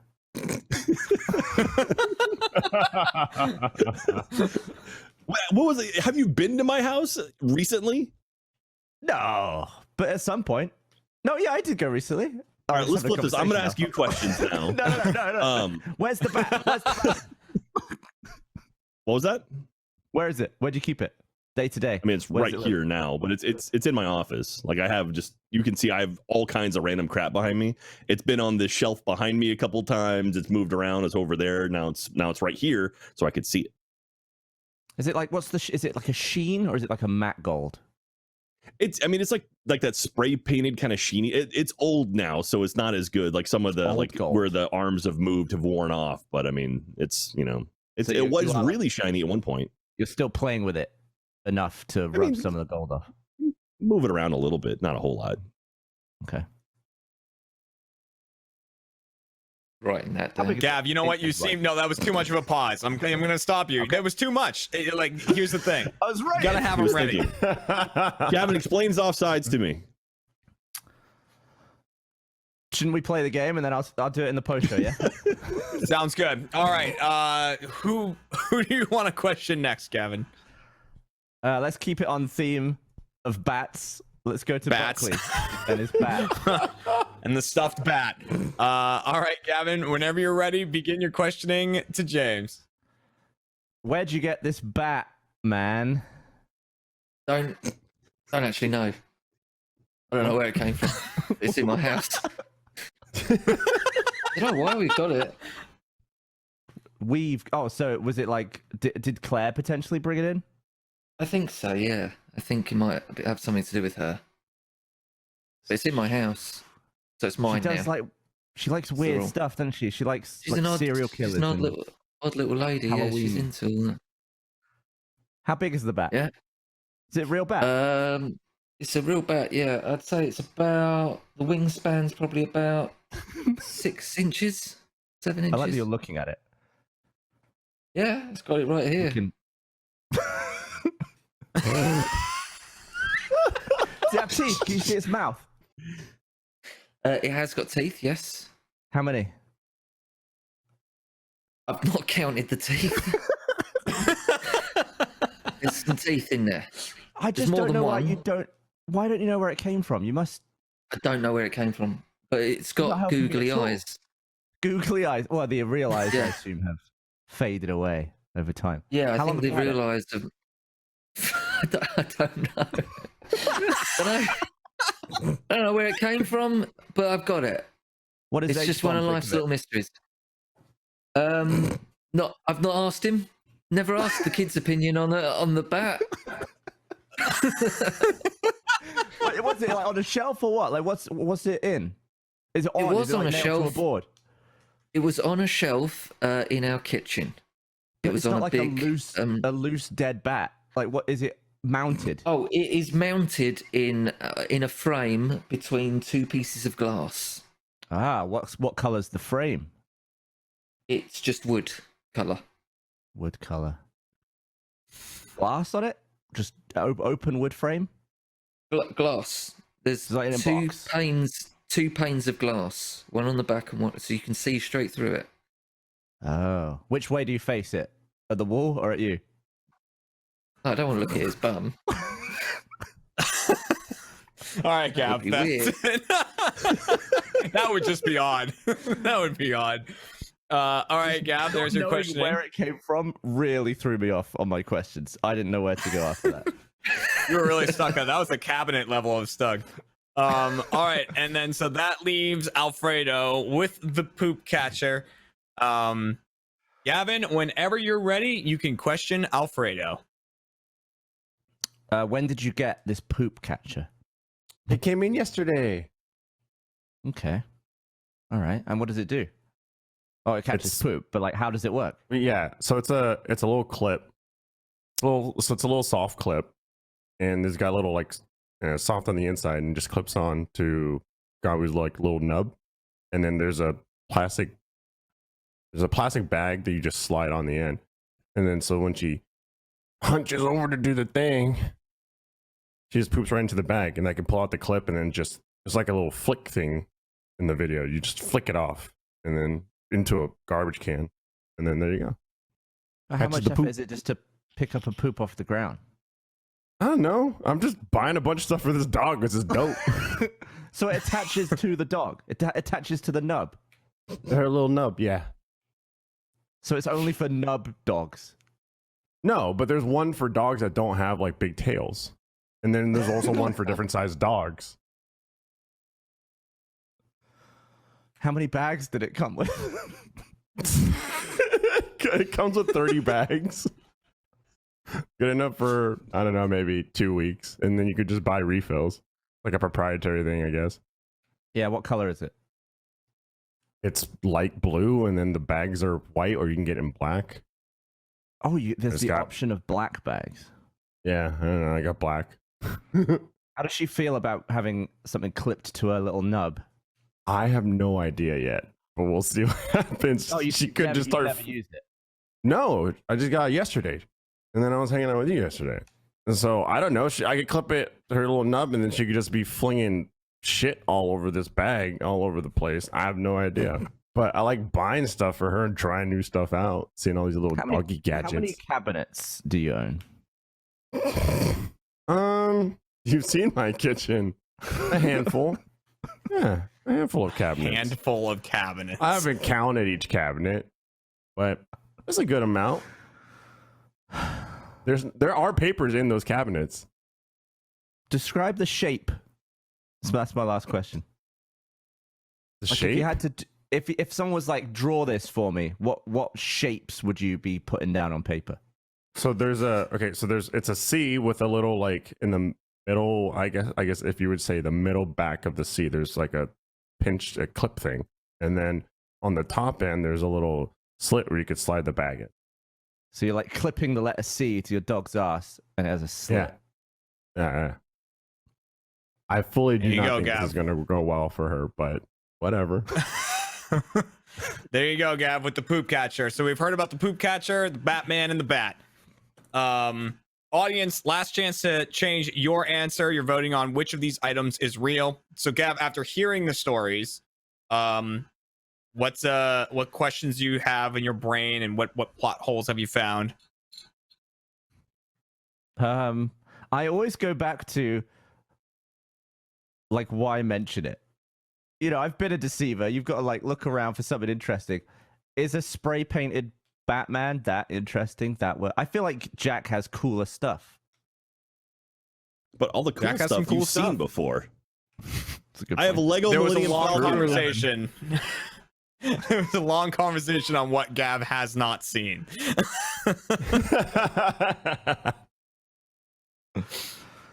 I don't know on this one.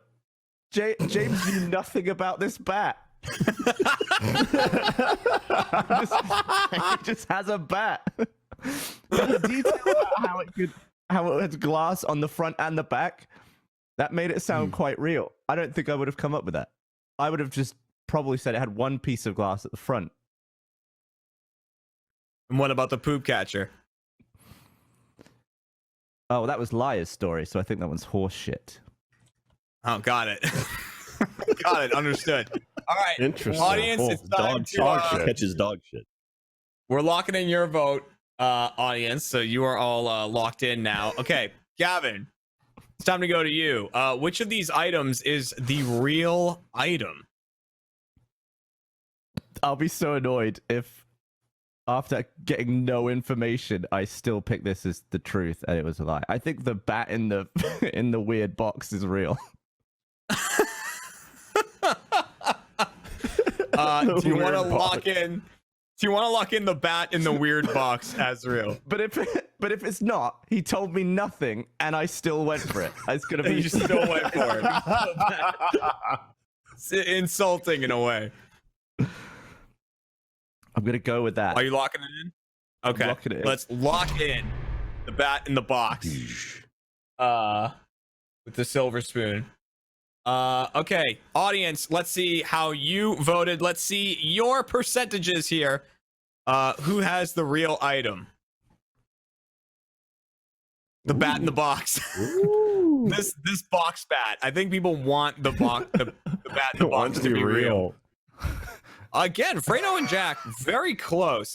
All the voting has been very close tonight. It's not like very hard, crazy. This one. Yeah. Yeah. So in this game, rather than me just say who has the real item, I'm going to count down from 3 and then say reveal. And the person who has the real item will hold the item up and reveal it. So let's see the real item in 3, 2, 1, reveal. Uh-oh. Oh my! Look at him. God. Oh, It does have teeth. That's horrific. oh, why? Horrific. It's all spread back. Weird, right? I don't know where it came from. I don't know why we've got this. You really should know more about that. I mean, that blew me away. what more do you want to know? I'm just up for accepting stuff. I just go, Just a "Alright, box there's of that." rabies. Yeah, that was not the answer I was expecting where it came from. He's like, I don't know. It's here, though. It's a horseshoe bat. I've just learnt that. It says horseshoe bat written on it. I've never noticed that before. I've never read it. There you go. It's a horseshoe bat. A horseshoe bat. So at the end of that one, Don't know why there I've got was that. also Fredo. Is that a real thing? That sounds like it could be a real thing. It's a real thing, yeah. I don't own it. Why would I put that on cover? I can just go and pick up the shit. I don't need a clip on her little nub. A clip on the nub. Man, yeah, that focus hates you. It hates your guts. Yeah. It's like There's a reason I stopped using this camera. yeah, well, hey, it stays on. So at the end of that game, the contestant and the audience both get another point for correctly guessing the bat box. Now, you might think that it's over for the deceivers, but that's not necessarily true. We'll see what happens. As we go into our final game of the show, which is called Just the Facts. So in this game, Gavin, I'm going to offer you a single true fact about one of our three deceivers, but all three of them are going to be defending that fact as if it is about them. You'll question each of them once again up to my discretion. I'll tell you when you've had enough questions to try to determine who this fact is really about. Audience are doing the same thing, voting on who this fact is truly about. And the single fact that we are using today is one of our three deceivers once fell out of a tree and landed on their face. Fell out of a tree and landed on their face. Hey, don't laugh. This happened to either Alfredo, Jack, or is real. James. And you're going to, it is real. It's 100% real. And once again, you have as many questions as you, not as you want, but as I want. And I'll tell you when to move on. So who do you want to start with here? I'm going to start with Buckley. All right, starting with James. I'll tell you when you've had enough questions. So whenever you're ready, go for it. All right, James. What tree was it? What kind of tree? I'm not 100% sure what kind of tree it was. It was a tree. Were there any bats in the tree? There were 0 bats. What there might have been. age were you? I was about 9 or I was about 8 or 9. I don't think I was 10 yet. I think I was around 8 or 9. And you fell and landed and hit your face, or your face was the first thing to hit the floor? No, what happened was that the branch snapped, and I landed on the floor. By the tree was actually inside I don't know what you'd call that. There was like a wooden border with wood chip in it.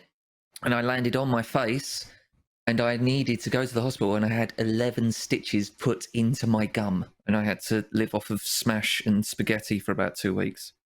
So you landed with a bit of that bark shit in your mouth? No, it wasn't the bark. It was the stuff that was encasing the bark. There was like a wooden border. Oh. So the wood was like upright, and my face landed right on the wood. I had to go to the hospital. It was in a pub garden. So my dad Who was were you annoyed. My family, Go on, my Early. cousins. He was really angry. Really spoilt his night out at the pub. It did. Have you been back to that pub since and had a look at the tree? I have been back to that pub. I've been back to that pub many a time. Did you tell the it people you were doesn't- with? It's See that tree it's over not there? a pub. It's not a pub anymore. But it used to be called the Bull Pub in Dagenham, and it was on the Bull roundabout. Interesting. Why did you put so much faith in this branch that clearly wasn't able to support your weight? I don't think it was clear that it wasn't. I think it was rotting or something. I gotta be honest, because it was fine. I was in a position where I was on the branch, and I was on the branch, and I was hanging on it for a while, and then it just snapped out of nowhere. You were sat on it, or you were hanging from the branch? I was hanging from it like a sloth. And it was, to be fair, it was quite high up. It was really high up, and I panicked and twisted and landed on my face. All right, Gav, that is your questioning there. I love the way you throw in adjectives like clearly. Like you're sitting there watching it. You're like, clearly that branch isn't going to support this. I like the defense of why he trusted the branch wasn't like, well, I was 9. He was like, no, I stand by that decision. It looked like a good branch. I saw that branch today. Apparently bad. It was the tree that screwed me over. It lied to me. And that's why I never trust trees. Sounded pretty real. They're out for blood. Who do you want to go to next? Next, we'll go to Liar. Okay. So you have. I'll tell you when you've had enough questions for Fredo, and then we'll move on. Damn it! Whenever you're ready, begin your questioning. Where was the tree, Freddy? My grandma's front yard. Was it San Fran? Yeah. What was the make of the tree? I don't know. It's been there since I was born, like well before I was born. It was a tree, like a car. It was a tree. It was tall. It had stronger branches because the branch didn't break. I just slipped off of it, and I used to just climb it. And my grandma's also like cement front yard, but then she had a little patch where it was like dirt, and there was a big tree there. And I would sometimes use it to jump up and then climb on like the little fire balcony, and then go upstairs to like my grandmother's room, and then just peek in. Go up the tree back onto the balcony, like to get up. Yeah, the little like fire escape thing. Yeah, because I could reach and then just pull myself up. What caused you to fall? So going up the tree is kind of easy to pull up, because then I just also use like the fence that there's like our little gate fence that's close. So I just kind of kick off the mailbox that was like right like wedged into the fence, and then but like when I would come down, I'd kind of shoot off. And I slipped because it was wet that day, and I busted my chin like wide open. What and was even the have weather like the day before that day? I have a scar. You do have a scar. Is that from the? It was moist. Of the tree. Yeah. Okay. It was moist. I had to go. I had to get 8 stitches. That was 8 stitches. It was 8 stitches, and I had to watch the whole thing because the doctor had glasses, and so I could see. I was like sitting there. Now you're just Now you're definitely telling the truth about how you got the scar, but you could be lying. You know. I could be lying about the scar. Yeah. What did you hit your face on? I just hit my face on. It was like one of the roots. Busted it. Bam. On the root of the tree. Yeah. There's some of the root was like. I don't know. It's just the dirt is not fully covering some of it. Interesting. All right, Gab.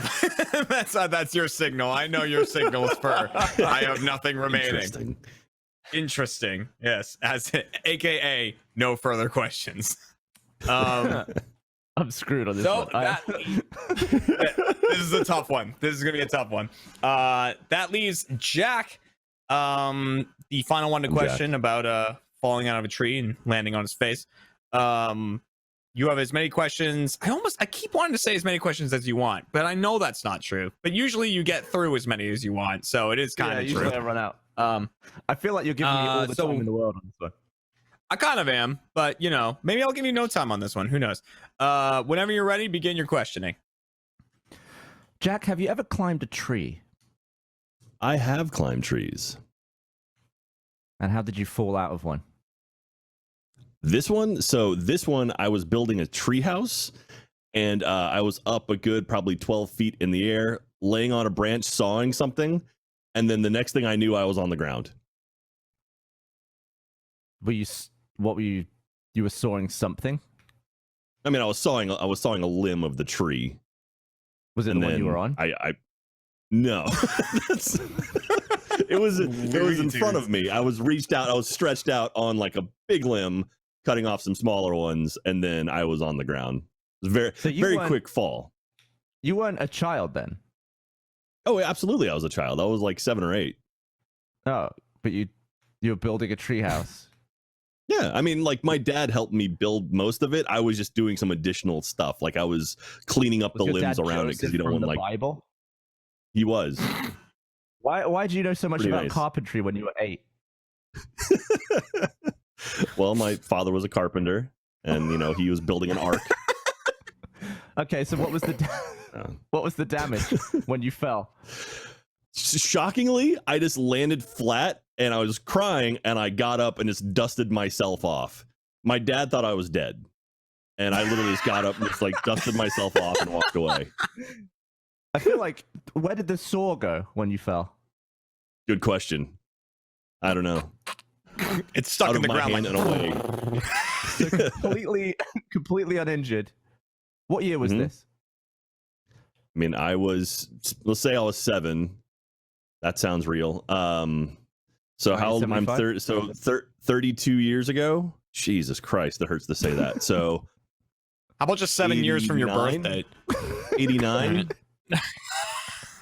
90, something like that. Worked it out backwards from today instead. Yeah. How long did the treehouse stay in the tree? For a good probably decade. I mean, I stopped using it after probably 2 or 3 years after that. But I mean, it was up there. And it was funny because like as the tree grew, it got all off kilter and stuff. All right, Gav, I'm gonna cut you off there. All right, so that is all of your questioning for this game and for the show in general. Audience, last chance to change your votes if someone managed to convince you. Gab, before we get your final answer, how you feeling about these stories? Any plot holes? This one you seem to be having the most trouble with.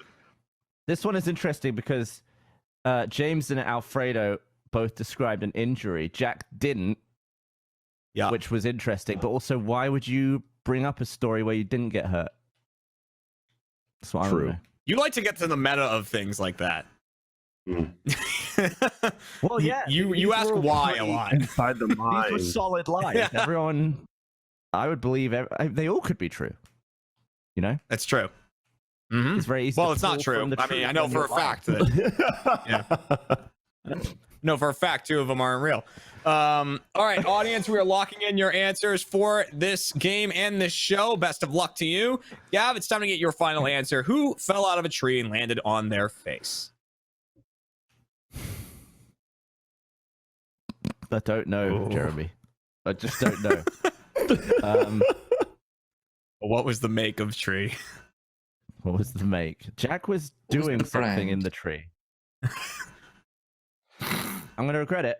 I'm going to just say that Jack was telling the truth. Do you want to lock that in? That's a good question, isn't it? Yeah, that's a good one. That's my question for the show. Yes, he didn't get hurt. I don't ask a lot of questions on this show. Look, I got everything else right in this show. I can lose. So one. what's one wrong? All right, let's lock in. Let's lock in. Jack is the one who fell out of the tree and landed on his face. There it is. Before we reveal anything, audience, let's see those percentages. Who do you think fell out of a tree and whacked their face? Was it? They think Fredo did. Fredo fell out of grandma's tree and hit the root. Once again, audience has been very split this episode. They've been doing it, but the voting has all been, no one's down in the single digits or anything. So everyone's pretty believable. So Gavin has gone for Jack. The audience has gone for Alfredo. I can reveal that the person who fell out of a tree and landed on their face was Jack Patillo. Gavin Free, that is a perfect game for you. It was me! A perfect game for Gavin. Very well done. But Fredo, you do have a scar there. I think Gavin nailed it on you were starting to tell truth about getting stitched up and stuff like that. But oh yeah, no, I do have a scar. It's a Barbie dollhouse. Fucked me up good. That could have been for another episode. Yeah, that sounded a great one. But audience, you did not get that one correct. You were deceived.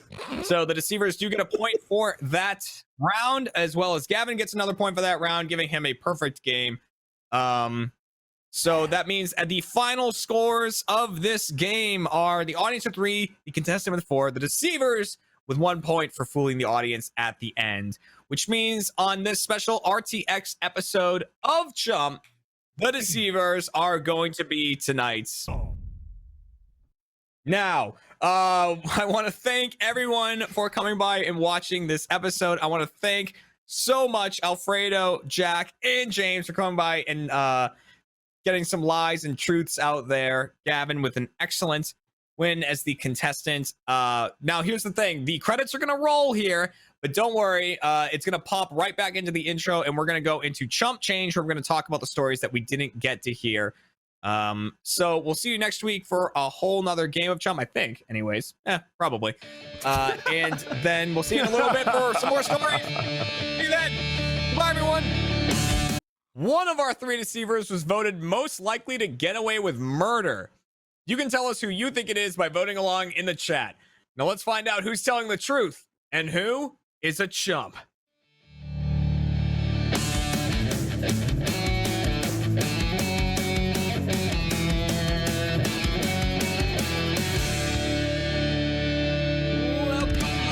Welcome to Chump, everybody, the Rooster Teeth game show all about lying and deception. I'm your host, Jeremy Dooley, and this episode is brought to you by ExpressVPN. Protect your online identity today by heading to expressvpn.com/RTTV. And now it's time to introduce our deceivers for today's episode, starting with the returning Kyle Taylor is back. Welcome back, Kyle. Thanks for having me. What's up?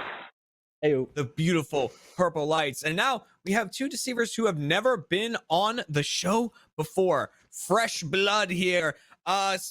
Deceiver number 2, Caden Hildreth is here. Caden, hello. Oh. Hi. And also joining us for the first time here on Chump, we are joined by Armando Torres is here joining us. Oh, look at that face. How could that ever lie? The only person who can sort out whether these 3 are telling the truth or telling a lie is going to be today's contestant. Hannah McCarthy once again joins us here to sort out. It's not going to go well. It's not going to go well. It never does. It's gonna be a very interesting time. That's for sure. Audience, you are of course also playing along to discover who's telling the truth, who's telling a lie. The person, either the audience, the deceivers, or the contestant at the end of the show with the least amount of points is the chump for today's episode. So, like we said, Caden, Armando, first time on the show. Caden, how do you think you're going to do? Do you think you are a capable liar? Will you be able to fool Hannah? No. You will.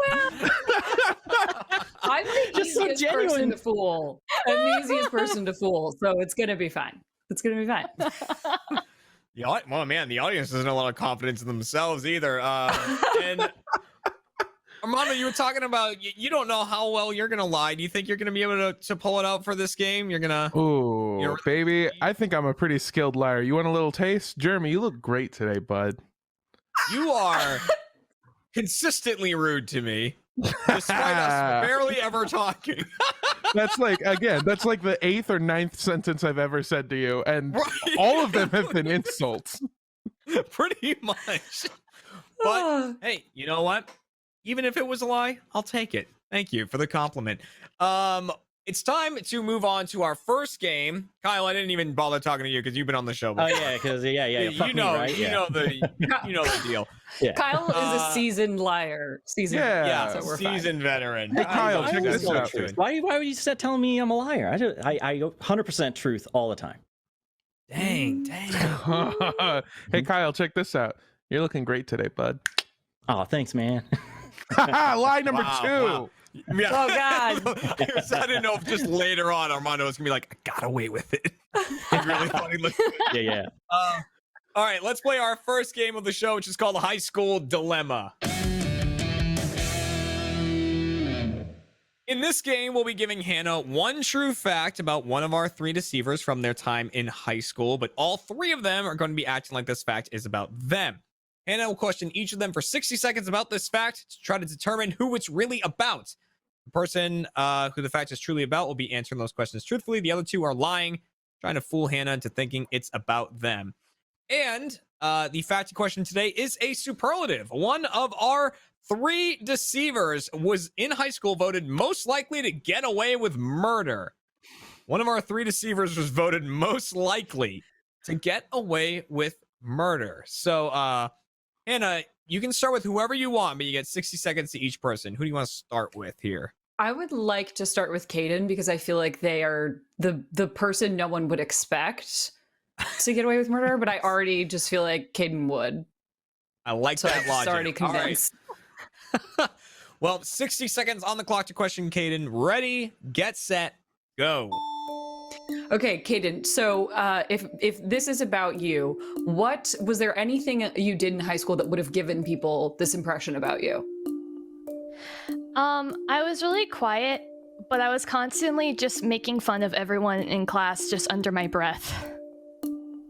Was this something that you had anyone ever said anything to you about this perception they might have had about you? Frequently. They frequently said they thought you could get away with murder? Yeah. Oh, okay. So you winning this was not a surprise when you got the superlative. No, unfortunately. Do you feel like it was deserved or unwarranted? Do you feel like you could get away with murder is what I'm asking. I mean, right now, maybe not, but man, back then, yes. Okay, all right. All right. All right. All right. I feel like I'm just thinking the way I I didn't go to high school with Caden, but I feel like I'm just thinking the way people who would have. Right. You just seem it just seems like it tracks. Person's gonna kill someone. Yeah. All right. So there's your question for Caden. Who would you like to go to next, Kyle or Armando? Well, Armando has told me he will lie. So let's just go to Armando. I want to hear how he's going to lie about this. All right. Sounds good. 60 seconds on the clock. Ready, get set, go. Armando, is this story about you? Is this your superlative? It absolutely is. I didn't realize this was the story they were going to pick. Okay. So tell me how you think you got this superlative. What earned you this? A lot of things. First of all, I'm kind of a list guy. I made a lot of lists in high school. Most of them were like to-do tasks, but sometimes, every so often you put a friend's name on a list just to kind of get a rise out of people. No, because in Death Note, the book does the work.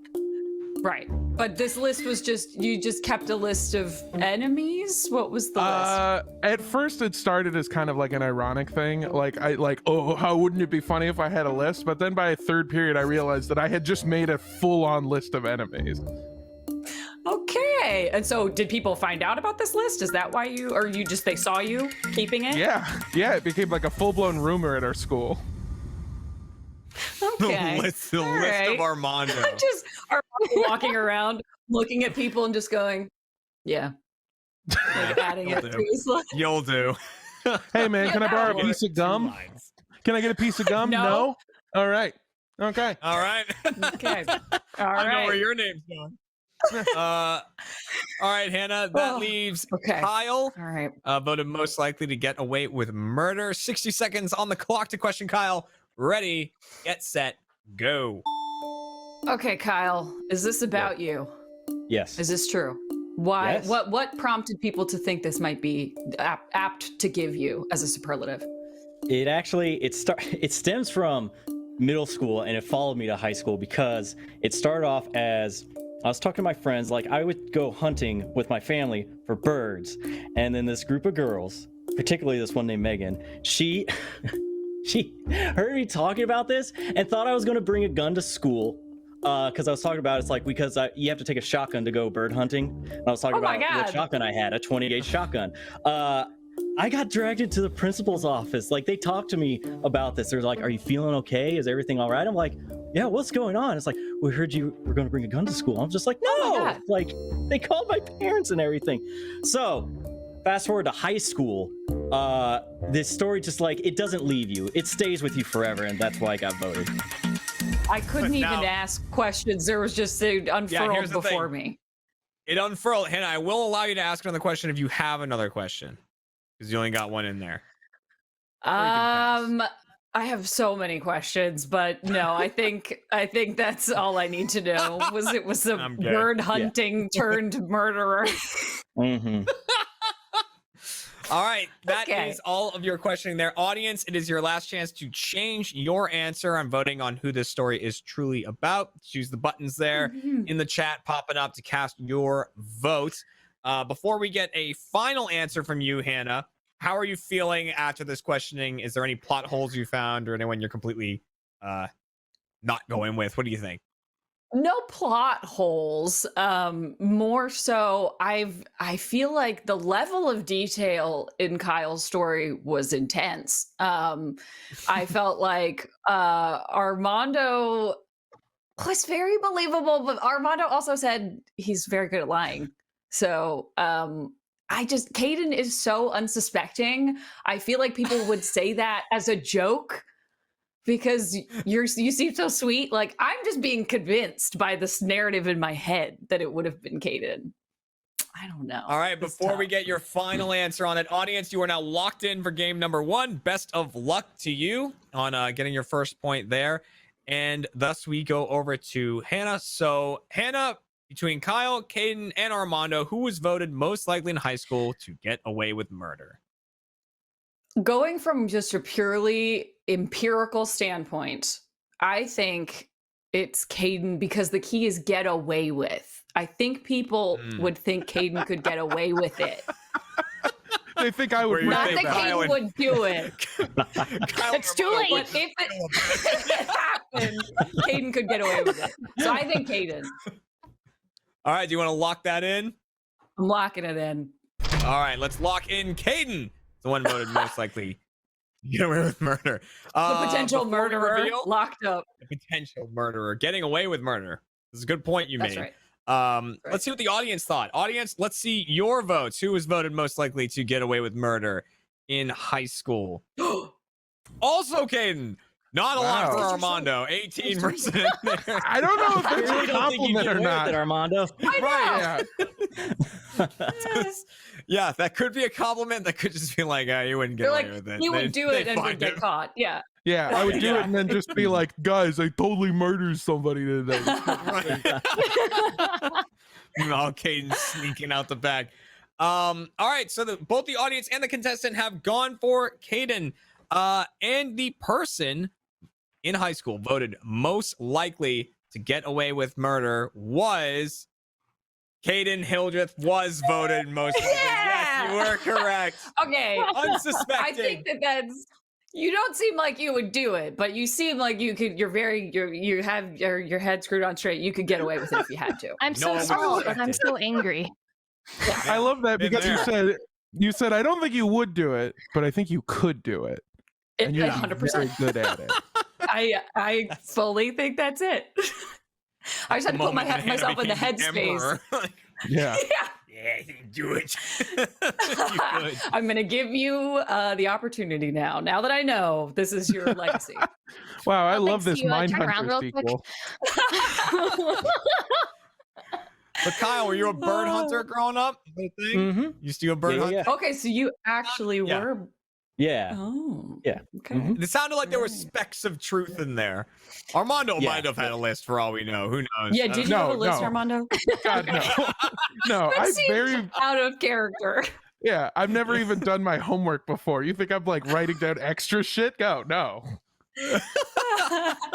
Let me see those notes. It's just my list. So at the end of that game, it means both the audience and the contestant get a point for figuring that out. No points yet for the deceivers, but that there's still plenty of time for that to change, especially because in the next game, the deceivers can get 2 points while the audience and the contestant can still only get 1. And that is, of course, what's in your house. In this game, all three of our deceivers will be describing a bizarre item they have in their house. However, only one of them is telling the truth. The other two are making up items that do not exist, trying to get Hannah to think they actually own this item and it is in their house with them. Before getting into the game, I'm going to go down the line from Kyle to Caden to Armando and just get a 1-sentence description of these bizarre items before letting Hannah question each of them. Up to my discretion, I'll tell her when to move on to the next person. So let's start with Kyle. Kyle, what is in your house? I have a Pikachu statue with shutter shades on, holding glow sticks. Pikachu with shutter shades and glow sticks. Caden, what is in your house? I have a gold plate. It's also Pokemon related. I have a gold-plated Mewtwo Pokemon card. Gold-plated Mhm. Mewtwo Pokemon card. Armando, what is in your house? Mine is actually very similar to Caden's in that I have a piece of gold, but it's Nazi gold. I have a piece of Nazi gold. A piece of Nazi gold from Armando. Look at that straight face. No, Look at that face. it's not from Armando. It's from Germany during the Third Reich. Okay, all right, okay. Well, that's a fact. I thought And we I were own it! clear. It's Nazi gold. Okay. Hannah, who do we want to question first? I feel like we gotta start with the Nazi gold. You know? Okay, That's just, yeah. I mean, why wouldn't we, really? I feel like we gotta. There's no time limit on this one. I'll just tell you when to move on to the next person. So whenever you're ready, begin your questioning. Okay. Armando, how did you come to acquire said Nazi gold? Well, in high school, I was a guy who kept a lot of lists, right? And so that's just logically the next step for dudes who have lists. Yeah. Sure. I have a lot of different types of memorabilia in my house. I've got a flashlight, standard issue flashlight from the Korean War. I've got a Nazi dagger. I've got Nazi gold, various different Nazi coins. I've also got Klansman robes. What? Oh. Why? Yeah. I feel like it's kind of like a know thy enemy sort of thing, or I'm gonna be the most confusingly fired from Rooster Teeth employee there's ever been. There's nothing confusing about it. That's okay. So, lot to unpack. However, what this piece of gold, let's focus on that. How big is it? It's like this big. That's sizable. Yeah, this is also a white supremacy sign too. So. Oh no! There's the layers of this. Yeah. No one's gonna clip this out of context. It'll be fine. No. How much did the acquiring it cost you? Like how Nothing. much was it? Somebody gave it to me. They gave you a giant chunk of Nazi gold? They gave me a coin of Nazi gold. Yes. Oh, it's a coin. Yeah, it's a gold coin. It's also very corroded, so you can barely tell that it is. Why did they give it to you? Just because they knew it was They said, "Hey, I think you'd be a big fan of this," and then gave it to me. You are a gifted storyteller. I don't know what of this is true and what is not. On that compliment, we're gonna start the questioning there. Oh no! I have no I idea. think you'd be into this. Yeah. This just screams your name, I feel like. Right. Thank you. It screams a lot of things, and none of them are It good. screams many things, yeah. Hannah, who would you like to go to next? Caden. I want to talk to Caden. Oh, I want to talk to you. I don't even want to talk about the Pokemon card. I just want to hang out, you know? More gold here. More gold, yeah. More gold, yeah. Okay. Whenever you're ready, begin your questioning. Okay, so this gold-plated Mewtwo card, is it real gold? It is. No, it's not. No, it's not. Oh, okay. Where did you? Why are you laughing? Where did you get it? I giggle. I don't know what to say. It's something that I got from my family. Like we found like sitting around because like my whole family is like really into Pokemon and stuff like that. And it actually was like this. I think it was Burger King. It was like from a fast food restaurant, like one of those like meals that like came from it. Ooh.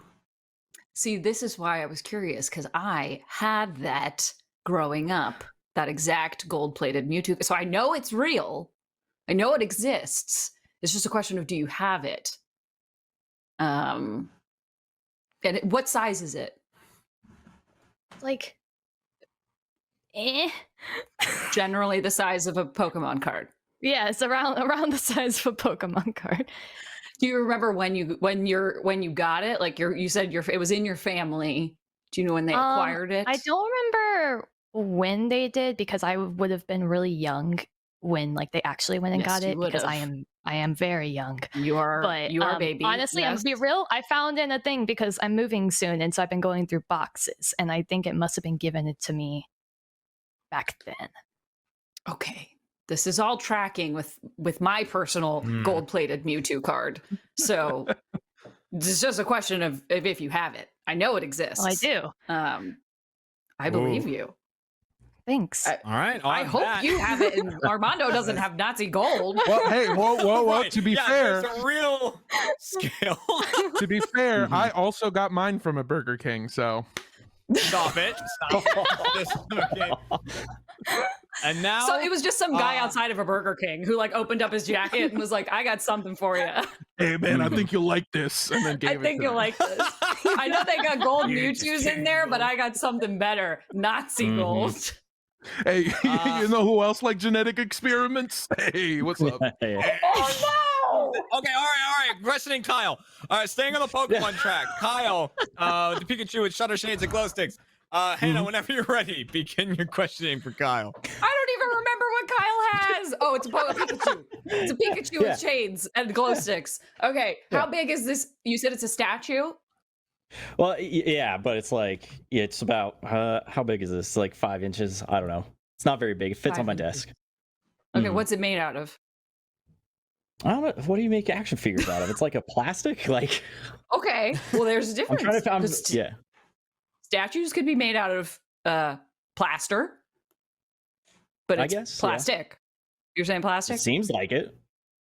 What do you mean it seems like it? Could be I don't know. It's like I haven't like spent time analyzing it. It's I didn't put it under plastic. a Okay, microscope. Yeah, it's Okay, it's plastic. It's plastic like a plastic-like Pikachu. Mhm. You said it has glow sticks. Did you say two glow sticks? Yeah. Yeah, it's holding How like big this. are they? Oh, he's Very holding them, big. one in each Yeah. hand. Yeah, it's like a Raver big are they? Pikachu. Raver How big are the Pikachu. glow sticks? Yeah, yeah, yeah. Like, We're I don't talking know, big scale. enough for like hands, like whatever Pikachu hands are. You want me to scale down this like these Pikachu hands for you? Like, you I'm know, just they're like 3 curious. centimeters by 4. I don't know, like Okay, all right, okay. What color are the shutter shades? pink. Pink. Okay, all Mhm. right. So the Pikachu's arms are like what? What's the positioning of the pose? Like that. It's like it's having a fun little rave. It's dancing. Is it posable? Is it a No, static no. figure? Not It's a static posable. It's thing, just yeah. permanently in that rave Yeah. pose. Okay. Yeah. Just Pikachu on Where E, did- just having a good time. Just yeah. Where did you get this Pikachu figurine? This was at PAX. It was like at one of the little vendors. Mm-hmm. Okay. Okay. All right. And how long have you had it? Oh, I don't know, 6 years, something like that. Okay. All right, Hannah, I'm going to cut you off there on your questioning. I feel like yeah, that's good. That is it. That's our questioning down the line for everybody. Audience, last chance to change your votes on who is telling the truth about their item, who really has the item in question. So Hannah, after hearing everything, what are you thinking here? I'm afraid of Armando now. I'm just all are. I want to agree with anything Armando says. But I know that gold-plated Mewtwo exists. So that's the most I have to go on. Like I know that thing exists in the world. Although I also know that Nazi gold exists in the world. So that's also true. The unfortunate truth, yeah. That is unfortunately true. Before it was all melted down and made into Mewtwo's. That's where it all came from. Until Burger King decided to get involved. Burger King scooped it up. God. All right. So, audience, we are now locking in your vote for game number 2. Best of luck to you. And over to Hannah. Hannah, who has the real item here? It's probably the Nazi gold, but I know that the Mewtwo exists, so I'm going with Mewtwo with Caden again. Do you want to lock that in? I'm gonna lock it in. I'm a chump. All right, let's lock in Caden as the gold-plated Let me Mewtwo. Audience, I'm very excited. Audience, what did Me you too. think? What did Who they are you put? going with? I'm very excited to see their thoughts here. I feel like it's gonna be close. Oh, it is close. at least we're It is aligned. close. I like that no one thinks I'm a 45% terrible person. Right, yeah. Everyone's like, nah, Armando's too good for that there. But yeah, so we had a 40%, 30%, 20%, give or take. So not too far split there. And rather than me just say who has the real item, I'll count down from 3 and say reveal, and then the person with the item will hold it up. So let's see the real item in 3, 2, 1, reveal. I knew I should have said that. No. I don't know if it'll It's fix pretty it. corroded. Oh Yeah. my God. It was a Wow. It's like I 1942 Germany from the Third know Reich you're- piece of Nazi coin. Wow. I should have That known. is a real thing that Armando has. Now, okay, to try to make this a bit more okay. Yeah. I don't know if it will do that. But you were talking earlier that you have a podcast, right? Yeah. Yeah, I do. Yeah, I have that a was why I podcast. did the cult podcast. Yes. The Cult Yeah. podcast. Yeah. Where he talks about cult like that, which is why you have all this kind of memorabilia and stuff like that. 'Cause you Yeah, there's a have bunch of podcast other we talk shit. There's a bunch of other Figured shit that I was the own. case. I also Yeah. have dice from the casino that Charles Manson worked at. I have napkins from the sandwich restaurant that Marshall Applewhite from Heaven's Gate owned. I have like a bunch of cult memorabilia It's that a people just send collection. me. It makes Yeah. sense. Wow. It makes sense. Wow. I just I mean, yeah. Yeah, I but just far and got me away. with that BK Mewtwo because I know it exists. Well, Yeah. I will say I definitely also, don't have Caden. that. Hey. Nice. There you yeah, go. so- Dope. yeah, Caden mentioned it, and I was like, oh, wait a minute, I have that. Oh my God, yes. Yeah, we got them. Wow. A whole so- set. I'm a too whole useful. set. Togepi, Pikachu. Too young. You're too. I should have known. Too young. I'm a It came with those baby. Pokeballs that like opened up. Yeah, and you're too young Yeah. for this. Too young. Right, Too young yeah, to remember. too young. But because of that round, the deceivers get 2 points for fooling both the contestant and the audience. So now the score is 1-1 to 2. It's really Dang. flipped around, which means it really is all coming down to the final game because every single team can earn 2 points in our last game, which is called Pushing the Envelope.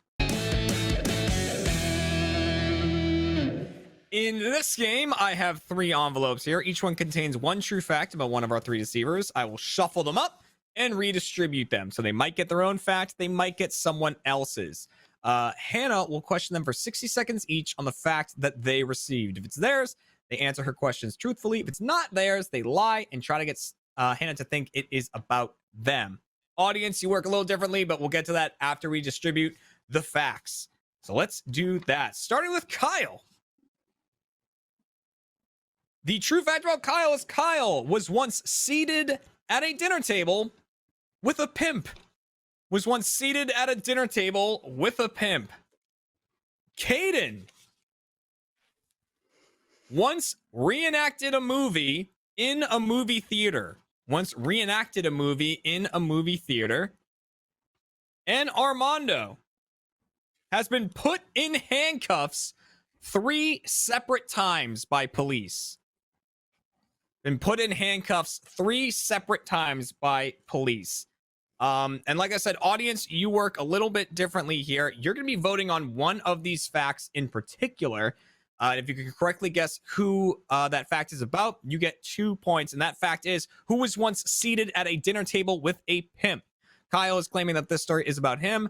After you hear all the questioning, you can decide if you believe Kyle or if you think it's about Caden or if you think it's about Armando and cast your votes accordingly. Hannah, you get 60 seconds to each person. Who do you want to start with? Let's start with Kyle. We haven't started All right, with Kyle starting yet, with so Kyle. let's start with Kyle. Okay. Equal opportunity. I like that. Yeah. Seated at a dinner table with a pimp. 60 seconds on the clock. Ready, get set, go. What restaurant was it? Where were you eating? Taco Cabana. Where was it? In Austin? No, it was down in Padre Island. How did you know this person's profession? I asked them what they did. And they said? They said they were in management. And then as the conversation went on, I was like, I think this man's a pimp. Did they ever directly state that they were a pimp? After I asked them, yes. You asked them point blank, are you a pimp? Yes, I was just like, because he was being coy about it. And like, he was smiling about it too. So it's like, I could tell. And I was just like, are you a pimp? And he's just like, yeah. Like, he was, okay. And, interesting. And why were you seated at the same table as him without knowing him? This was spring break, so we had like left the bonfire with just a bunch of people and went to Taco Cabana.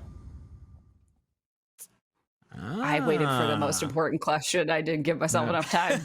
That's on me. All right, there's your questioning for Kyle. Remember, audience, you can be using that questioning to try to determine if Kyle's telling the truth or if that story is about Caden or if it's about Armando. Anna, who would you like to go to next? Let's just go in order. I want to talk to Caden. All right, reenacted a movie in a movie theater. I just love talking to you. Let's hear about this movie reenactment with Caden. 60 seconds on the clock. Ready, get set, go. All right, so what movie was this? Okay, so I reenacted scenes from Mary Poppins because that's my favorite movie. And what theater was this at? Well, it was in Arizona because I don't live in Texas, but it was just like at a Harkins. Yeah. Was it, so you reenacted scenes, was it on stage or was it in the audience? What was the reasoning behind reenacting? I thought there was no audience. There was. You thought it was an empty theater?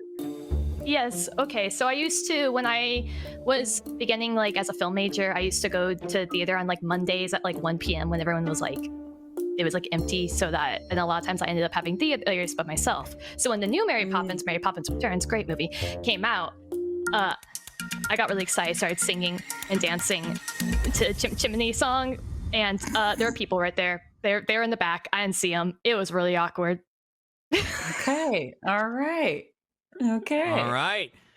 Noted. Chimney. And that leaves Chimchurri. That leaves Armando, who has been put in handcuffs 3 separate times by police. There he is. Oh my God. 60 seconds on the clock. Ready, get set, go. Okay.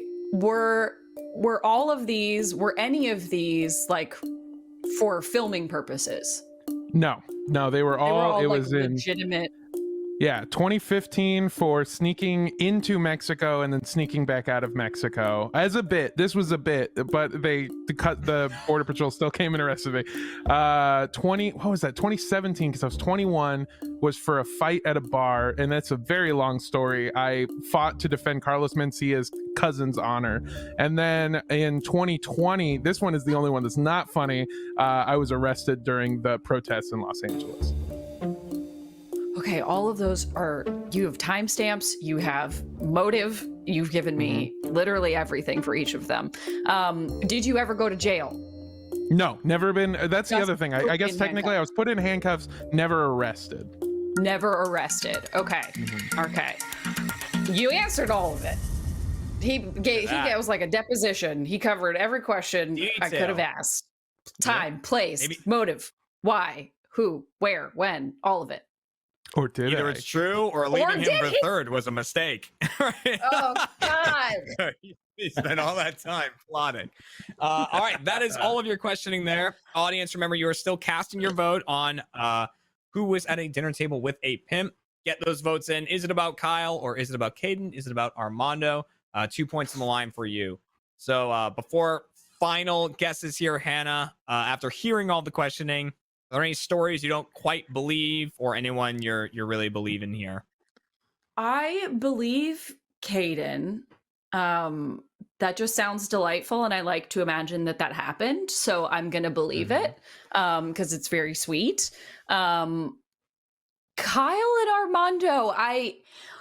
Armando's just so detailed down to Mencia's cousin.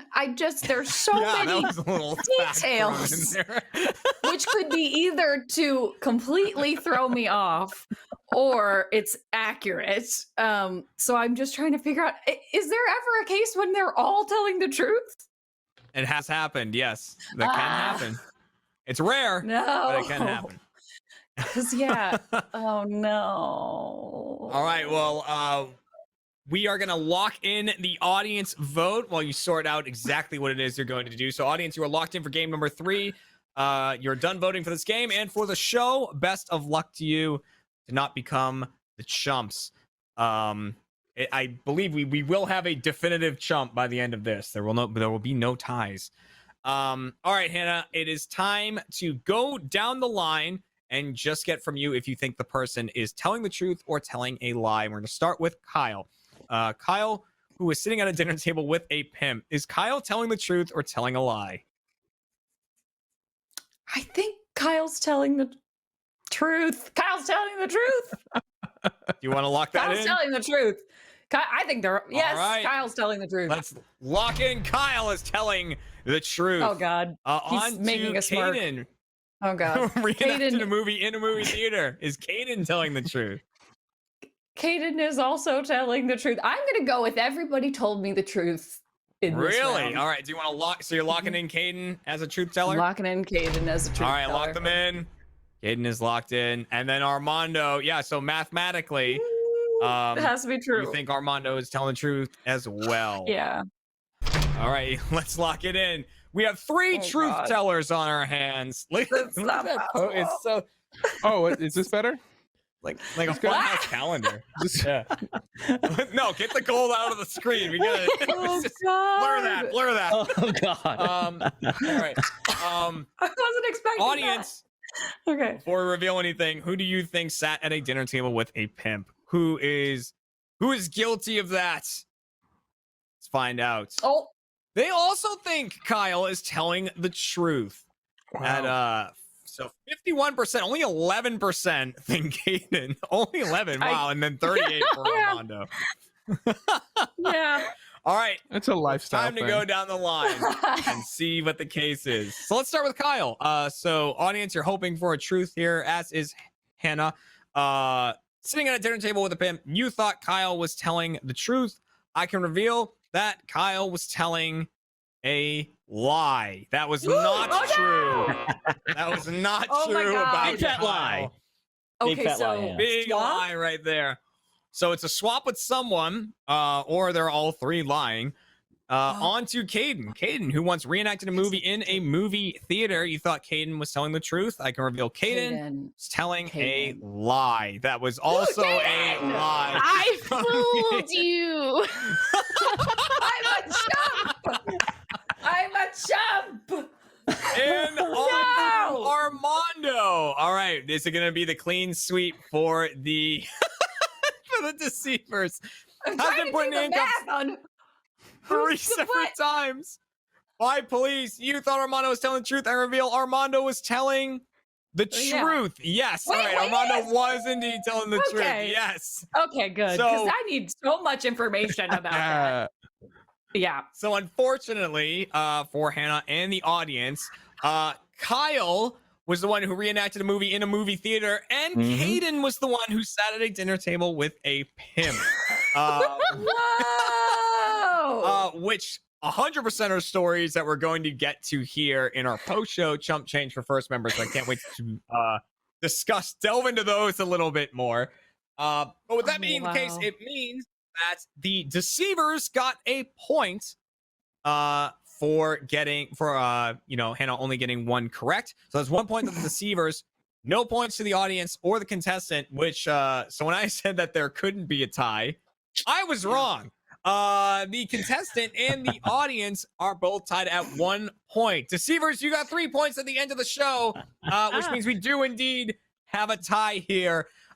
So on this episode of Chump, both Hannah, the contestant, and the audience are going to be tonight's Chump.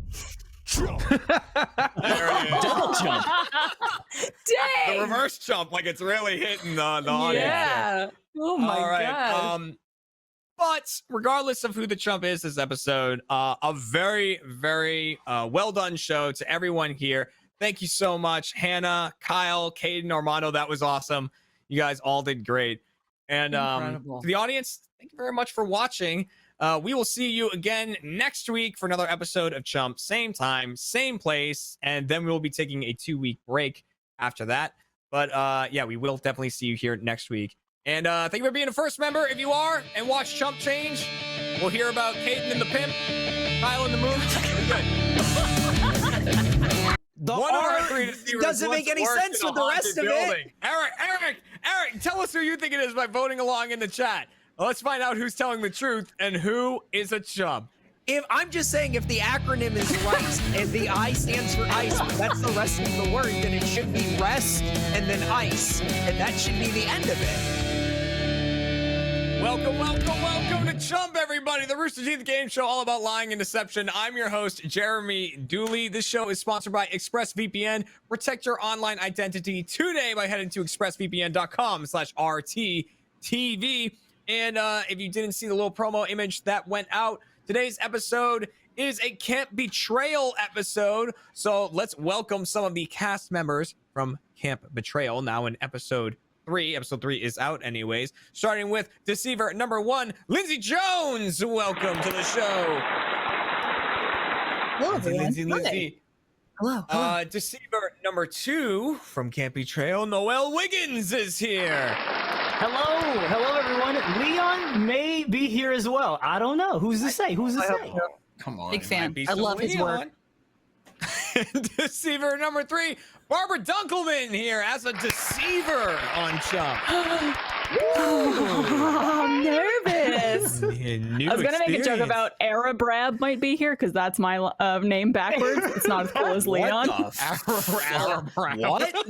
No, Arabrab Namliknud is my full name backwards. What? How do you know that? What the? Yeah. Because when I was a Let's also make kid, sure that we introduce. Hey, the contestant's the Bombador. It's Eric Bador is here. Hey, what's up? The I'm wearing contestant. cool. I wear cool wraparound sunglasses like your dad. Look at that. That's a Okay. matrix. The audience can also vote on who's telling the truth or telling a lie. It's gonna be one of those shows. So I'm just saying that if it's rest is the R and the ice is I, then what's the point of the C and the E? Because you've already spelled the rest of the word. stand for other Isn't it? things. Compression, But elevation. I'm saying that the other 2 letters are in the I part. It doesn't make any sense. And I I'm was right. saying Anyway, there's a Jeremy, main character named Ruby come in the on. show, We have a so show to it do. all makes We have a sense. show to do. Calm down. That's true. Yes. So, Camp Betrayal is out. 3 episodes of it are out. All 4 of the people on the show today are in Camp Betrayal. So we're doing a special themed episode with everyone here. Barbara, this is your first time as a deceiver, right? You've been on It as is a my contestant before. first. Yeah, I've never deceived anyone in my whole life, so this will be the first time. Oh wow. Dang. And you're up against Eric. So how do you feel about lying to Eric specifically? You gonna be able to fool this man? You know, out of all the people at this company that I could lie to, Eric is probably my top choice. So I think I'm looking forward to it. What the fuck? All right. Well, with that being the case, let's jump right into our first game, which is called Save the Date. In this game, I'm going to give Eric one dating-related fact about one of our 3 deceivers. However, all 3 of them are going to be acting like this fact is about them. Eric is going to question each of them for 60 seconds about the fact he is given to try to determine who this fact is truly about. So one person is answering truthfully, the other 2 will be lying and making up answers to his questions. Now, the fact in question today is one of our 3 deceivers was once surprised on a date with jumping out of a plane. Was once surprised on a date with jumping out of a plane. What the fuck? So, yes, this is true about one of our awful. deceivers. That would be the worst. Oh my god. So you have 60 seconds for each person, and you can start with whoever you want. Who do you want to start with here? I want to start with Noel. All right, starting with Noel. I am a Leon? terrible liar, so I'm bringing out Leon. Here we go. Here we go. Here we go. 3, 2, 1. Oh, what the? Whoa! What's happening? Go ahead, Eric. Guys? Please ask away. Ask We away. might be done for. Ready, Barbara's get set, so go. here. Oh no. Well, Leon, how old are you when you jumped out of this plane? 21. Okay, and this is a person that you had just started dating or a long-term relationship? 1 year, long-term or long-distance relationship is what I meant to say. Long-distance relationship, and then you met up and jumped out of a plane? Yes. That's outrageous. Why did you do this? You can't look like a punk in front of everybody. You got to do it now. Were there more people? Yeah, it's like one of those like tandem, situations. You jump out with the dude attached to you. Have you ever been skydiving before? No, I'm afraid of heights. Jesus Christ. I don't know about Leon. I don't feel good about this. I don't feel good about this at all. Wow, you really got that. Wow, that is nice. Woo! I really What got happened? outdone What happened? there. I had nothing. I think I got choked had out. nothing. What happened? I got choked out for a little bit. It's You a were fad. going It's with going Leon, around right yeah. now. It's a fad. You answered his question. Oh my goodness. Well, Eric, that was one 60-second questioning. Who would you like to go to next, Barbara or Lindsay? I don't. Lindsay. I feel different. All right. I feel like a different person. You're changed I don't after feel getting good. Leon. I get I it. don't Yeah. feel good now. I don't. What You have happened? 60 seconds to question them. 60 seconds on the clock. Ready, get set, go. Okay, so you jumped out of a plane? No, I did not jump out of a plane. That is the confusion here. My boyfriend at the time was the one who jumped out of the plane. I did not. I said no, thank you. I'm good. And how old were you when this happened? I was in high school. I was 16. He was 17, and it was a very shoddy training thing for military because he was going into enlisting after high school. So he's like, "Hey, let's do this training session where we jump out of a plane." I was like, "Okay, this isn't a okay date going around base, but I do not want to jump out of this like World War II plane that's like on its last wing here." But yeah, I'm sorry. No pun intended. Did he survive the fall? Yeah, and he enlisted, did basic training and everything. So I get, you know what? Mission accomplished. Return to base. Yeah, can we just use the last 5 seconds to salute? Thank you. Yeah. Thank you very much. What? Oh man! Wow! Even Barbara's saluting. That's cool. And Jeremy. Oh, I forgot. My bad. Well, yeah, I forgot. I mean, that's beating into him. Like When the that's Canadian that's like a team Northeast, patriotic, a real Boston thing, you know. Yeah, then we have. Yeah, you have to do that when you show up for school. When you go to All right, Dunkin' good Donuts all the time, they just make you salute. Like, do you want? A dozen munchkins. Do you want the? It Thank is you for your so hard work, Tom.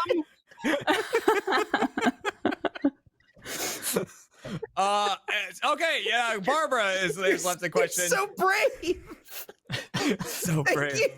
Thank you for the your large service. coffee. I don't know how we cut the holes out of the donuts, but you've done it. Lots of good holes. The bravest people on the planet right now. Absolutely, Yep. Dunkin' Donuts employees around the world, I salute you. Thank you This very is much. you, yeah. This is. Oh 60 shit! seconds to question Okay. final deceiver Barbara. All right. 60 All right. seconds on the clock. Ready, get set, go. Okay, Barbara, why did Trevor make you jump out of a plane? It wasn't Trevor. It was someone who I went on one other date with while I was single before dating Trevor. Yeah, this is a second date. Wait, this is a second date, and you were like, hey, and they were like, hey, let's jump out of this plane? Well, on the first date, we kind of talked about like all the things we've experienced in life, and he had never been skydiving. And for our second date, he said he wanted to take me somewhere. Unbeknownst to me, we went to this skydiving place just outside of Austin. And I was like, well, I've been skydiving before, so I was cool with it. But it was still a surprise to me. Was it other people?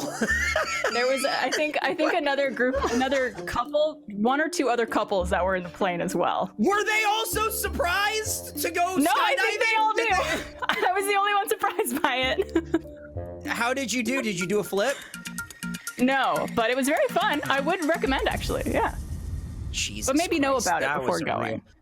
That's a real turn from the first two. Noelle or Leon had a real different story, and then Lindsay's whole thing, their whole thing was a military plane. Barbara's like for it. What the fuck? I didn't anticipate anybody telling me a story where they're like, yeah, and I thought it was cool.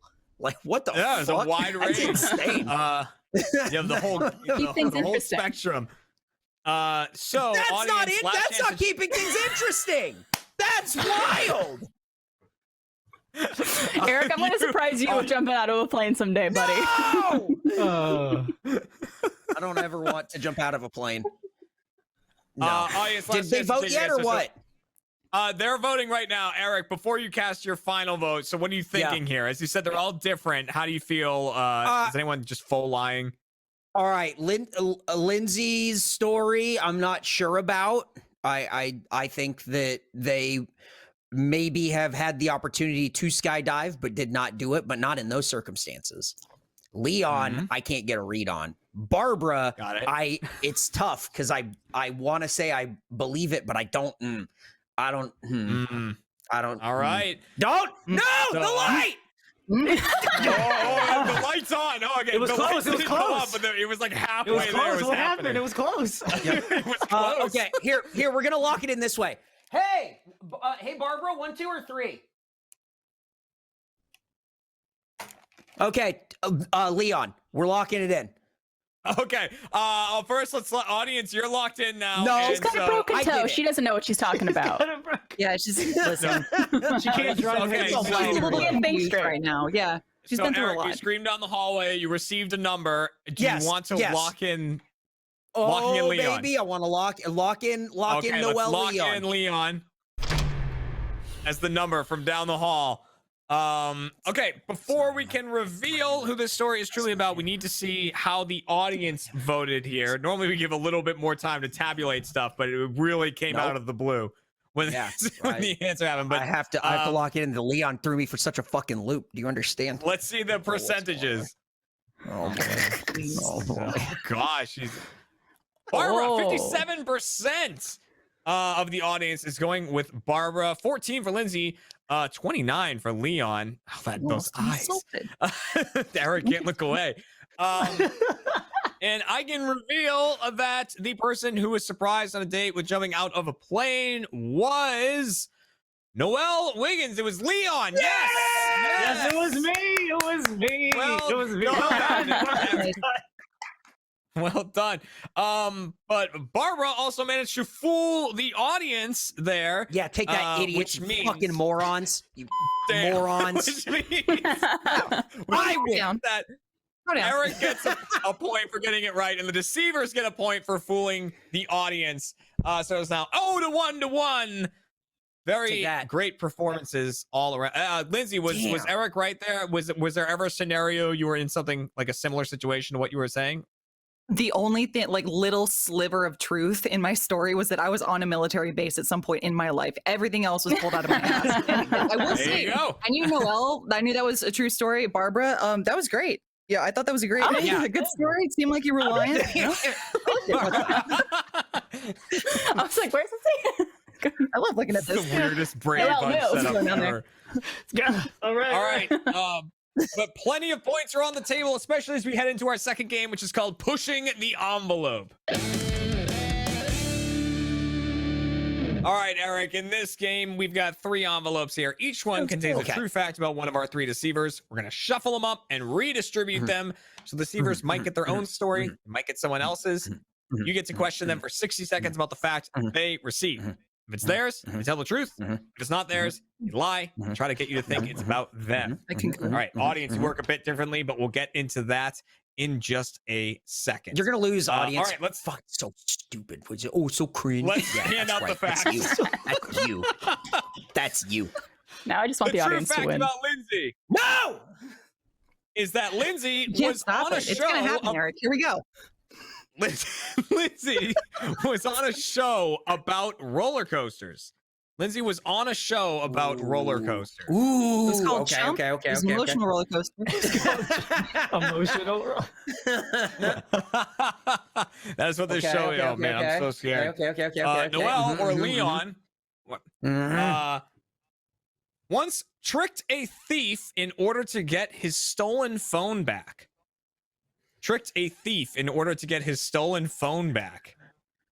And Barbara accidentally started a smuggling racket in high school. What the guys? What is wrong with all of you? This is ridiculous. Those are the 3 facts. Damn. All right. And so for the one that the audience is voting on, which one is the audience voting on? I don't know. Watch, it's right there. Who was on a show about roller coasters? Audience, you can lock it in. Is it Lindsay? Is it Noelle or Barbara? You can listen to the story, and you guys can figure out who you think was on a show about roller coasters. Eric, who would you like to start by questioning Christian wrote whoops. In my little script that tells me what to say, Christian had the wrong one written down. He just wrote "whoops" from Christian. Hell yeah. I was so confused. Awesome. I was like, wait a minute. That's our fact for the next game. That's not the right thing. Okay. So yeah, audience, you're voting on who was on a show about roller coasters. Eric, who do you want to start with here? 60 seconds. I already said that too. I want to start with Lindsay. All right, starting with Lindsay on the show about roller coasters. 60 seconds. Yeah, it's true. But let's see. All right, let's get 60 seconds on the clock. Jeremy, I got it. Jeremy, I got it. Let's get 60 seconds on the clock. Okay. Lindsay, get ready to get questioned. Ready and go. I'm ready.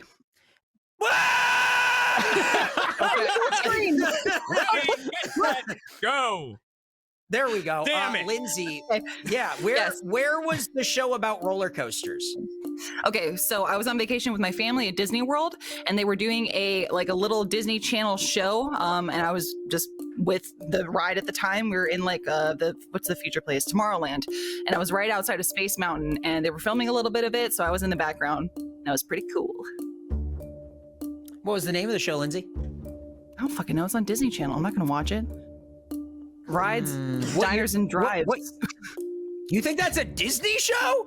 I assume that, yeah. What you think Guy Fieri is a Disney property? That's weird. What year was this? What year was this? I was in high school at the time, so like 05. I was a sophomore, so. Okay. 506. Around there. Big fan of roller coasters, Lindsay? I do like them a lot, yes. Interesting. You didn't go with Six Flags for your lie. Lindsay. Interesting. I would love to go to Six Flags, but at the time I was at Disney World, Eric. So, you know. Jeremy, I don't need any more time with Lindsay. I've been past Texas, been over Texas, been a lot of Six Flags, but no, not that time. He's had, let's just get rid of the rest of Eric's time there for Lindsay. Okay, good. Yeah, I'm ready to move on for my next question. Yeah. Okay, who would you like to go with next here? I think that I'm going to go with Barbara Dunkelman. That's me, not your wife. Dunkelman. Well, she was going to get confused. She was going to come in and go, "Who are you? What's this?" And I was What like, do you "No, want I'm on a show about?" right now." Yeah. Barbara accidentally started a smuggling racket in high school. 60 seconds on the clock. Ready, get set, go. All right. So what was the street price of cocaine at the time that you were doing the smuggling racket? $70 a pound. I don't know how do you measure coke? You think that it's $70 a pound? You think that it's $70 a pound? And also, you think that I can buy it in pounds? You think that I can buy it in pounds? What? Like it's barbecue. Yeah, right. 2.5 pounds. I would like mine please. extra moist, please. Yes. What the fuck? Okay, so what were you smuggling? People's cell phones. You were smuggling people's cell phones? Yeah, so we weren't allowed to have cell phones in our high school, and they had metal detectors for everyone coming in. And I found a different door into our school that no one else knew about, and not everyone wanted to use it because if too many people went in there, they would have found out. And this happened for like maybe 2 weeks, give or take. Did you make money? Yeah, people paid me $5. Oh man, that really threw him for a loop. It was, listen, I mean, how much is back in the 5 day. Canadian? 5 Canadian's only like $3.50, isn't it? You know what, It was a lot of Eric, money I'll allow at the you time. one more question because of the blowback from the Because of my 70 pound pound of Yeah, okay, cocaine. cool. All right. Yeah. All right, here's one. Okay, one more question. You in pounds? In pounds? You think it's cocaine in pounds? You're out of your All right, fucking Noel's mind. fact. Barbara goes hard. The true fact about Noel. So Noel tricked a thief in order to get his stolen phone back. Eric, you Interesting. have 60 seconds to question Noel about this. 60 seconds on the clock. Ready, get set, go. Okay, so what is it that you were smuggling in your smuggling ring? Wait, what? Smuggling? Yeah, I didn't yeah, smuggle yeah. What were you anything. smuggling in your smuggling ring? Yeah, Fruitopias. you said you were. Yeah, you said that you were. You said that you were doing a smuggling ring. What were you smuggling? Fruitopias. Fruit. Oh, okay. Interesting. Interesting. Smuggling Fruitopias. Okay. Hey, Jeremy. Yeah. Oh, I think I'm done with my time with Leon here. Success. All right. Or so you think. Well, you know what? Just because Maybe I think Leon's it makes done you with you. uncomfortable, let's leave them there for 23 more seconds. But what do we? Oh no, it got close. I don't like this. No, I said I was done with my time with Leon.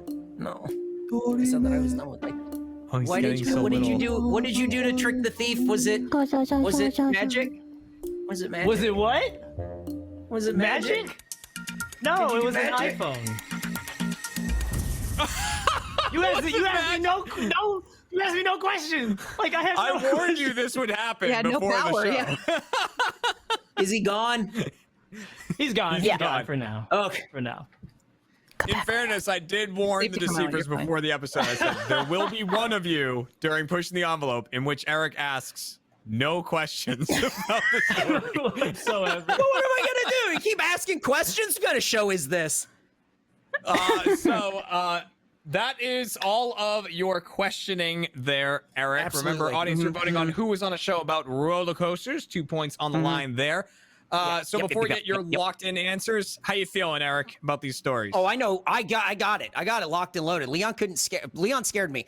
Okay, I was scared of Leon, but I do have answers, me. and I think that I'm right about all my All right. answers. Audience, let's lock you in. You are now locked in for round Lock 'em number in. 2. Best of luck Lock 'em to in. you. Eric, Don't let them for out. you, they're locked in. We're going to go down the line from Lindsay to Noel to trapped. Barbara, and you're just going to tell me if they were telling the truth or telling a lie. So let's start with Lindsay. Got On it. a show about roller coasters, was Lindsay telling the truth or a lie? Lie! Lie! Lie! Lie! Lie! Lie! Excuse lie. me. No. No. No. Yeah, Jeremy? Do you want to lock that in? Yeah, go and lock that in. Okay, let's lock that in. All right, so You lost? Lindsay's locked in as telling a lie. On to Noel. Tricked a thief in order to get his stolen phone back. I think that oh, now I'm getting scared. I don't like it, but I will say, I think that is the truth. Do you want to lock heard that anything in? about it. Yeah, I'm locking it in. All right, Barbara, lock I have it. a plan. Barbara, I have a plan. Let's lock in Noel is telling the truth. Let's see this through. Hang on. On to Barbara. The smuggling ring in high school. Is Barbara telling the truth or telling a lie? Look, we'll hear more about Leon's story in the Chump Change episode of the show, so don't worry about that. I'm going to say that Barbara was telling a lie. Do you want to lock that in? Yeah, you don't have to ask me. I just told you. Okay, What if I changed it? Would that be cool? You know what? Next time I'm changing it. You better ask me again going forward because next time I'm changing it. No one ever changes it. I ask it every time. Yeah, I know. That's because we give you the answer. Why would we change? I'm the Regis Philman waiting for someone to know the final answer, and it never happens, and they always stick with it. That would be Eric. You should change just to do something different. No, I'm feeling good. No, you should change it just in case. No, I'm feeling good. What's the audience have to say, Jeremy?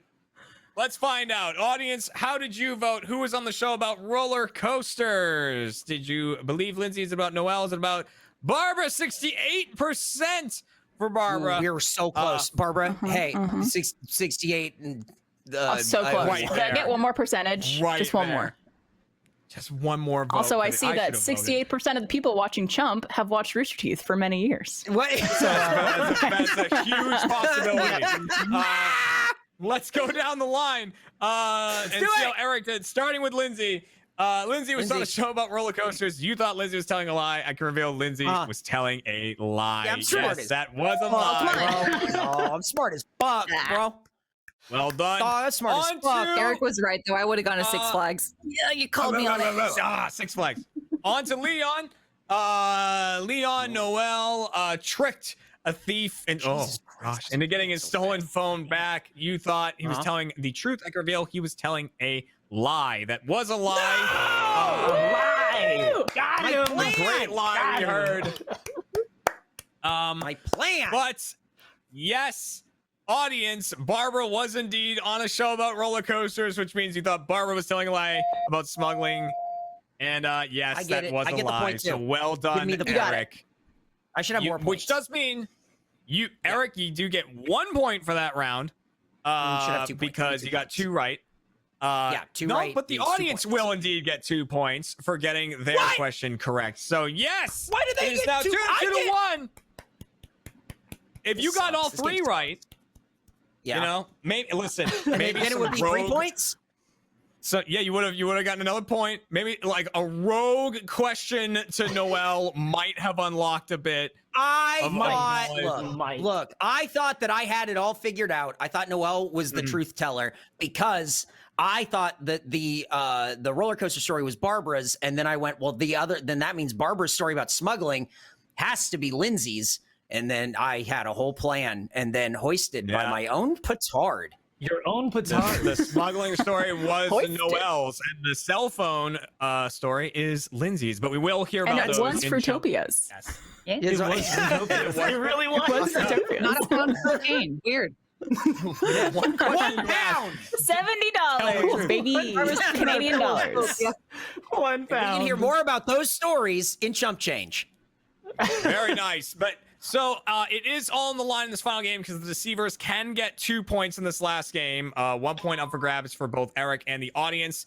So it all comes down to our final game, which is called Just the Facts. In this game, I will give Eric 1 true fact about one of our 3 deceivers. He'll need to sort out who is telling the truth and which 2 are telling lies. The difference in this game is Eric can ask questions up to my discretion. I'll tell him when to move on to the next person and start his questioning elsewhere. The fact we are using here is that one of our 3 deceivers once worked in a haunted building. One of our 3 deceivers once worked in a haunted building. Audience, you're voting as well. Is this about Lindsay, Noelle, or Barbara? Bottom teeth. Oh. It's like like I said, Eric. Yeah. There's no time limit on this one. I'll tell you when you move on to the next person. Who do you want to start with? Okay. Let's start with hang on, let me think about it. I want to start with Jeremy. Okay. Did you do it? All right. Yeah, you can question up to my discretion. So whenever you're ready, begin your questioning. Okay, Jeremy, did you do it? We're good. All right. So who would you like to go to next, Eric? Wow, you played that really well. That was great. Leaned into it and then just rolled with it. That was smart. Let's start with Barbara. Okay, starting with Barbara. Once worked in a haunted building. There's no time limit here. I'll just tell you when you've had enough. So whenever you're ready, Go for it. Tell you when. All right. So was this like a Burger King that you worked at a movie theater? Literally the only job I've ever heard you talk about. No, I actually worked for the Alumni Association at my college during college, and that was the haunted building I worked in. There was a Burger King I worked in at the Burger Alumni King from Association? 15 to 18, and then I went to college from 18 to 22, and in that time period, I worked at the Alumni Association. I don't know. This timeline's getting a little fuzzy. So did you ever see a spook, specter, or ghost? I didn't see anything, but there was a lot of like noise and creaks and things like closing on their own. And someone who worked there for a while said the building was like 200 years old and was haunted. And I quit shortly after that. You quit the Burger King? The home of the Whopper? And the Whopper Jr. Yeah. What the? They made a smaller one? This truly is haunted. This truly is a haunted Burger King. I can't believe that. Chicken fries? How do you put chickens in fries? That make any fucking sense. Goddamn. Fucking ridiculous. This is ridiculous. So, okay, so you never saw a ghost. Did you ever like feel a ghost? No, I didn't feel anything. Just heard stuff. Okay, all right. So somebody lied to you about a building being haunted, and you said, "I'm fucking out of here, Scooby-Doo style." I mean, there were times where I was there by myself and I heard stuff, so I started to believe them a little bit. Yeah. And they flame grilled, huh? Doesn't make any sense. Like Like no but one that's else, not real. They don't really flame grill it. Like that's They like do. that's gotta be like liquid smoke. They're frozen patties. No way. Though. Yeah. That I knew it. I knew it. They're frozen patties that we put into. Yeah. What? That's it. Yeah, that's we're gonna cut it off I have there. more questions about. I have more questions about Burger King. Flame broiled. Well, we'll talk after. I'll answer that's anything right. you want. Oh, see, Yeah. Jeremy, me and you caught her in a lie about flame grilled. That's smart. Right. It's Good job. flame broiled. Right. Yep. Now What's the we're difference? and Who now me knows? and Jeremy, we're like Hobbs and Watson or whatever. Who are they? Whopper Jr. over here. Which one's the junior? Who do you think? I don't know. Eric's pretty little. Eric is man. little. You're right. Oh shit. Let's go. Okay, Let's go who to would you like to Lindsay. go to? Let's go to Lindsay. All right, Lindsay Let's next. see what's up with this haunted building. All right. Haunted Lindsay. building. Okay, so they have haunted buildings in Dallas, Texas, or what? They do, but more importantly, I was in this show called Haunter, where we traveled across a lot of places that were haunted internationally. We went to London at one point. That was great. And we busted ghosts. I don't know It if was it's that great. Yeah. That's London It kind of was sucks. pretty Do you awesome. like London? You I don't weren't like there, and I London. feel like you have some FOMO that's projecting right now. No, I just don't. it was I don't like pretty London. awesome. It feels. pretty It feels awesome, like a Eric, I'm not gonna place. lie to you. Feels like a place where everyone's just kind of like meandering. Like no Yeah. one's going anywhere with purpose. Free, You know what I Eric. mean? Yeah, free to roam, Yeah, like the spirits that haunt the lands that we're investigating. Exactly. Thank you. I don't like it. Wow, you sold Achievement Hunter only on first really well. Yeah, thank you. I would Check go it out watch now. that if I was a first member. Yeah. I would like to, so yeah, I'd like to have more episodes. Honestly, there are more ghosts to find. But I'm well, sorry, let's Eric, not you get have ahead of our questions? Lindsay. Let's Yeah, not get ahead I'm of sorry. ourselves. Let's not get too crazy. No, I we would can't. want You to. know. So did you see a ghost? You know, who can say what I saw or didn't see or hear and didn't hear? I'll tell you. Jeremy, I'll tell you what. did she see a smelled ghost? some things. Is Jack Yeah, and did she Jeff see a threw some ghost or stink what? bombs on me? No, I don't know. I can either confirm or deny the sighting You know of a where? ghost. You know where I saw some ghosts? I saw some ghosts in the edit. That's where I saw some ghosts in That's post production. That's where they Well, were. yeah, they were using hiding there the After whole time. Effects. Yeah, They it was were in crazy. After Effects. They started putting them They were in. haunting They all the said, like, we need to computers. get. We need to get like a couple. We need to put a couple ghosts in here, After Effects style. All right, Jeremy. I think that's it for my questions. Thank you. Got it. Okay. Thank you for your time. All right. That leaves Noel. If we get Noel for this question, his head's. No. Fine. I saw his head was locked in, like in a locked up Fight him off, position. Noel. Come on. You're stronger than that. I like it. Oh, no. All right. All Worked right. in a haunted building. Eric, whenever you're ready, begin your questioning. All right. Where did you work that was haunted? A recording studio. Ooh, what city was this in? Dallas. Oh, they do have Irving. ghosts in Dallas. Irving, Lindsay, I which told is you. in between It's like, yeah, I don't really Irving's in between understand the Dallas and Dallas-Fort Worth. I know, it doesn't make any sense. Like, it's like, oh, this is the Dallas-Fort Worth area. It's like, it takes an hour to get from one to the other. That's like It saying, really like, does. this is the San Diego, Los Angeles area. It's like, no, these are two cities. This doesn't make any Just sense. spitting facts. Stupid. All facts right Yeah. now. Just dumb. Just dumb. So, did you ever see the ghost? No. Did you ever hear the ghost? Yes. What they sound like? So I heard footsteps that walked right behind me, probably about 2 feet behind me. When I turned around, nothing was there. Oh, not even a ghost? No, but I was able to see the door to the studio move as if something were trying to close the door. Oh my God. And it wasn't the air conditioner? No. Though, I don't know. Did you see the way, Jeremy, did you see the way his eyes moved? I don't know if I trust that. I don't know if I trust the way his eyes moved when he said no. You want to know who I think the That's all I'm ghost saying. is? Yeah, tell me. Stevie Ray Vaughan. Oh, I thought you were going to say Stevie Wonder. I really thought you were saying Stevie Wonder. You almost that got guy's me. You almost got alive. me. Stevie, He is alive and Stevie well. Wonder's alive. Stevie Ray Vaughan. Austin guy, classic. All right. Jeremy, what happens if I think everyone's lying? Then you could go with me. That could be your answer, but we'll see. All right, that's it for your questioning there. Your questioning is done for this round and for the game. Audience, last chance to change your votes. So, like you said, Eric, what if you think everyone's lying? Does that mean you just simply do not believe any of them after that question? Oh, yeah. They're a bunch of liars. A bunch of liars, cheats, and thieves. Dare you? Yeah. You wouldn't say that to Why would Leon. we betray you like that in a camp? That's only on first. Yeah, I was only on the first episode.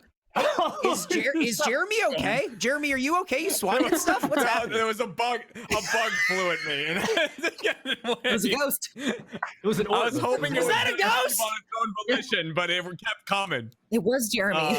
it was his story. Yeah. Okay, so I'm very curious to see who Eric's gonna go with here. Audience, we're gonna lock in your answer on this one. Thank you very much for voting in this game and for the show. Best of luck to you. Eric, we need an answer from you. Who worked in a haunted building? All right, Jeremy, I've put a lot of thought into this, and there have been a lot of very, very, very good questions for a very handsome contestant. But we have to lock in. Stop. We have to lock into one person, and I think I'm gonna go with Barbara. Burger King. Your wife? Yeah. I would Now you have to always ask go me with if I'm her. locking it in. Ask me if I'm locking it in. Do you want to lock that in? No, I want to change my answer to Noel. Whoa! Whoa! Do you want to lock that in? Yeah, sure. Let's lock that one in. No! All right. Oh my goodness. Change it to Lindsay. No, you're locked in with Locking in Leon. Noel. Cool. All right. Audience, it's time to see who you voted for. Who worked in a haunted building? Was it Lindsay? Was it Noel? Was it Barbara? What do your percentages say about the questioning and the answering? Oh, Lindsay, barely. Oh. Wow, what a squeaker. Barely. Wow. What a squeaker, bro. 40% Wow. for Noel. Wow. 19 Owen for Wilson with us. Barbara. Yeah. All right, the audience has gone for Lindsay. Eric has gone for Noel. I can reveal the person who worked in a haunted building was Noel Wiggins. Yes, Eric, you are correct. Very well done. Which means that at the end of that round, Eric gets a point for getting it right, and the deceivers get a point for fooling the audience, which brings our final score to 2-2 audience deceivers and 3 for Eric Bador, 3 for the contestant. Which means at the end of this episode of Chump, both the deceivers and the audience are going to be tonight's Chump. Nope, that's Eric. That's Eric. He did well. Yeah. Yeah. You can't keep jumping me.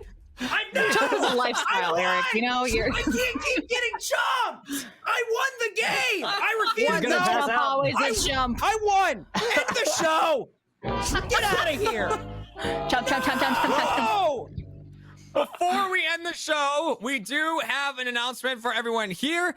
I mean, first off, I want to say thank you very much to Eric, to Lindsay, to Noel, to Barbara. Thank you guys so much for that episode. A very, very well done game. A lot of great Thanks for lives having there. us. But yes, we do have an announcement. So after 55 episodes of Chump, we are announcing that Chump is officially coming to an end. As a lot of you know, I'm remaining in the Northeast here with my family. And as Rooster Teeth goes back to the studio, this show worked really, really well as a remote show. But now that everyone's going back, we think that Chump has run its course. We have 2 weeks off. So the next 2 weeks, there won't be an episode of Chump. And then we will have 2 final episodes of Chump. So that is on the 18th and the 25th. You're not going to want to miss those. They're going to be a lot of fun. We're planning them out. It's going to be a great time. I absolutely want to thank everyone at Rooster Teeth who helped me make this show exactly the way I wanted it to be, which is just a lot of people having fun and telling stories to each other and just having a good time and joking around.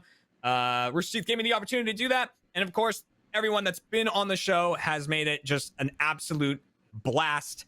And the people who work behind the scenes on the show, Nick, Christian, they have not only made this show possible during a remote era, but they made it better than it was in the studio. They made it thrive in a remote setting.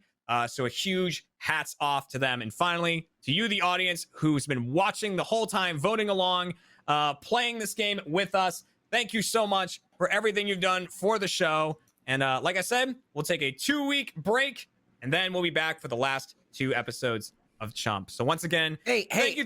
In all seriousness, this is such a fun show to be on. It's such a fun game to play. This is a really this is like a highlight of my week to come on here, to be on and to be asked back a few times, you know, within casts and stuff, just people filling in and people coming in and having fun. This is seriously like a blast. It's kind of heartbreaking that the show is going away, but I will say, I appreciate that you guys are ending it on your own terms and not in a way where you're like, we're sick of this, we don't want to do it anymore. Now it's a show that is ending on a high note, and I'm really, really proud of you, Jeremy, and really proud of Nicholas and of Christian, especially putting the show together, making it what it was. And I think it's really, really awesome that this show got the run and the legs that it did. So thank you very much for doing the show for all of us and for everyone watching at home. Thank you all. It's been a great story for Chump, and it's not over yet. So on the 18th, we'll see you for our penultimate episode and then the final episode of Chump on the 25th. It's going to be a great time. First, members, make sure you check out Chump Change so we can hear the stories we didn't get to hear, and we will see everybody in 3 weeks for another good one. Thanks again. Have yourselves a great week, a great couple of weeks, a great month, a great life. We'll see you later. Is it me? Am I a show? I'm nervous that I might be a show. Welcome to Chump, everybody, the Rooster Teeth game show all about lying and deception. I'm your host, Jeremy Dooley, and this is the penultimate episode of Chump. We have 2 episodes remaining, and this is brought to you by ExpressVPN. Protect your online identity today by heading to expressvpn.com/RTTV. This being the second to last episode, we wanted to make sure it was a good one, so we got quite a cast of characters for today's episode. So let's introduce the deceivers, starting with deceiver number 1. Alec Agabon joins us once again. This is supposed to be a good one? Whoa, look how cool goodness. he's playing it. We are also joined by deceiver number 2. Chad James is back once again. Hey! And returning for this episode, deceiver number 3, Kai Cook is here. Welcome, Kai. What is that? Is that a thing the kids do now? That's game face. only 2 people can sort out whether or not these 3 are telling the truth or telling a lie. The first being today's contestant, Mr. Jack Patillo, returns once again to keep his winning streak alive. Oh my God. I'm so sick right now. Jack. I'm so sick Jack's right now. not feeling well today. Poor Jack. I Okay, you have honestly your pencil forgot. ready. I forgot that I agreed to do this, and then got a message yesterday, and I was like, "Oh shit, that's right. I'm supposed to be Chump tomorrow." And then you said you typed an email to send to me and go, "Hey, yeah, go for it." Yeah, I wrote an email basically saying like, "Hey, I probably shouldn't be on the show today because I feel like garbage," and I just never sent it. So that's my fault. And I was like, "I'm not going to put you guys in a bind like that." So this will be interesting. Good guy, Jack. I was supposed to be on vacation.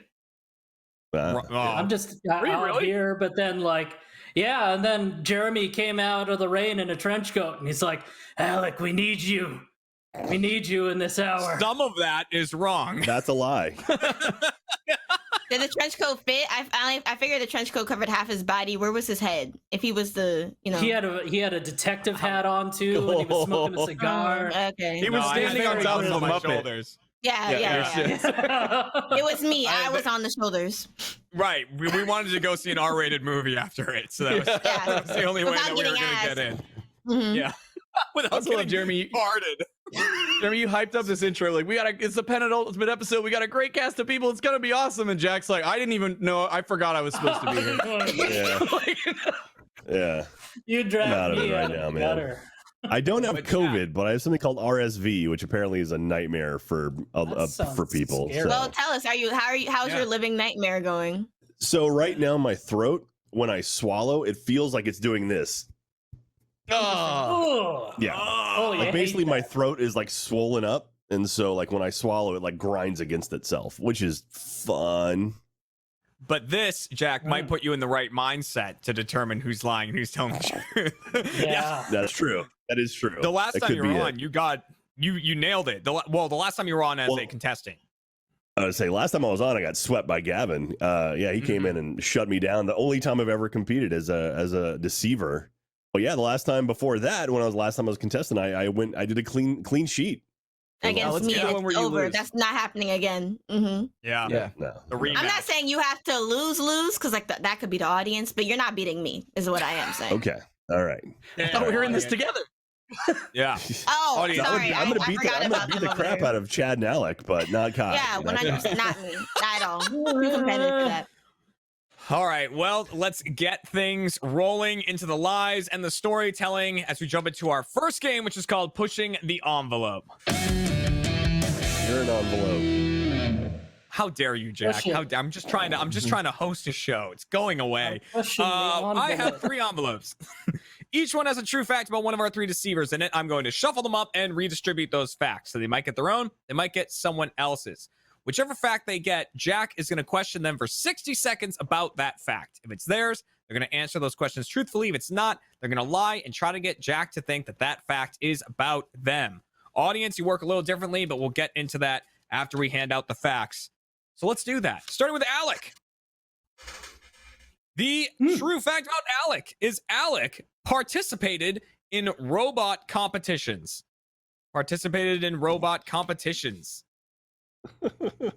The true fact about Chad is Chad has woken up during surgery. Chad has woken up during surgery. The true fact about Kai is that Kai accidentally made someone lecture a suit of armor. Accidentally made... That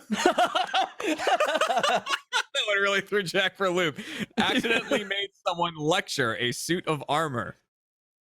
Lecture right, a suit of... I read all of those words correctly. I said what I said. Yeah. It was phrased that way for a reason. Audience, you work a bit differently here. You're voting on one of those facts in particular, and that is who participated in robot competitions. So Alec is claiming this story is about him. After you hear all the stories being told, you can vote on if you think this is about Alec, if it's about Chad, or if it's about Kai. You can use those handy buttons that pop up for you. Jack, you get 60 seconds to each person. Who do you want to start with? Can we just skip to the end where I get them all wrong? We got save a lot of time. Now I'm rooting for Jack because I feel bad. No, these are. We'll work our way down the line. I'll start with Alec today and his robot competition. All right, so audience, you want to pay extra close attention to this one. It's the story you are voting on. 60 seconds on the clock. Ready, get set, go. Alec, what were these robot competitions you were competing in? It was actually in college.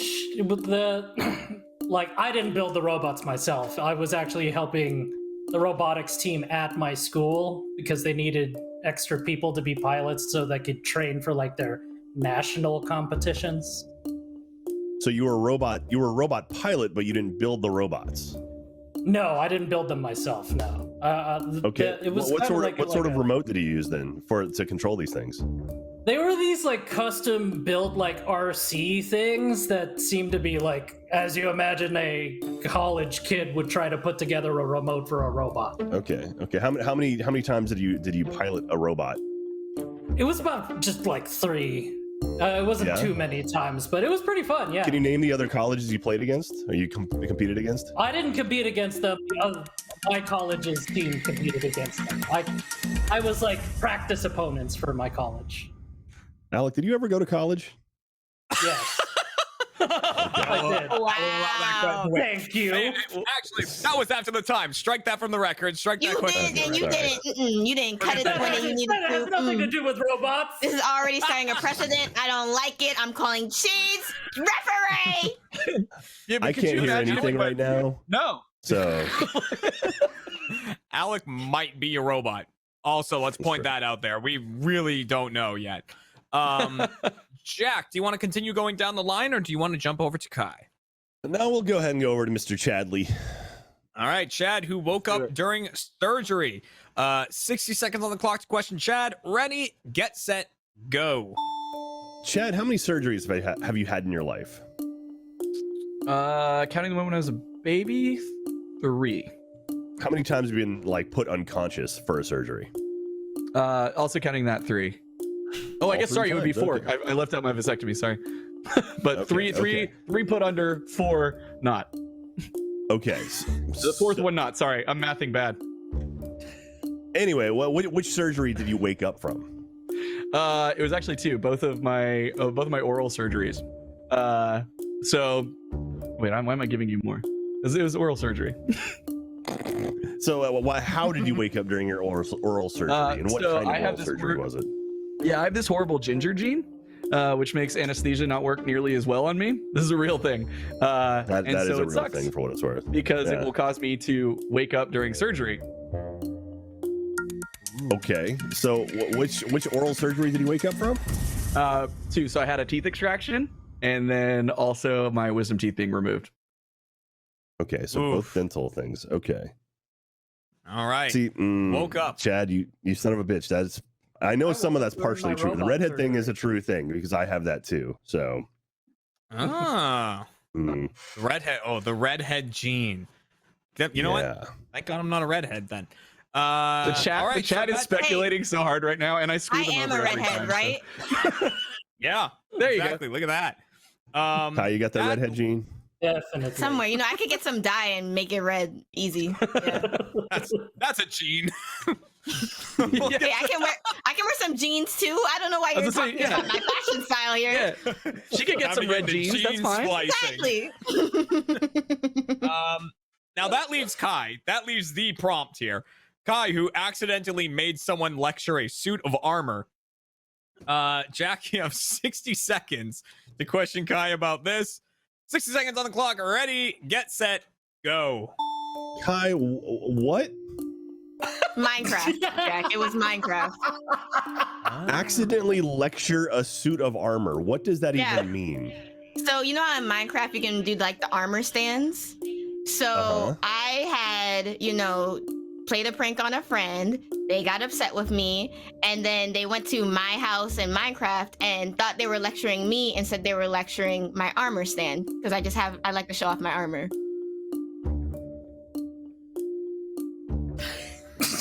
Why? Why was someone lecturing you? Because I played a prank on them. Like I did a whole bunch of snow golems in like their fancy room in Minecraft, something they worked on a while, and they were upset that there was snow everywhere. But how long have you been playing Minecraft? About 3 months. I've started playing it so I could get used to playing it with you all. And when did this happen? I would say about 2 months ago, before my friend went to Guam, because it was on his server. Ooh. You got a Guam fact at the end there. That whole thing was Jack just trying to comprehend the Not, sentence. not to get more information after the time period, but my friend works in the army, so he was shipped off to Guam a while ago, just got back, but we played on his server, so that's where this happened. Hi, this is all additional info. You don't have to give any of this. I'm not lying, so I'll give it. Strike it from the record. Strike it from the record. All right. Audience, remember you're voting on who participated in robot competitions. Last chance to change those answers now if you want to. Jack, now we get to go to you before we get final answers. How you feeling? Just I feel mentally. terrible, Jeremy. Yeah. Not good. Dude, I'm at such a loss right now. Like, I mean, Kai was able to explain the sentence "accidentally lecture a suit of armor," so I'll give her credit there. Chad made some good points. Alec is, I'm not sure. Yeah, we had a feeling that would be the case with anything. Yeah. So I've got some ideas. Ideas. Okay. I want you to win. Look at that. Thank Look at the deceivers all rooting for Jack here. Who said, Audience. excuse me? Rooting for Jack? Oh, never mind, Kai. And then there's also Kai. Okay. I don't do the sick thing. Like, that's cool. I hope you do better than the audience, but not me. Right. No sympathy.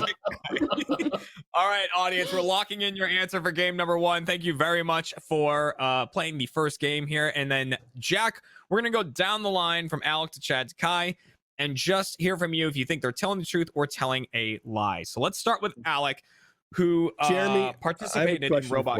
Yes, Jack. Yes, in the back. Yep. Thank you. How many times have you had it where everyone was telling the truth? Like, how many times has that happened? More than you think, actually. It's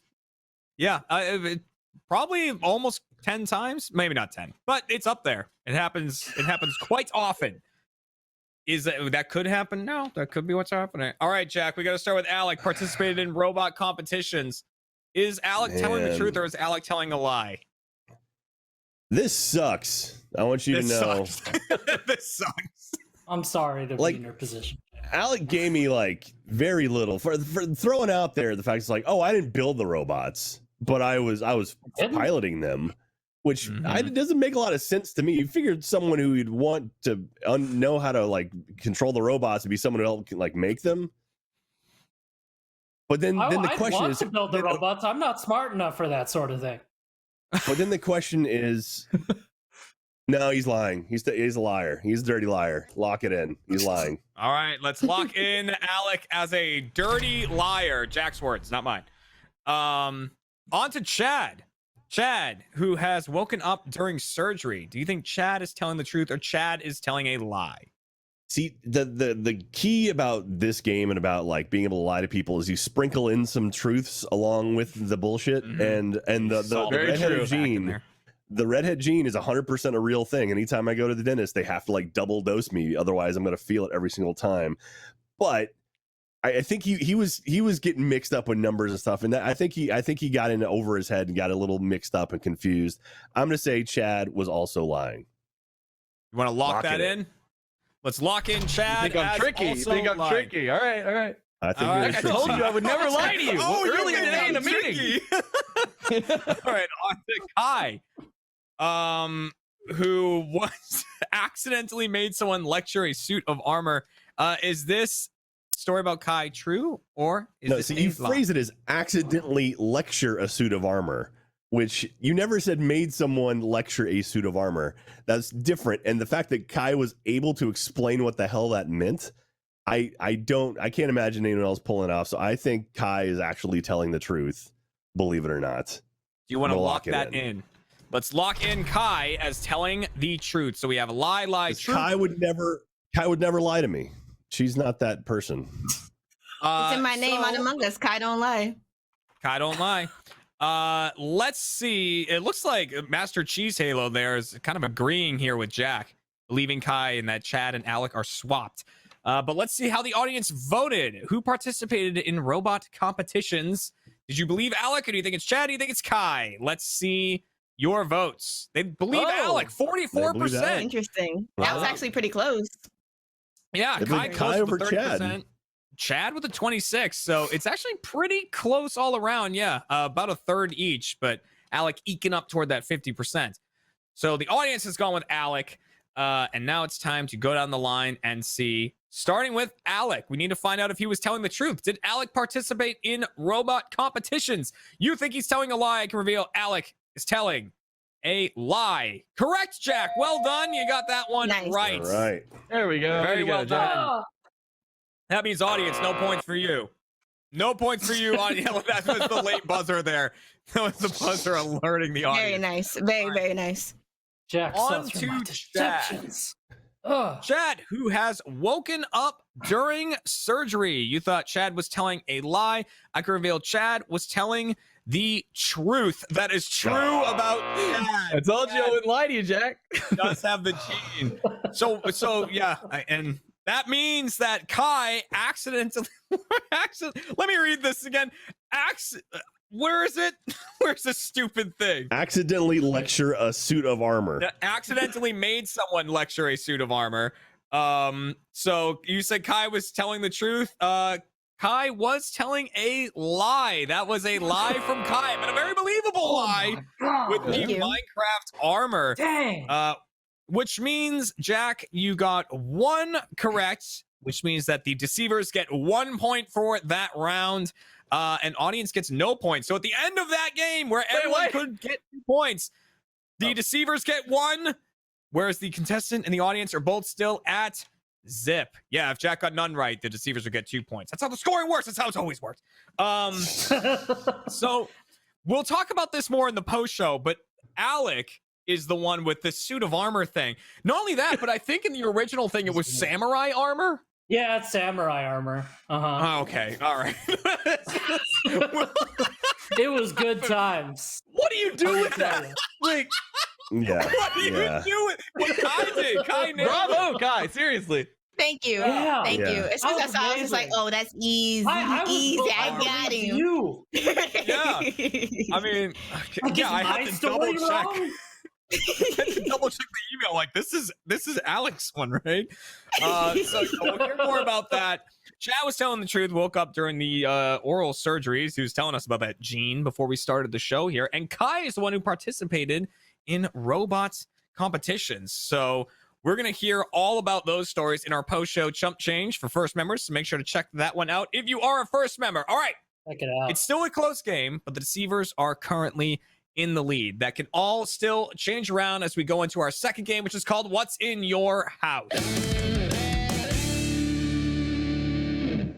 In this game, I will go down the line of deceivers from Alec to Chad to Kai and just get a one-sentence description of a bizarre item they have in their house. However, only one of them is telling the truth. The other two are making up items that do not exist to try to fool Jack. Jack will then question each of them up to my discretion. I'll tell him when to move on to the next person about those items, where they came from, what they look like, different things like that, to try to figure out who has the real item. Audience, you are going to work basically the same way. You're going to vote on who has the real item. But first, we need to get these one-sentence descriptions. So starting with Alec. Alec, what is in your house? I have a coat rack that has breasts and underwear. It's a coat. Yeah. Wait, yeah, just leave it there. Just leave it there. A coat rack with breasts and underwear. Jack's just shaking his head. I quit. Chad, I'm what done. is it? Yeah. Alec has that way with people. I have an autographed movie poster of the Karate Kid Part 3. An autographed Karate Kid Part 3 movie poster. And Kai, what is in your house? I have an Award L plaque. Like an L. Award L. Like the an L. Award L plaque. Mm-hmm. All right, an Award L plaque. So, Jack, there are your 3 items. Audience, you're voting on who has the real item here. The plaque, the poster, or the rack. That's your options. Yes, in the back. Yes. Yep. Mm-hmm. So they're supposed to have this prop near them, right? Right now. Yes. I'm assuming. Yes. Okay. Mm-hmm. So that it can be revealed. Yep. That is the plan. I think they know that. I don't know if we've reminded them or not, but yeah. Yeah, I got it right here. Don't worry. Yeah. It's right here. Awesome. Oh, All right, it's good to know. there. I can see it from here. All right. You can't read Alec. I can't like. You don't know what he's doing. Yeah. All right. Jack, who do you want to start with here? We'll start with Chad. All right. Start with just to Chad. knock him out right now. Autographed Sounds good. Karate Kid Part 3 poster. So, Jack, there's no time limit here, so whenever you're ready, begin your questioning. All right, Chad, describe the poster for me, would you? Oh yeah, sure. So it's got why am I blanking on his name? Daniel LaRusso. Thank you. Is looking like straight at the camera, and then Mr. Miyagi's face is down there off on the side, and then above his head is like the it's like them fighting on like a mountain or something like that behind us or in front of a sunset. This is like a movie poster you'd see like up on a movie like thing. Yeah, it's right? That's the one that has like the it's not title. like the size and of a building, like standard like original like movie poster you would see like as you walk past. But it's got credits and everything at the bottom of it, right? Yeah. Cool. Who is the executive producer of that movie? Cool. Hold on. This is like, do I have to go in and read this? Yep. Columbia Pictures. It's small text. It's really small, dude. It's a Jeffrey Winter Hall production. Is that good? John G. Allenson film. Sheldon Schrager's on here. I can't read the damn executive producer. It's small. Look, it's gonna be close to the top, probably like one of the first ones. no, at the top it says Ralph Macchio and Pat Morita. Well, no, I mean, First it was top of teacher to student, then it was father to son, now it's man to man. There you go. Jack, any other questions? No, I'm good. Okay. You want to know how I got it? Okay, that's cool. Fine. I got it easy. All right. Read the poster. Jack, who would you like to go to next? I guess we'll work our way over to Miss Kai. All right. The L plaque from Kai. Jack, whenever you're ready, begin your questioning. Kai, what color is this plaque you have? It's brown with like gold border. So it's like a plaque that you get when you get an award. Okay. So what is this an L plaque? What exactly is that for? So it says L and then hold that. Specifically spelled DAT, hold that. Like you hold that L. You hold that L. So why did you receive this? So I didn't receive it. It was more like, so my friend had just gotten the Switch when it had came out, and we were always playing like the 1-2 Switch games. And you know, when you lose, you take that fat L. So me and my friend said, what if we actually gave, when someone lose, we give them a plaque that says, hey, hold that. And they have to hold that L plaque when they lose a game. And did they make this themselves, or did they get this commissioned by someone? We got it like done online with one of those regular award sites, like websites. We were just like, it's like when you says enter text. You're missing the point. It's like when you say enter text here on the plaque, like we just got a regular plaque. It says enter text here. And then we put, instead of, saying like, oh, great sportsmanship or good effort, we put L, hold that. It's simple as that. Okay. Hold and that it's solid gold? Absolutely not. I was a college student when we got this. Absolutely not. Solid all right. gold. All right. And how much is it weigh? It's not heavy at all. I would say like a newborn baby, like, because I hold it like this, like I carry it close to my chest. When I hold that plaque, it's very close to my chest. I hold it near and dear. How much do you think a newborn baby weighs, Kai? Isn't it like 8 ounces? That's how they are when they come out, right? No, that's a massive scale. 8 ounces. Pounds. This is becoming an entirely different game now. Pounds. I meant to say pounds. My bad. Like a cup of baby. No, that I don't know. So ounces was in my. I lied. It's a lot lighter than an 8 pounds baby. An 8 pound baby. I was thinking ounces in my head. I'm sorry. That was a lie. That part right there, I can admit that was a lie. The rest of it is not a lie. You're killing him. You're killing the man. I don't know what to tell you. Oh, God. That's it. I hold it like a baby, so I thought All of right, a baby. before we lose Jack, I'm stopping it there. Before we lose Jack, keep killing the I'm man. so sorry. Yeah, this game is just All going to right. kill him before the episode's over. I'm just impressed that Kai, you managed to answer a weight question with something that varies widely in weight. Like, Doesn't it range from like 7 to like 9 pounds? Like, am I dumb? there's like 12, 16-pound babies. It gets wild. Pounds, baby? Oh, absolutely not. I'm so absolutely. I want to be a mom one day. Y'all. This is it. That's it. Yeah, y'all, that's right. This the end of the bloodline. That's it. You never know. You never know who's popping out. And that, all right, that leaves. Oh my God! All right, that leaves Alec with the rack over here. So rack. Oh. So you can take that one, Alec. All right, Very proud Jack. of that. Whenever you're ready, begin your questioning to Alec here. Alec, why is my question? Well, it's actually not mine. I'm visiting my mother, and so it's hers. Gosh. The way I almost spit take. You gotta stop, Alec, please. Follow-up question. I have a follow-up question. Why? Okay. Well, I was actually with her when she bought it. It was at one of those like God, what are the words? Where you buy old people's junk, Goodwill Thrift kind of store? place, but not thrift store. That's junk? the word. It was at a thrift store. There was actually a male and a female one, but then she just wanted the lady one because the male one was less tasteful. So it's a coat rack that has boobs and underwear. And yeah, it does. I mean, when I think of coat rack, I just think of metal pole. Like, how do those come into play? They shaped it into there. Yeah, metal. It bends. Crafting. People make fun things in California. So it has underwear? Yeah, it's got underwear on it. So how? What?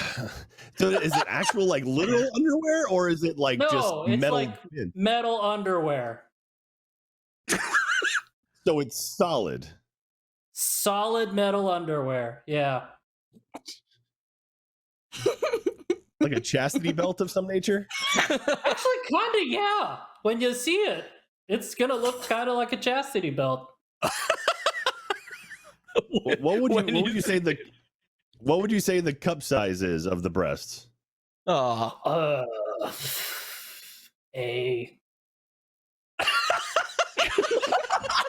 They're not like they're not huge. They're tastefully sized metal breasts. All right, hang on. No, we're done.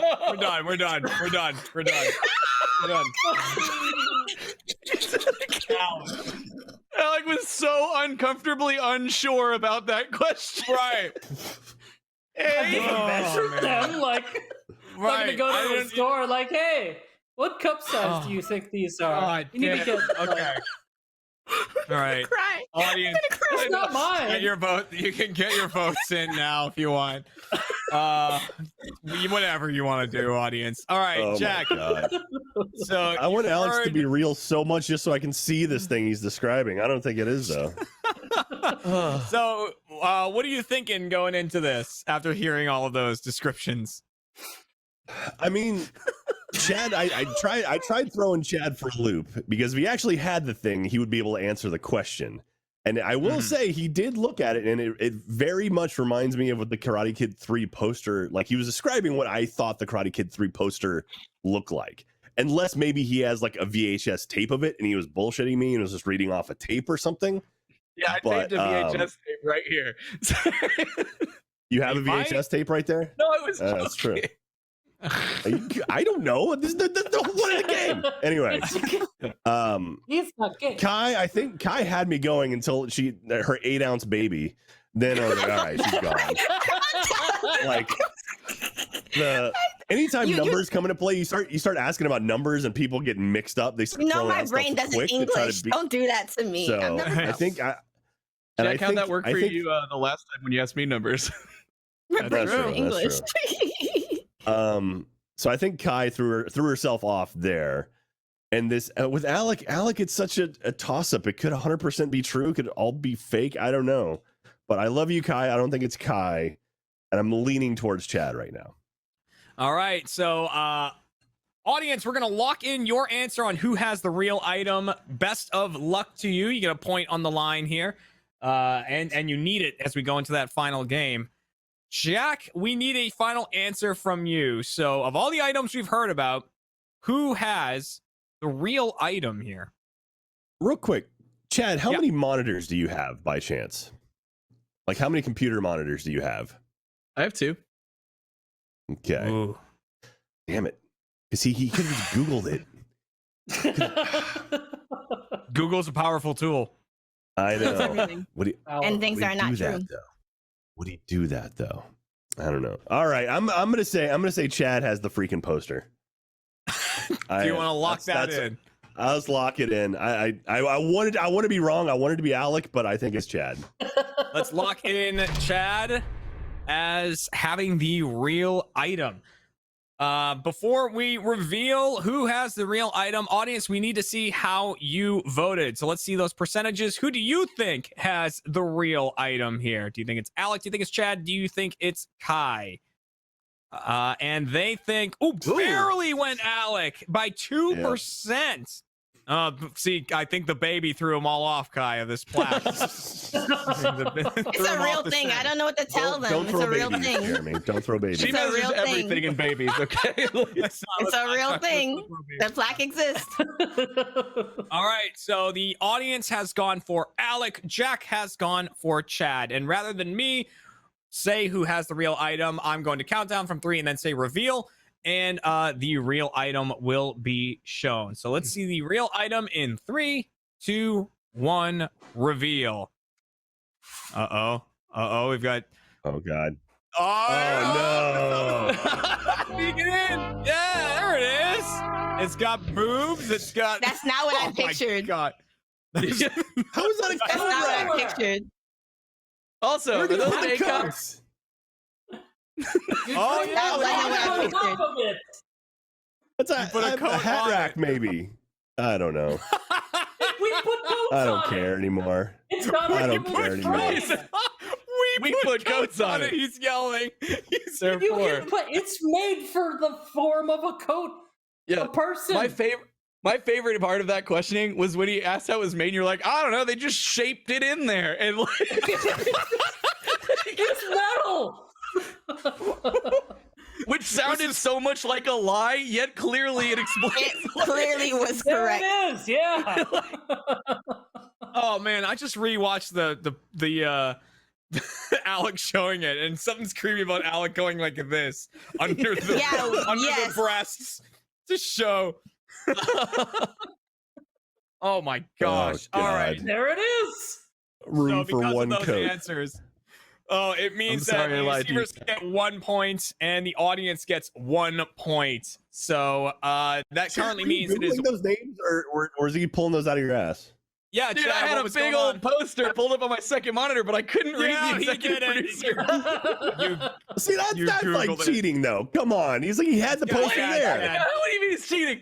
So is asking the name from it. I should get half a point. Jack, I'll give you half a point. You get half a point, but I don't even know if they have the ability to do that. But I'm just that's all right. That's fine. 0.5. Who knows? All right, 0.5. Because that will make it really interesting as we go into the. Nice, there we go. All right, Yeah, beautiful. There we go. The first decimal in Chump history. That's gonna make the last game very, very interesting here. Because Jack could get a point here, and the audience could not, and then that would throw Jack into the lead. As we go into our final game, which is called Out of Context. In this game, I will present Jack with a social media post from one of our 3 deceivers. All 3 of them are going to be acting like they are the ones who made the post. Jack, you'll only get 45 seconds to question each of them about the context of this social media post, why they made it, and different things like that. So try to keep your answers a little short, and Jack will try to keep his questions a little short to get as much into those 45 seconds as we can. Audience, you're voting on who made the real social media post. let's see the post in question. And the post simply says, "There's a spicy place in hell for people like me. Hashtag so spicy." There's a spicy place in hell for people like me. Hashtag so spicy. Oh, so spicy. Jack, who would you like to question first? Let's go ahead and start with Kai. Everyone else has got to go first, so why not Kai? There we go. All right, so you get 45 seconds to question Kai about this social media post. 45 seconds on the clock. Ready, get set, go. Kai, why is there a spicy place in hell for you? Because I made people try peppers at one of my school's culture fairs. How long ago was this? High school. High school. So that was how long ago was this? I don't know your age. It was my junior year because it was my junior year. Junior year was 2013. I forgot there was a timer. Okay, just to give you more information, it was Spanish. I was studying Spanish. We did a culture fair. It was the Spanish culture fair.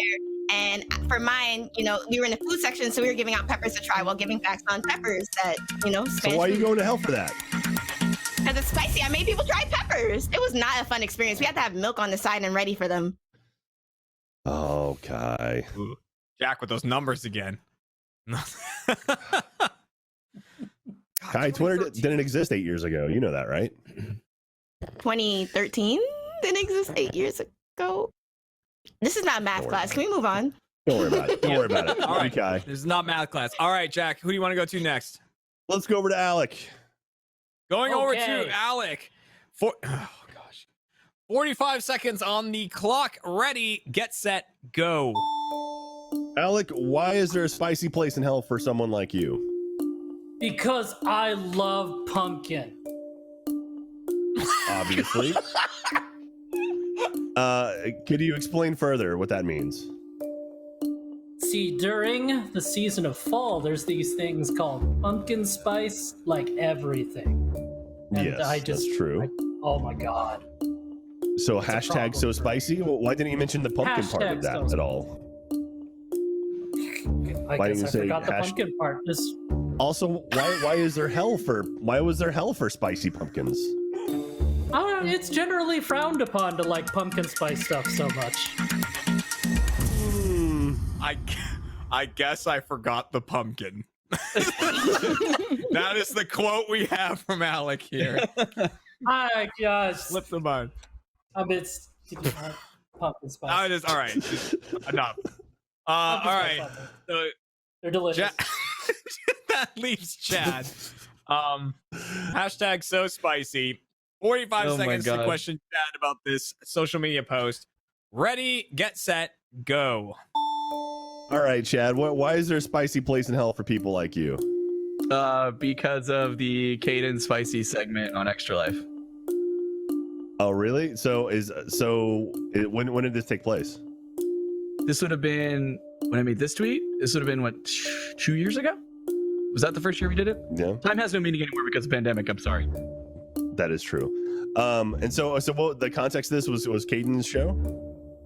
No, so it was for the Extra Life segment where we were going to have her eat a bunch of spicy stuff and other people were going to do it too. I think it was also Josh Jones.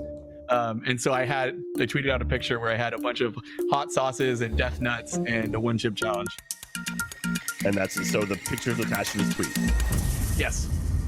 Okay. And I will say, Jack, that is a thing. There could be a picture attached to this tweet that we are not showing. I'm assuming you won't tell me whether or not there is one, right?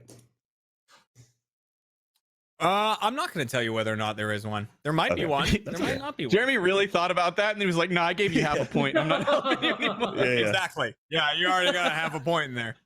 All right, so Jack, that is all of your context. Audience, last chance to change your answers for game number 3. Best of luck to you, Jack. How you feeling after the questioning here?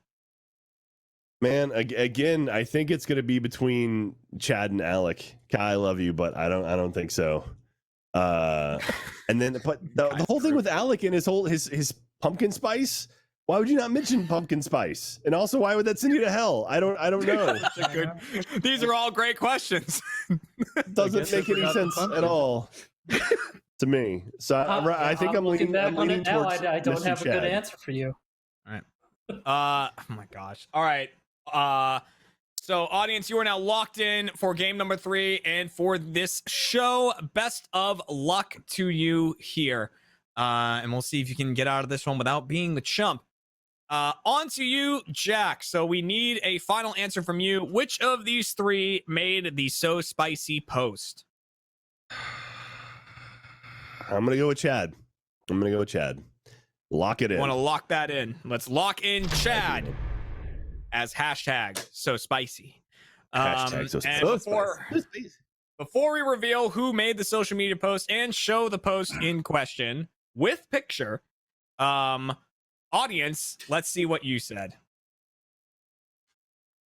Oh, no. Yeah. Oh, wow. Oh yeah, that's a huge one there. 75% have gone I can't for like Chad. pumpkin. Oh my god. 15% for Kai and 10% for Pumpkin Boy. The Pumpkin Boy up there. No. God. And you know, I would love to say who did this, but we could just show the tweet, I think. So Nick, let's show the tweet with attached photograph if we can. And yeah. Why? You didn't say pumpkin at all. I didn't. No. He That's did. why it was so confusing to us. He said the first thing he said was because I really love pumpkin. That was the first thing Alex said. I know first. He didn't even say pumpkin spice. He didn't say pumpkin spice. He said because I really love pumpkin. I'm just Jack. I feel for you. I feel for you. Yeah. Alex had some weird stuff that was really hard to lock down. So. It was. Yeah, Alec is like having him on the show. It's like you have like you put Chump in a Game Shark or something. It's like having a cheat code on. I just love how every single time Alec was telling the truth, no one believed him. Yeah, I'm Every single time. telling the truth the whole time. Yeah. Sorry, yeah. Chad. We said if Alec had gotten his own prompt in pushing the envelope, he never would have lied. Yeah, he would have told you the whole time, and still no one can believe this man. So that means 10%, guys, come on. Points. So the deceivers get 2 points for fooling both the contestant and the audience, meaning that deceivers end the game with 4 points. The audience ends the game with 1 point, but that means with a total of 0.5 points for the penultimate episode of Chump. Jack, you are going to be tonight's Chump. There it is. We did give you the half point for Chad Googling. So it wasn't The first half point in all of Chump. The first I'll half take point it. in all of Chump. All of Chump. I'll take it. And hey, I googled it beforehand. I didn't Google it when you asked me, so it was already up. You were looking at the poster. You're looking at the thing you claimed you have and you say, oh, I don't have it, but you're looking at it. Well, you made me look at it. Exactly. That's the whole point, Chad. I asked Sam questions about 50 Shades of Grey. I asked him who was in it, and he hadn't seen the movie. He had to make up stuff. Yeah, Cole did. Yeah, poor Cole. Or Cole, or it was all right. Cole? I forget whoever it was. Cole had to make up the 50 Shades thing.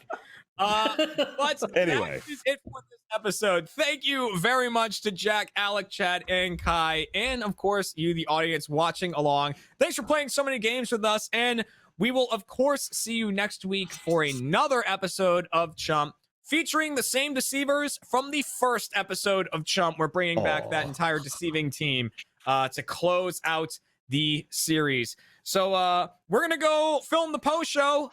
If you're a first member, make sure to watch that so you can hear the true stories that you didn't get to hear. Have a great week, everyone. See you next time.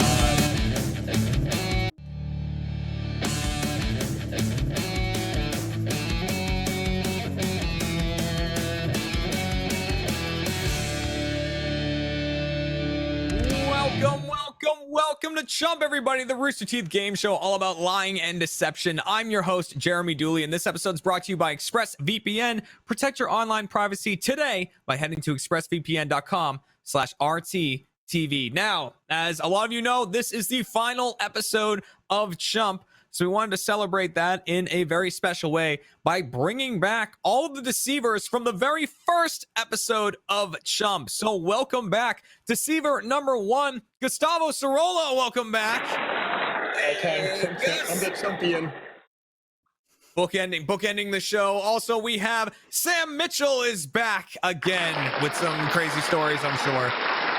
This is always the case. Maybe. And finally, deceiver number 3, Mr. John Reisinger joins us on the deceiving side with kittens. Oh, with littles. Those are going to be so distracting all show. No! All right, cut away. Only 2 people can determine whether they're telling the truth or telling a lie. One being you, the audience, and the other being today's contestant. Hannah McCarthy joins once again. Hello, Hannah. One last chance. One last chance to be a chump. I'm ready. That's really what it is. One final opportunity. All right, go to the shot, everybody. We can do it now. We can do it. But yeah. So we're here, the final episode. Thank you guys so much for joining for this one. It's gonna be a great time.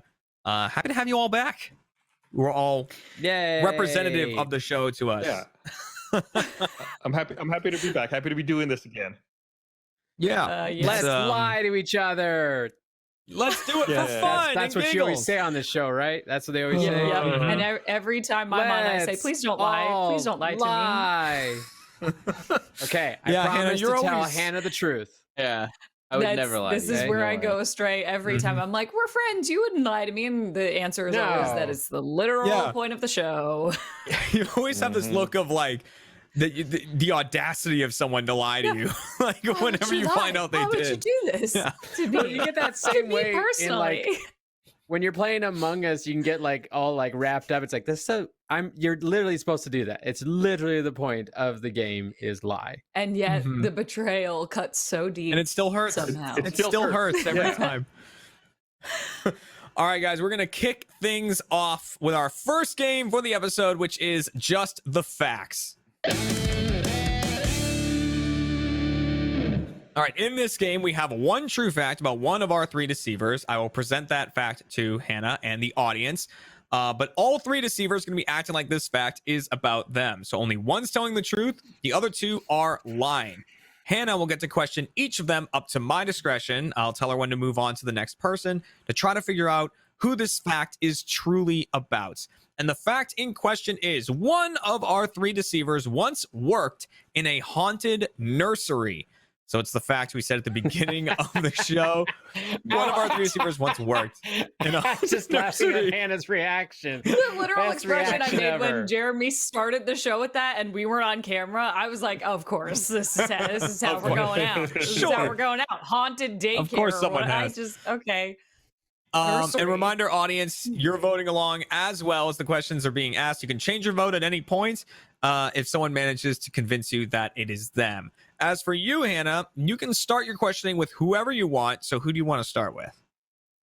I would like to start with John because he laughed at my face. Got it. All right, worked in a haunted nursery. So John, you are kicking off the questioning. I'll tell you. I'll tell you when to move on to the next person, Hannah. So whenever you're ready, begin your questioning. Okay, John, what kind of nursery was it? Like a nursery for plants, the kind that for has children. Kids. Okay, yeah, it was a human nursery, as you always call them. Okay, how old were the children that you were working with? There was like a range of, I almost said a range of levels. It's not how we describe children. A range of ages. A range of ages. But young, like elementary school and younger, like preschool. Okay. And how old were you when you worked at this nursery? It was probably college years, so early 20s. Okay. And why? Tell me about the haunted nature of this nursery. Why was it? Well, in what way did you know it was haunted? So it was technically at my church when I was the good little church boy, and yeah, it was a nursery at a church. You know, churches have nurseries. And while also volunteering for the nursery plenty of times, I also had a friend who worked maintenance. So I would hang out with him some nights just to pass the time. And you have nothing to do, okay? And No, you I'm go like, and do how am I that. supposed to listen to a thing you're saying when they're adorable kid? You did this strategically. The whole point. Okay. And so we'd be there at night, and motion sensitive toys, if not button pushing toys, would go off constantly in the nursery when no one was there. And things like things that don't move on their own would move across the floor on their own in the church nursery. Okay. Church nursery. Got it. Beyond that, so you had personal experience with the haunted toys? Yeah. Or Like, did you as in, just like, hear about did I hear about it, or did I actually Yeah, like, experience? did you just hear tell of these haunted No. toys, or This were is you present first-hand for it? spookage, okay? First-hand spookage. Got it. Okay. Yeah. All right. All right. Okay. That's where I'm going to end that questioning at first-hand Okay. spookage. That's God, all the question we need to put John there. I'm gonna be honest. I don't remember anything that man said. There were just so many There you cats go. being adorable. I can't. Okay. Come by the Hannah. Come get Hannah. Well, Get her. Get her. oh my, Oh my god, this was All right, done quick, what do you specifically wanna to go with target next? me. Go to someone Okay, else. I would like to go to Sam, please. Cool. All right, going to Sam next. Cool. Worked in a haunted nursery. Whenever what do you you're want? ready, begin So your chill. questioning for Sam. Go. What do Okay, you got? Sam. So when did you work at this haunted nursery? I can't remember the year, but it was like 19, so I could do the math really quick. But yeah, it's like what That's fair 2007ish enough. around there. Yeah. Age is that's good. Yeah. And what type of nursery was it? Was it a church nursery? Plant, which is no, I've never heard of a churchery before, was but a no, it was a plant plant nursery. Like, nursery. yeah, that's the only kind of nursery. Like, what? I don't know anything about babies, but I'm pretty sure that's the only nursery that I knew of. Okay. That's why I just so said in, nursery when I did the question, but yeah. So, okay. So how were the plants haunted? What was haunted about this nursery? No, I mean the fact that it was a nursery is rather like, because okay, it's in Denton, which is like North Texas. It's a big college town, but it was like built around. The whole town is stupid. It has lots of ghost stories because there's like the original square is built with like in one of the parts of it is like a Freemasons Masonic lodge thing, and they have underground tunnels which were just built because they used to build squares like to be able to defend against attacks, and like, but everybody attributes to all this bullshit. And one of them that collapsed and like had news stories and stuff back in like in 1912 was in a building that then became a nursery, which I just happened to work at like right when I was starting college. Okay. But And did like, you I mean, okay, and also no, not I mean, I don't believe in ghosts. No, it was not haunted. I don't think anything's actually haunted, but so you local were legend told haunted. it was haunted. Yeah, and it was super annoying because, and like this is gonna go. I'll get canceled for 5 seconds here, but the town, big college, also okay. This is just, it just plays into it, right? There's a TWU, a Texas Women's University. When you have a lot of, and this is just like, when you have this So like much uproar information. of like, let's like empowering women, it is great, it is the best thing ever. And for some reason 2% always witches. I don't know why they choose witch, but that's the way to go. And you have so many witches coming into your nursery being like, I'm a witch, are there ghosts here? And it's like, I'm just trying to lift plants into old people's cars. Like, no, there's not ghosts. And it was really annoying, and that's the whole thing. Too many witches. I don't know why, but that college Just watch Hannah. Just watch Hannah for the show. Yeah, you're a nursing college, and all of a sudden it's like science, greatness. Let's teach people how to be better. And then, why are you a witch? What happened? This isn't real. There's not magic. And then, so yeah, we just had a lot of witches coming through asking about haunted stuff. Twists and and I just wanted to turns carry to a that. We're going to all end I the got. questioning there, not because I think Hannah's had enough questions, but because we need to stop Sam. I think that's someone needs to happen. We need to cancel him for I don't 5 get seconds. it. It was such a big thing in our, like, in the Too many entire witches. town. They would get in the square and they would have like little Too many Wiccan witches circles sounds and like my stuff, and it favorite was just, party. like, Yeah. I don't know. Too many witches. Honestly, It only bothered me because they would just like, it was like once a week you would have somebody claiming to be a witch trying to be like do ghost stuff in a store where you're trying to work, and it was so aggravating. There's your questioning for Sam. That's question number 2. Okay. Okay. That leaves deceiver number 3, Gus, who worked in a haunted nursery. Hannah, I'll tell you when you've had enough questions for Gus. So whenever you're ready, go for it. Okay, Gus, what kind of nursery was the haunted nursery? It was a plant nursery. I've never heard a nursery with babies called a nursery. I thought it was just daycare. Wait till I called it daycare. Anyway, so it was a plant nursery. When did you work at this plant nursery? When I was in high school, it would have been the mid-90s, so a long time ago. Okay. Where was it? Where was this nursery? It was, I grew up in a real small town out in the border, and I'm familiar. It was in that town. Oh yeah, that's right. You are familiar with it. So it's like between my house and the junior high, there's railroad tracks, and it was by the railroad tracks close to the junior high. Okay. I have so many other side questions about that from knowing Eagle Pass now. So it's like if you go down Bibb to Royal Ridge and then over. You're not going to get me off of not getting questions. Okay. So how did you know it was haunted? It was like urban legend that there had been an accident nearby, and as a result, like all the spirits who had passed or who had been traumatized in that accident were still in the area. So that's why they were supposedly. I didn't believe it. I don't believe in ghosts, but supposedly they were still in that area, and that's why the nursery was considered to be haunted. Okay. And so when you worked there, did you ever have any experience with the haunting in question? You said you don't believe in like that stuff. No, I mean, it wasn't ever anything like crazy, right? It wasn't like Ghostbusters. You didn't see like things floating or anything. Sometimes some of the employees said like, things weren't where they left it, or plants got moved around and weren't in the right place. I think someone was just fucking with us, honestly. I think that if I had to take a guess now as an adult, knowing what I know now, I think it was either the owners playing it up to try to get people to keep talking about it, or it was just another employee who was fucking with everyone else who was working there. Okay. There's no witches involved in your nursery? There are no witches at all involved. Okay. All right. So plant nursery in the town you grew up in. Railroad, you said the railroad was where people were getting killed and wandering to the nursery? Yeah, supposedly like a car full of people had been hit on the railroad crossing nearby, and that's like the story. I never verified if there actually was an accident or anything, but it's just like this pre-internet, so it's like one of those urban legend things that gets passed down word of mouth. Okay. I don't have any other questions. All right, let's wrap up our questioning then for Gus. And so, Hannah, that is all of your questioning for the first game. So, audience, this is your last chance to change your answers. If anyone managed to convince you that it's them, get those answers in right now. Who once worked at a haunted nursery? So, Hannah, before we get your final answer here, how are you feeling after hearing these stories?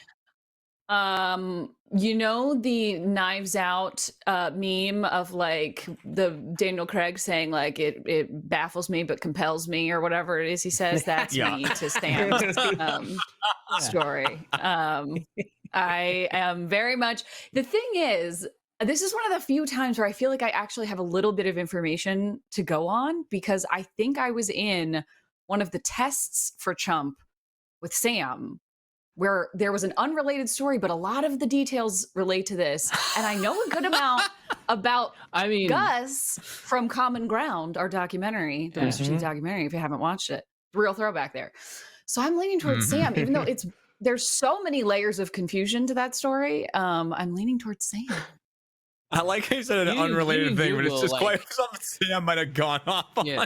Well, I think we did something with haunting specifically, because also the college was the same way. Yeah.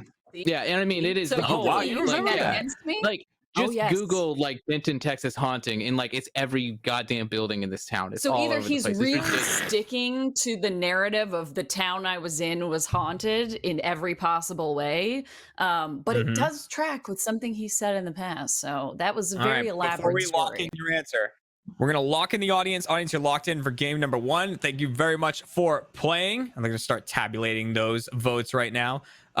So Hannah, now we need a lock in from you. So who worked in a haunted nursery? I'm gonna say Sam. For the witches alone, I just want that story to be true. Just another good movie I title for want the that witches alone. so badly to be true.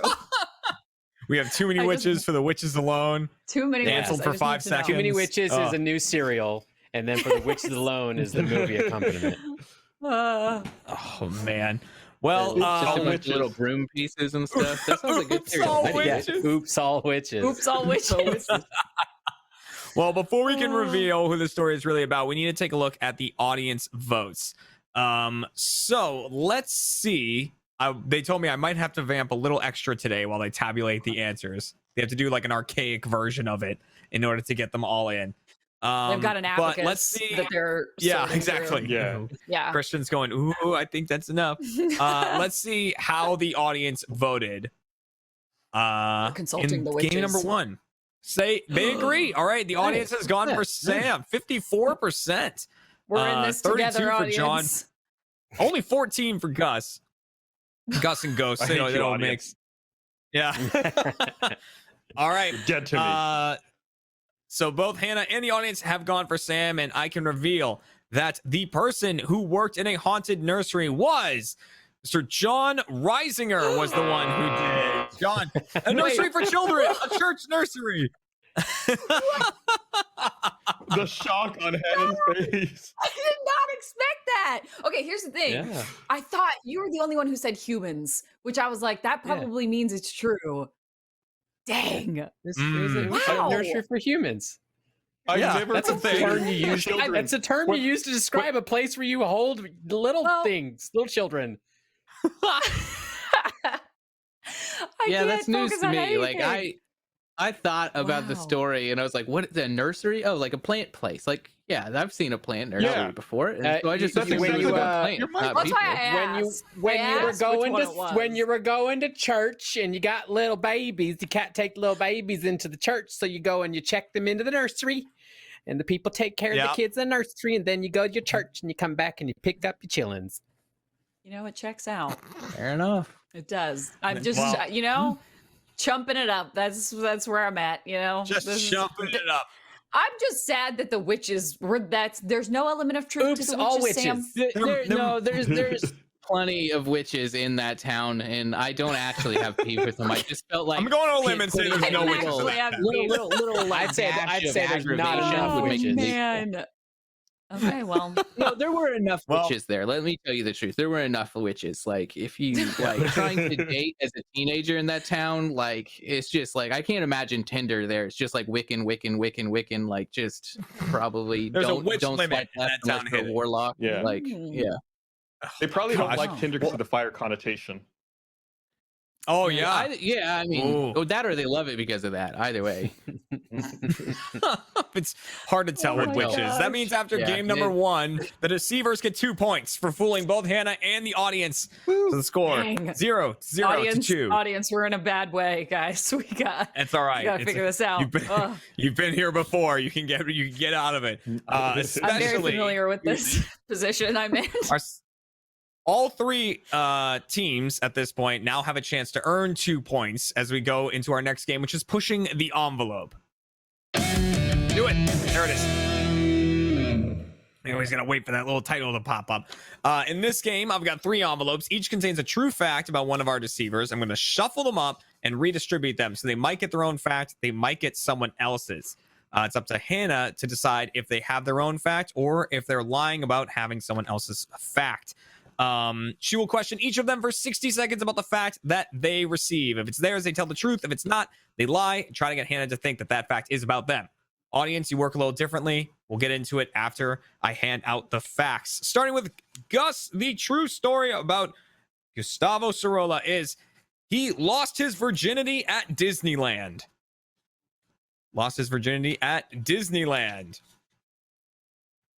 The true story about Sam is Sam. They're all going to blow you away a little bit here. Sam is Sam. That's just the Is true story Sam. about Sam. The true story about Sam is Sam saw a kid ruin their life with honesty. Ruin their life with honesty. And the true story about John is John Reisinger once saw a grave with his own name on it. Those are the 3 stories there. Audience, you're going to be voting on one of these stories in particular to try to guess whose story it really is. And that is, who saw a kid ruin their life with honesty? So Sam is claiming this story is about him. After hearing all the questioning, you can decide if you believe that story is about Sam, or if you think it's about Gus, or if you think it's about John. You can cast your votes. And if you get it right, it's 2 points because it's a bit harder to do. All right. So Hannah, you have 60 seconds to each person. Who do you want to start with? I want to start with Gus because that's just the fact You want that to get that's into the anyone sordid in this. details? Yeah, I want to get into Yeah. sordid. The fact that someone here that is the truth. I got questions. That's right. Yeah, it is true about someone. All right. Yep. 60 seconds on the clock. Ready, get set, go. I already forgot. Was it Disneyland or Disney World? Disneyland. Okay, Disneyland. Okay. Where in the park? It was actually in the parking lot, which sounds terrible. In the parking lot? Yeah, in a vehicle that we had taken to get to Disneyland. Okay, how old were you? I was in college. So I was in college, so I was 18. You were 18? I was 18. I was in college. Okay. I regret asking. Okay, wait. What kind of car was it? It was a bus. It was like a big group, and we had taken to Disneyland. A bus? A bus? Yeah, like a small bus / big van, because it was like a group of people that had gone to Disneyland. You still have a couple more seconds. The music was Were off. you alone? Wait, were you alone? What does that mean? Yeah, we were alone. Everyone else was still in the park. We had just like snuck back out to go to the vehicle. All right, there. Okay. That is your 60 seconds. Yeah, I heard the clock go, like the music go, and I was like, wait a second, that didn't feel like I know, 60 I got scared. seconds. I was like, there's still time. Not that I had coherent questions to ask. Oh God. All right, that was your 60 seconds for Gus. Wow. Who would you like to go to next? Sam. We're just Going gonna go to that Sam. way because my brain is fried Saw right kid. now. Saw a kid ruin his life with honesty. His life So with audience, pay honesty. extra close Wow. attention to this one. Okay. You're voting on this Oh. one. All right, 60 seconds on the clock. Ready, get set, go. Okay. Sam, how did this person ruin their life? In what way? How? Yes. I mean, okay. So do you just want like the quick story? The kid. Yeah, the we quick met, like, this story. We really got nice 50 kid. seconds. Yeah. Okay. So there was a kid. We met him. We're like 18, 19. That's what I mean by kid. Like early college, still idiot. So Too many this details. guy we're hanging How do out you with. ruin it? He told he got pulled over by the police for a very mundane reason, and then they walked to the door, and he was like, "I have drugs on me." And then he went to his job, told them he did that, and they fired him. What? Were you with him when he did this?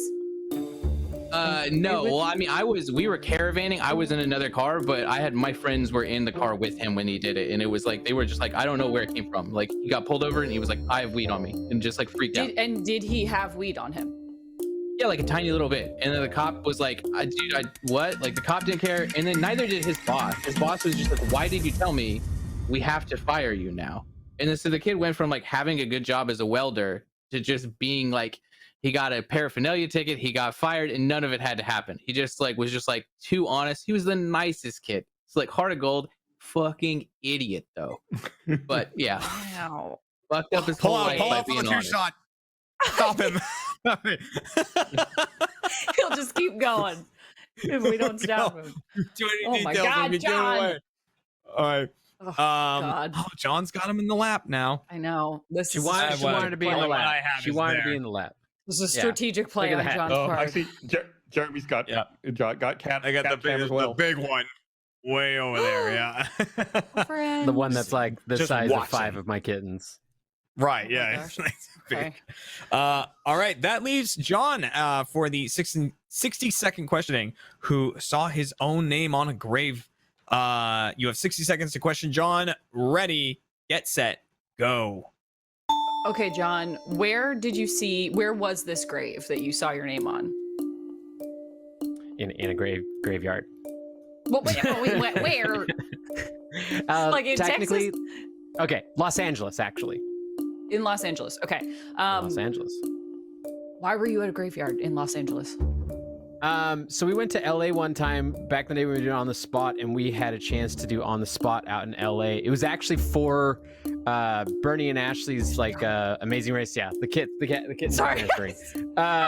Amazing Race. We had some time to kill between rehearsal and the actual show, and we were close to like a famous Los Angeles graveyard. So I just went and wandered around and looked at the graveyard, just looking at all the cool sites, and I found one that literally said John Reisinger spelled exactly my name way it's done. That was gonna be my question too. Was it spelled the same? When did they die? It was. That's what's jarring is that I have weird spelling of my first name. Not a lot of people go Jon, and then Reisinger is not a super common last name, so that was very jarring for me to see both of those combined on a grave. All right. There you go. That is all of your questioning.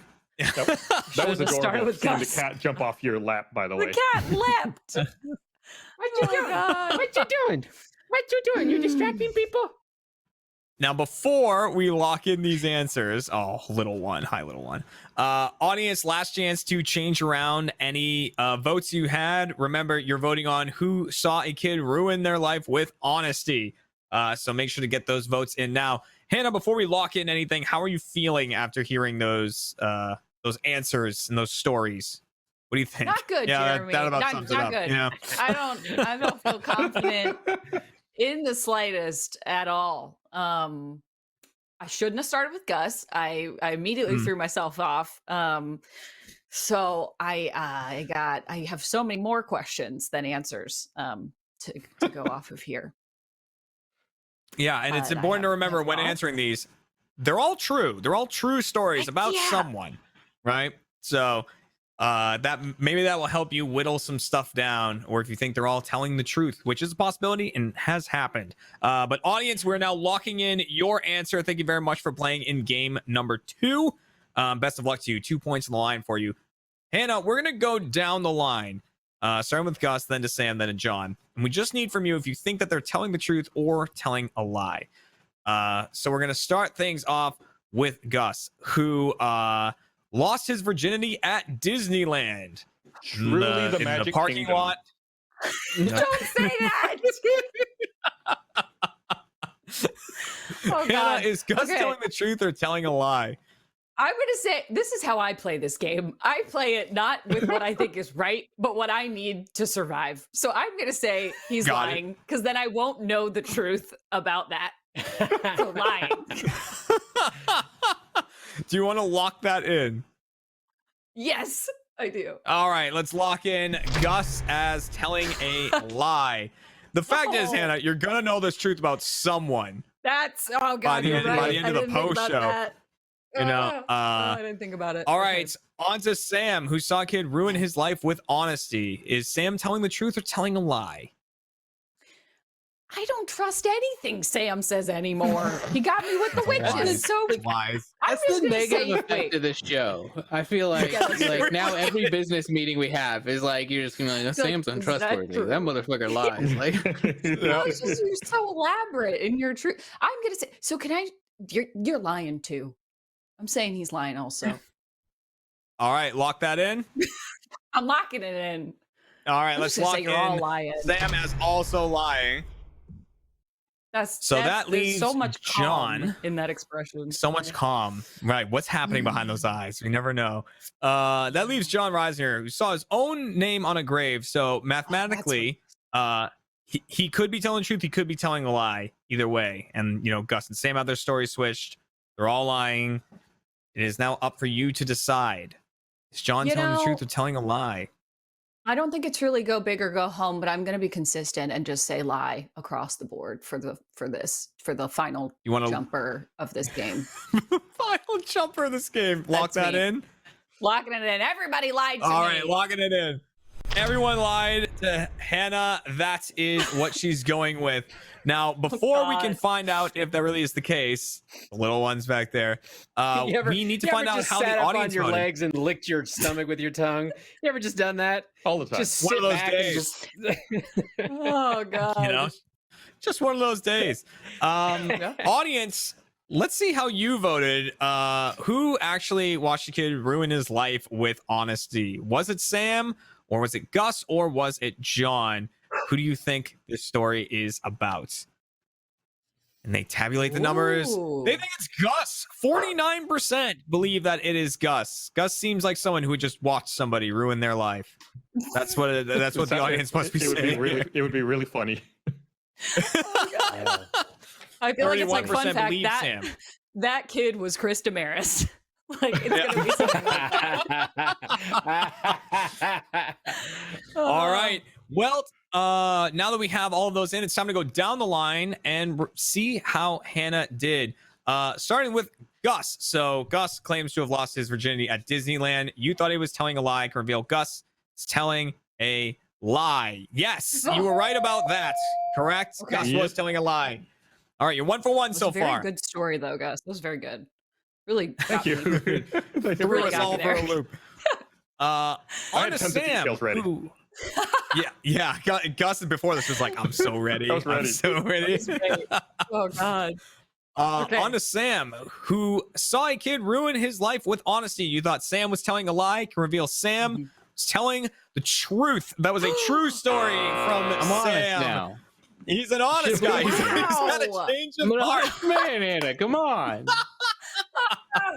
It's the witches. It's the witches. It's the witches. man. The witches got to you, which means Dang. so on to John Reisinger, who saw his own name on a gravestone. You thought John was telling a lie. Can reveal John was indeed telling a lie. Yes. So John and Gus were switched. Sam was telling the truth. Now, what that means, Hannah, because that means the audience got it wrong. The audience thought it was Gus, but it was actually about Sam. So the audience did not get any points this round, but you, because you got 2 right, get a point, which means the current scores: the audience with 0, Hannah with 1, Deceivers with 2. As we go into our final game, Hannah, this could be it. You could not be the chump. God. The redemption tour ends with our final game, which is what's in your house. All right, as we round the corner to the final game, here is how it works. All 3 of our deceivers are going to describe a bizarre item they have in their house. However, only one of them is describing an item that actually exists. The other 2 are making up an item that they do not have in their house. Hannah will get to question each of them up to my discretion. I'll tell her when to move on to the next person about these items, where they came from, what they look like, what they mean to them, different things like that, to try to determine who has the real item. Audience, you are also voting on who has the actual object in their house. So first, we need a short description from each deceiver on their item. And we'll start with Gus. Gus, what is in your house? It's like a physical description. It's like a white base with 2 white pillars sticking up from it with like circular black tops on them. What is it? What is the object? What is the object? He answered. He answered. No, you know what? Let's leave it at that. A white base with 2 things and 2 things on top. I love it. All right, that's what we're going to start with. Okay. It's fine. Well, we'll have to ask the questions to find out. Yeah. Sam, what is in your house? Extremely, and I mean hundreds of years old spaghetti. Hundreds of year old spaghetti. Yes. On to John. John, what is in your house? A candy dish of body parts. A candy dish of body parts. So there we go. Those are your 3 items. Audience, remember you're voting on who has the real item. Hannah, who do you want to start your questioning? Who do you want to start questioning first? Let's start with Gus because I didn't catch the end of what it was, or really what it was in general. Don't really know what it is in general. So it's a shoe sanitizer. A shoe sanitizer. I don't All right. know what that is. So Hannah, Okay. Starting with Gus, whenever you're ready, begin your questioning. Okay. Gus, so the shoe sanitizer, how does it sanitize a shoe? UV light. Okay, so the thing on the top is where you put the shoe in between the two pillars you it's got like described? the two posts, and you like put the inside of the shoe, like it cleans the inside of the shoe. So it's like you hang the inside of the shoe on it. Here, I've got like my slipper. I can show you. Like you would put your slipper on it, and then it would clean the inside. Oh, the inside. Okay. Yeah, I don't know not the why I outside. thought it would be the outside, but yes. Okay. No. Where did you get this shoe sanitizer from? I think my mom gave it to me. I'm pretty sure she gave it to me. Okay. I don't know what she's trying to tell me by that. Is it in what's its intent? Is it just to clean, to de-stinkify? Does it do both? Exactly, de-stinkify. I'm sure like it probably cleans too, but I think the primary purpose is to de-stinkify. I'm sure that's the technical term, how they market it. Written on the removal or whatever fancy thing that they say. Yeah, that's probably it. Deodorizing.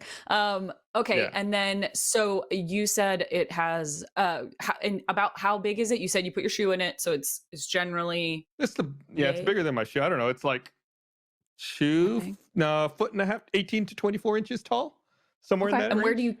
do you keep it in your house? Right now it normally lives in the closet of the room I'm in, which is like right over here. Okay. I normally I don't use it that often right now. Okay. All right, Hannah, that's your questioning for Gus on the shoe destinkifier. Very practical. 4,000. So yeah, It really does came it- together from the first thing. Yeah. Yeah, really. I was thinking it was like some kind of display statue thing. It's completely not that at all. Okay. All right. So who would you like to move on to next? I would like to go to John next, please. Going to John with a candy dish full of body parts. Whenever you're ready, begin your questioning for John. Okay. John, what does this candy dish look like? It's handmade by me from college. It's just a simple candy dish painted. Okay. It's not made of the body parts. It's filled Sure. with body parts. So does it have an enclosure? Is it No, just it's like a tray? it's like one that you would like toss your keys on when you come in the house, that kind of a thing. Gotcha. Got it. A dish. And what kinds of body parts are in it? I genuinely forgot you were the contestant, or else I might have not said this one. But it's so the kittens like lose like teeth and claws, and I never knew what to do with them when I found them. So I just started throwing them in a dish, and so now the dish has like a few teeth and claws from my kittens, That's and I don't want not to. what I expected. I thought it was gonna be like plastic Barbie feet or something. That's the other dish that's in my kids' room. That's got all of their decapitated toys. Okay. So you're saying just like little claws that come off, some Yeah. teeth. How many Yeah. would you say that you have in that dish? Of total pieces, like about 8 now. Oh, okay. That's like a reasonable number. That's a very. It's got a reasonable few number. other things in it. You know, it's like a reasonable. junk. It's a reason, but to Hannah, that's a reasonable amount. That Okay? to me is a very reasonable amount, actually. So Yeah. you said there's other things on there other than the Yeah, like the pieces? change and like loose change and like some thumb drives I don't use anymore. It's sitting in my kitchen, but not like in like the preparation space, like I was on the gonna far say, side of the that's kitchen. A hazard potentially. Okay. With like a bunch of other, just like it's like next to like a bunch of junk drawer kind of stuff. Oh man. All right, Hannah, that's her questioning for John there. The candy dish full of body parts. And that's that leaves Sam with the hundreds of year-old spaghetti. So the ancient spaghetti from Sam. Whenever you're ready, begin questioning him about that. Sam, did you get the spaghetti from a witch? No. No, I didn't. Just I need to mean, know. well, she might have been at some No, point in her don't life, well but me. not when You I got said it. no. Okay, so Yeah, no, she where's wasn't a the witch. spaghetti? Where's the spaghetti from? Italy. Italy? Did you say? Yeah. Yes, It's Italy. a country. I Yeah. know, but like They're actually okay. quite famous for their spaghetti. I don't know How's why it that went through you. stored? How's it stored? Yeah. So wait, In a is glass this like container. aged spaghetti, or No, is this like okay, it's okay. been made and it's It's preserved? dehydrated pasta, like, but Okay. wicked old. And it's in like a glass, like a rounded square cylinder kind of thing, and like, you know, God, bowed a this little is at the less bottom. weird now as you're saying this. Yeah. It comes from, we used to do, instead of white elephants, we did weird elephants, and I got it from that. It's just, yeah. So that's- someone gave it to you? Yeah. Old. It's, I think it has a date on it. It's like 17 something. It's like 1793. So it's quite old. The date is 1793? Mhm. That's on the glass that's bottle, but like it's clearly more they than would 100. reuse the bottle. So yeah, it's really old. Is it verified? Is it just in a jar with a date on it? Does it's sealed? I mean, Does it have it look, I will say, I mean, I haven't taken to like a carbon chronological Carbon to see if it's dater. fucking like That's not what I actually, mean. but like the Like, was it glass sealed? definitely the Is it just yeah, a I mean, mason yeah, jar with it's spaghetti like, in it? no, it's not. It's like the bottle, the glass bottle definitely looks age appropriate, and like I don't know how to tell, but like dehydrated spaghetti sure does still look pretty fucking old. What is, like, so when you say dehydrated, you just mean uncooked spaghetti, Like or is dried there something pasta. actually? no, it's like dried pasta, like you'd buy at the store, except for like, I mean, it's all like kind of pockmarked and wicked old. But Jeremy, I can't do this anymore. I Okay, don't know got what's it. up and what's Understood. down. I'm gonna say I don't that's know the what's up towel and what's throwing right down there. anymore. I don't even know. You, All right, you broke her. Well, I don't. it's that was. I mean, that was all the that was the final questioning for the series. And you've heard about these 3 different items. Only one of them really is theirs and in their house. Audience, you are casting your final votes here. Best of luck to you. You need to get this one right, audience. So before we get a final answer, Hannah, how are you feeling about these 3 objects? Is there any plot holes you think you found or anything like that? No. frankly, I could see them all having each of these. So it's throwing me is I expected Sam to say it was just like a jar of spaghetti that was made 100 years ago and it's just been sitting in a pantry somewhere looking awful. But it's like uncooked, That's weird, which is and not gross as to weird. know. Yeah, exactly. That's Yeah. not as weird. And I could see Gus taking care of his shoes. That's believable, you know? And John has cats all the time. The only thing I'm not sure about John's is I don't think John has had a lot of older kittens, and they don't tend to lose their teeth that early. That's my only. That's my Look at only. the sleuth coming out. The kitten. All right. Kitten, which maybe Yeah. that's why John said I shouldn't have said it to you, Hannah. I don't know, You're trying to get Jeremy. into these mind games that you think they might be playing. I'm reality is I'm playing myself. I'm like really Yeah. just playing myself here. There's no other way about Well, it. Okay. before we get your final answer, your last answer for the show, we need to get the audience votes here. So, oh no, wait, we don't want to see that yet. Audience, you're locked in. You're done. Yeah, you're good. Yeah, you're done for the show. Yay. That's right. I did that out of order. All right. Hannah, we need to get your final locked in answer. So, you've heard the items. Who has the real item?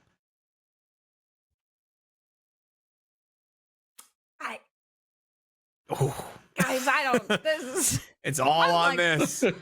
Oh, this is what makes me the final chump, isn't it? All right. It's in your hands. You know, I could. It's in your hands. I feel like if John had a dish, he wouldn't have said body parts, but maybe he would have. Guys, I'm really losing it here. Okay, we're gonna go with spaghetti. Going with Sam and the ancient 'Cause spaghetti. I can't imagine John holding up a dish with teeth in it. I need a reaction gif of just Hannah's frame just saying spaghetti. Spaghetti. I'm so lost. Do you want to lock in Sam and the spaghetti? Sam, you lied to me once. You told me the truth once. Yeah. Make it telling the truth twice then. We're gonna end Chump staking it all on spaghetti. Spaghetti it is. Lock it in. All right, let's lock in. It's Sam and the spaghetti. Sounds like a bad I better Sam see and it. spaghetti. It's not gonna be spaghetti. I know it. I already regret my choice.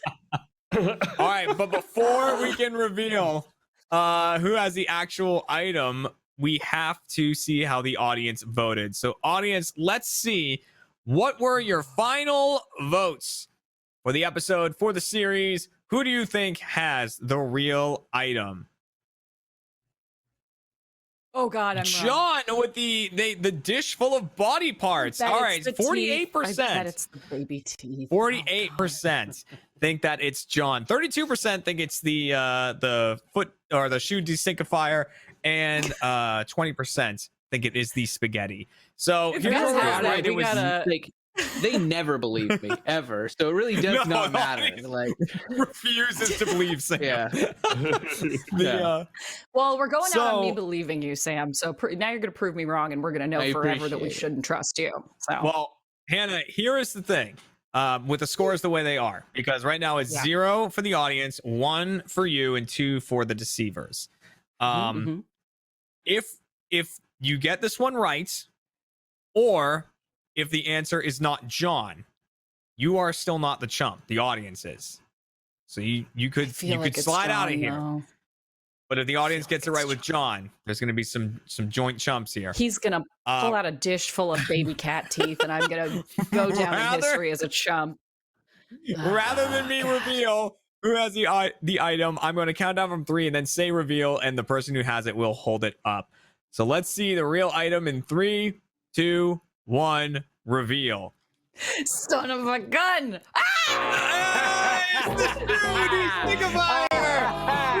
There it Okay, I mean, There it that's is. fair. That's fair. That's Chump. fair.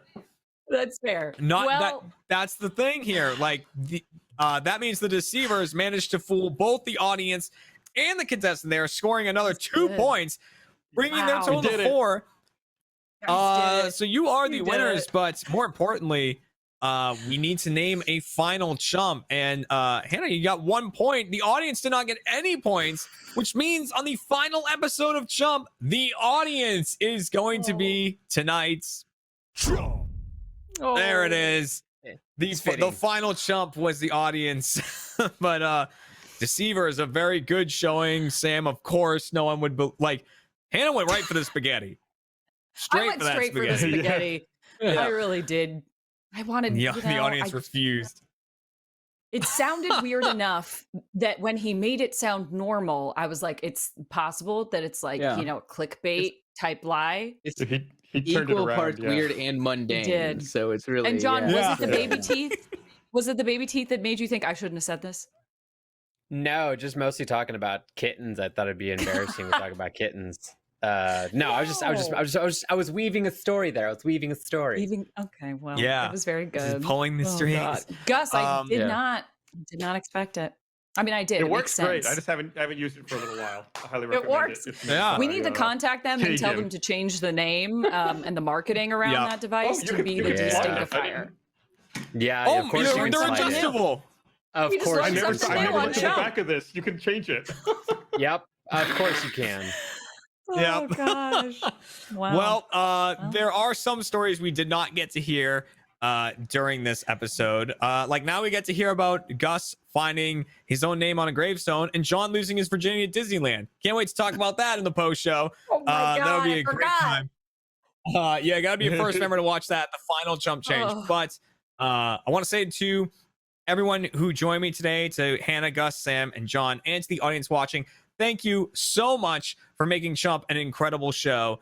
We had a great run with the show. We all had a lot of fun doing it and heard a lot of great stories. And I want to remind you guys that this is the final episode, but that doesn't mean there won't be any special editions of Chump in the future. Maybe some RTX stuff. who knows? So I'm sure you'll see Chump popping up again in the future. But other than that, have yourselves a great day, a great week, a great month, great year, life, whatever have you. And thanks again for joining us. We'll see you later, everyone. And go watch Chump Change. Be a first member. Start the dang credit music. My gosh. I'm trying. Ryan! Ryan!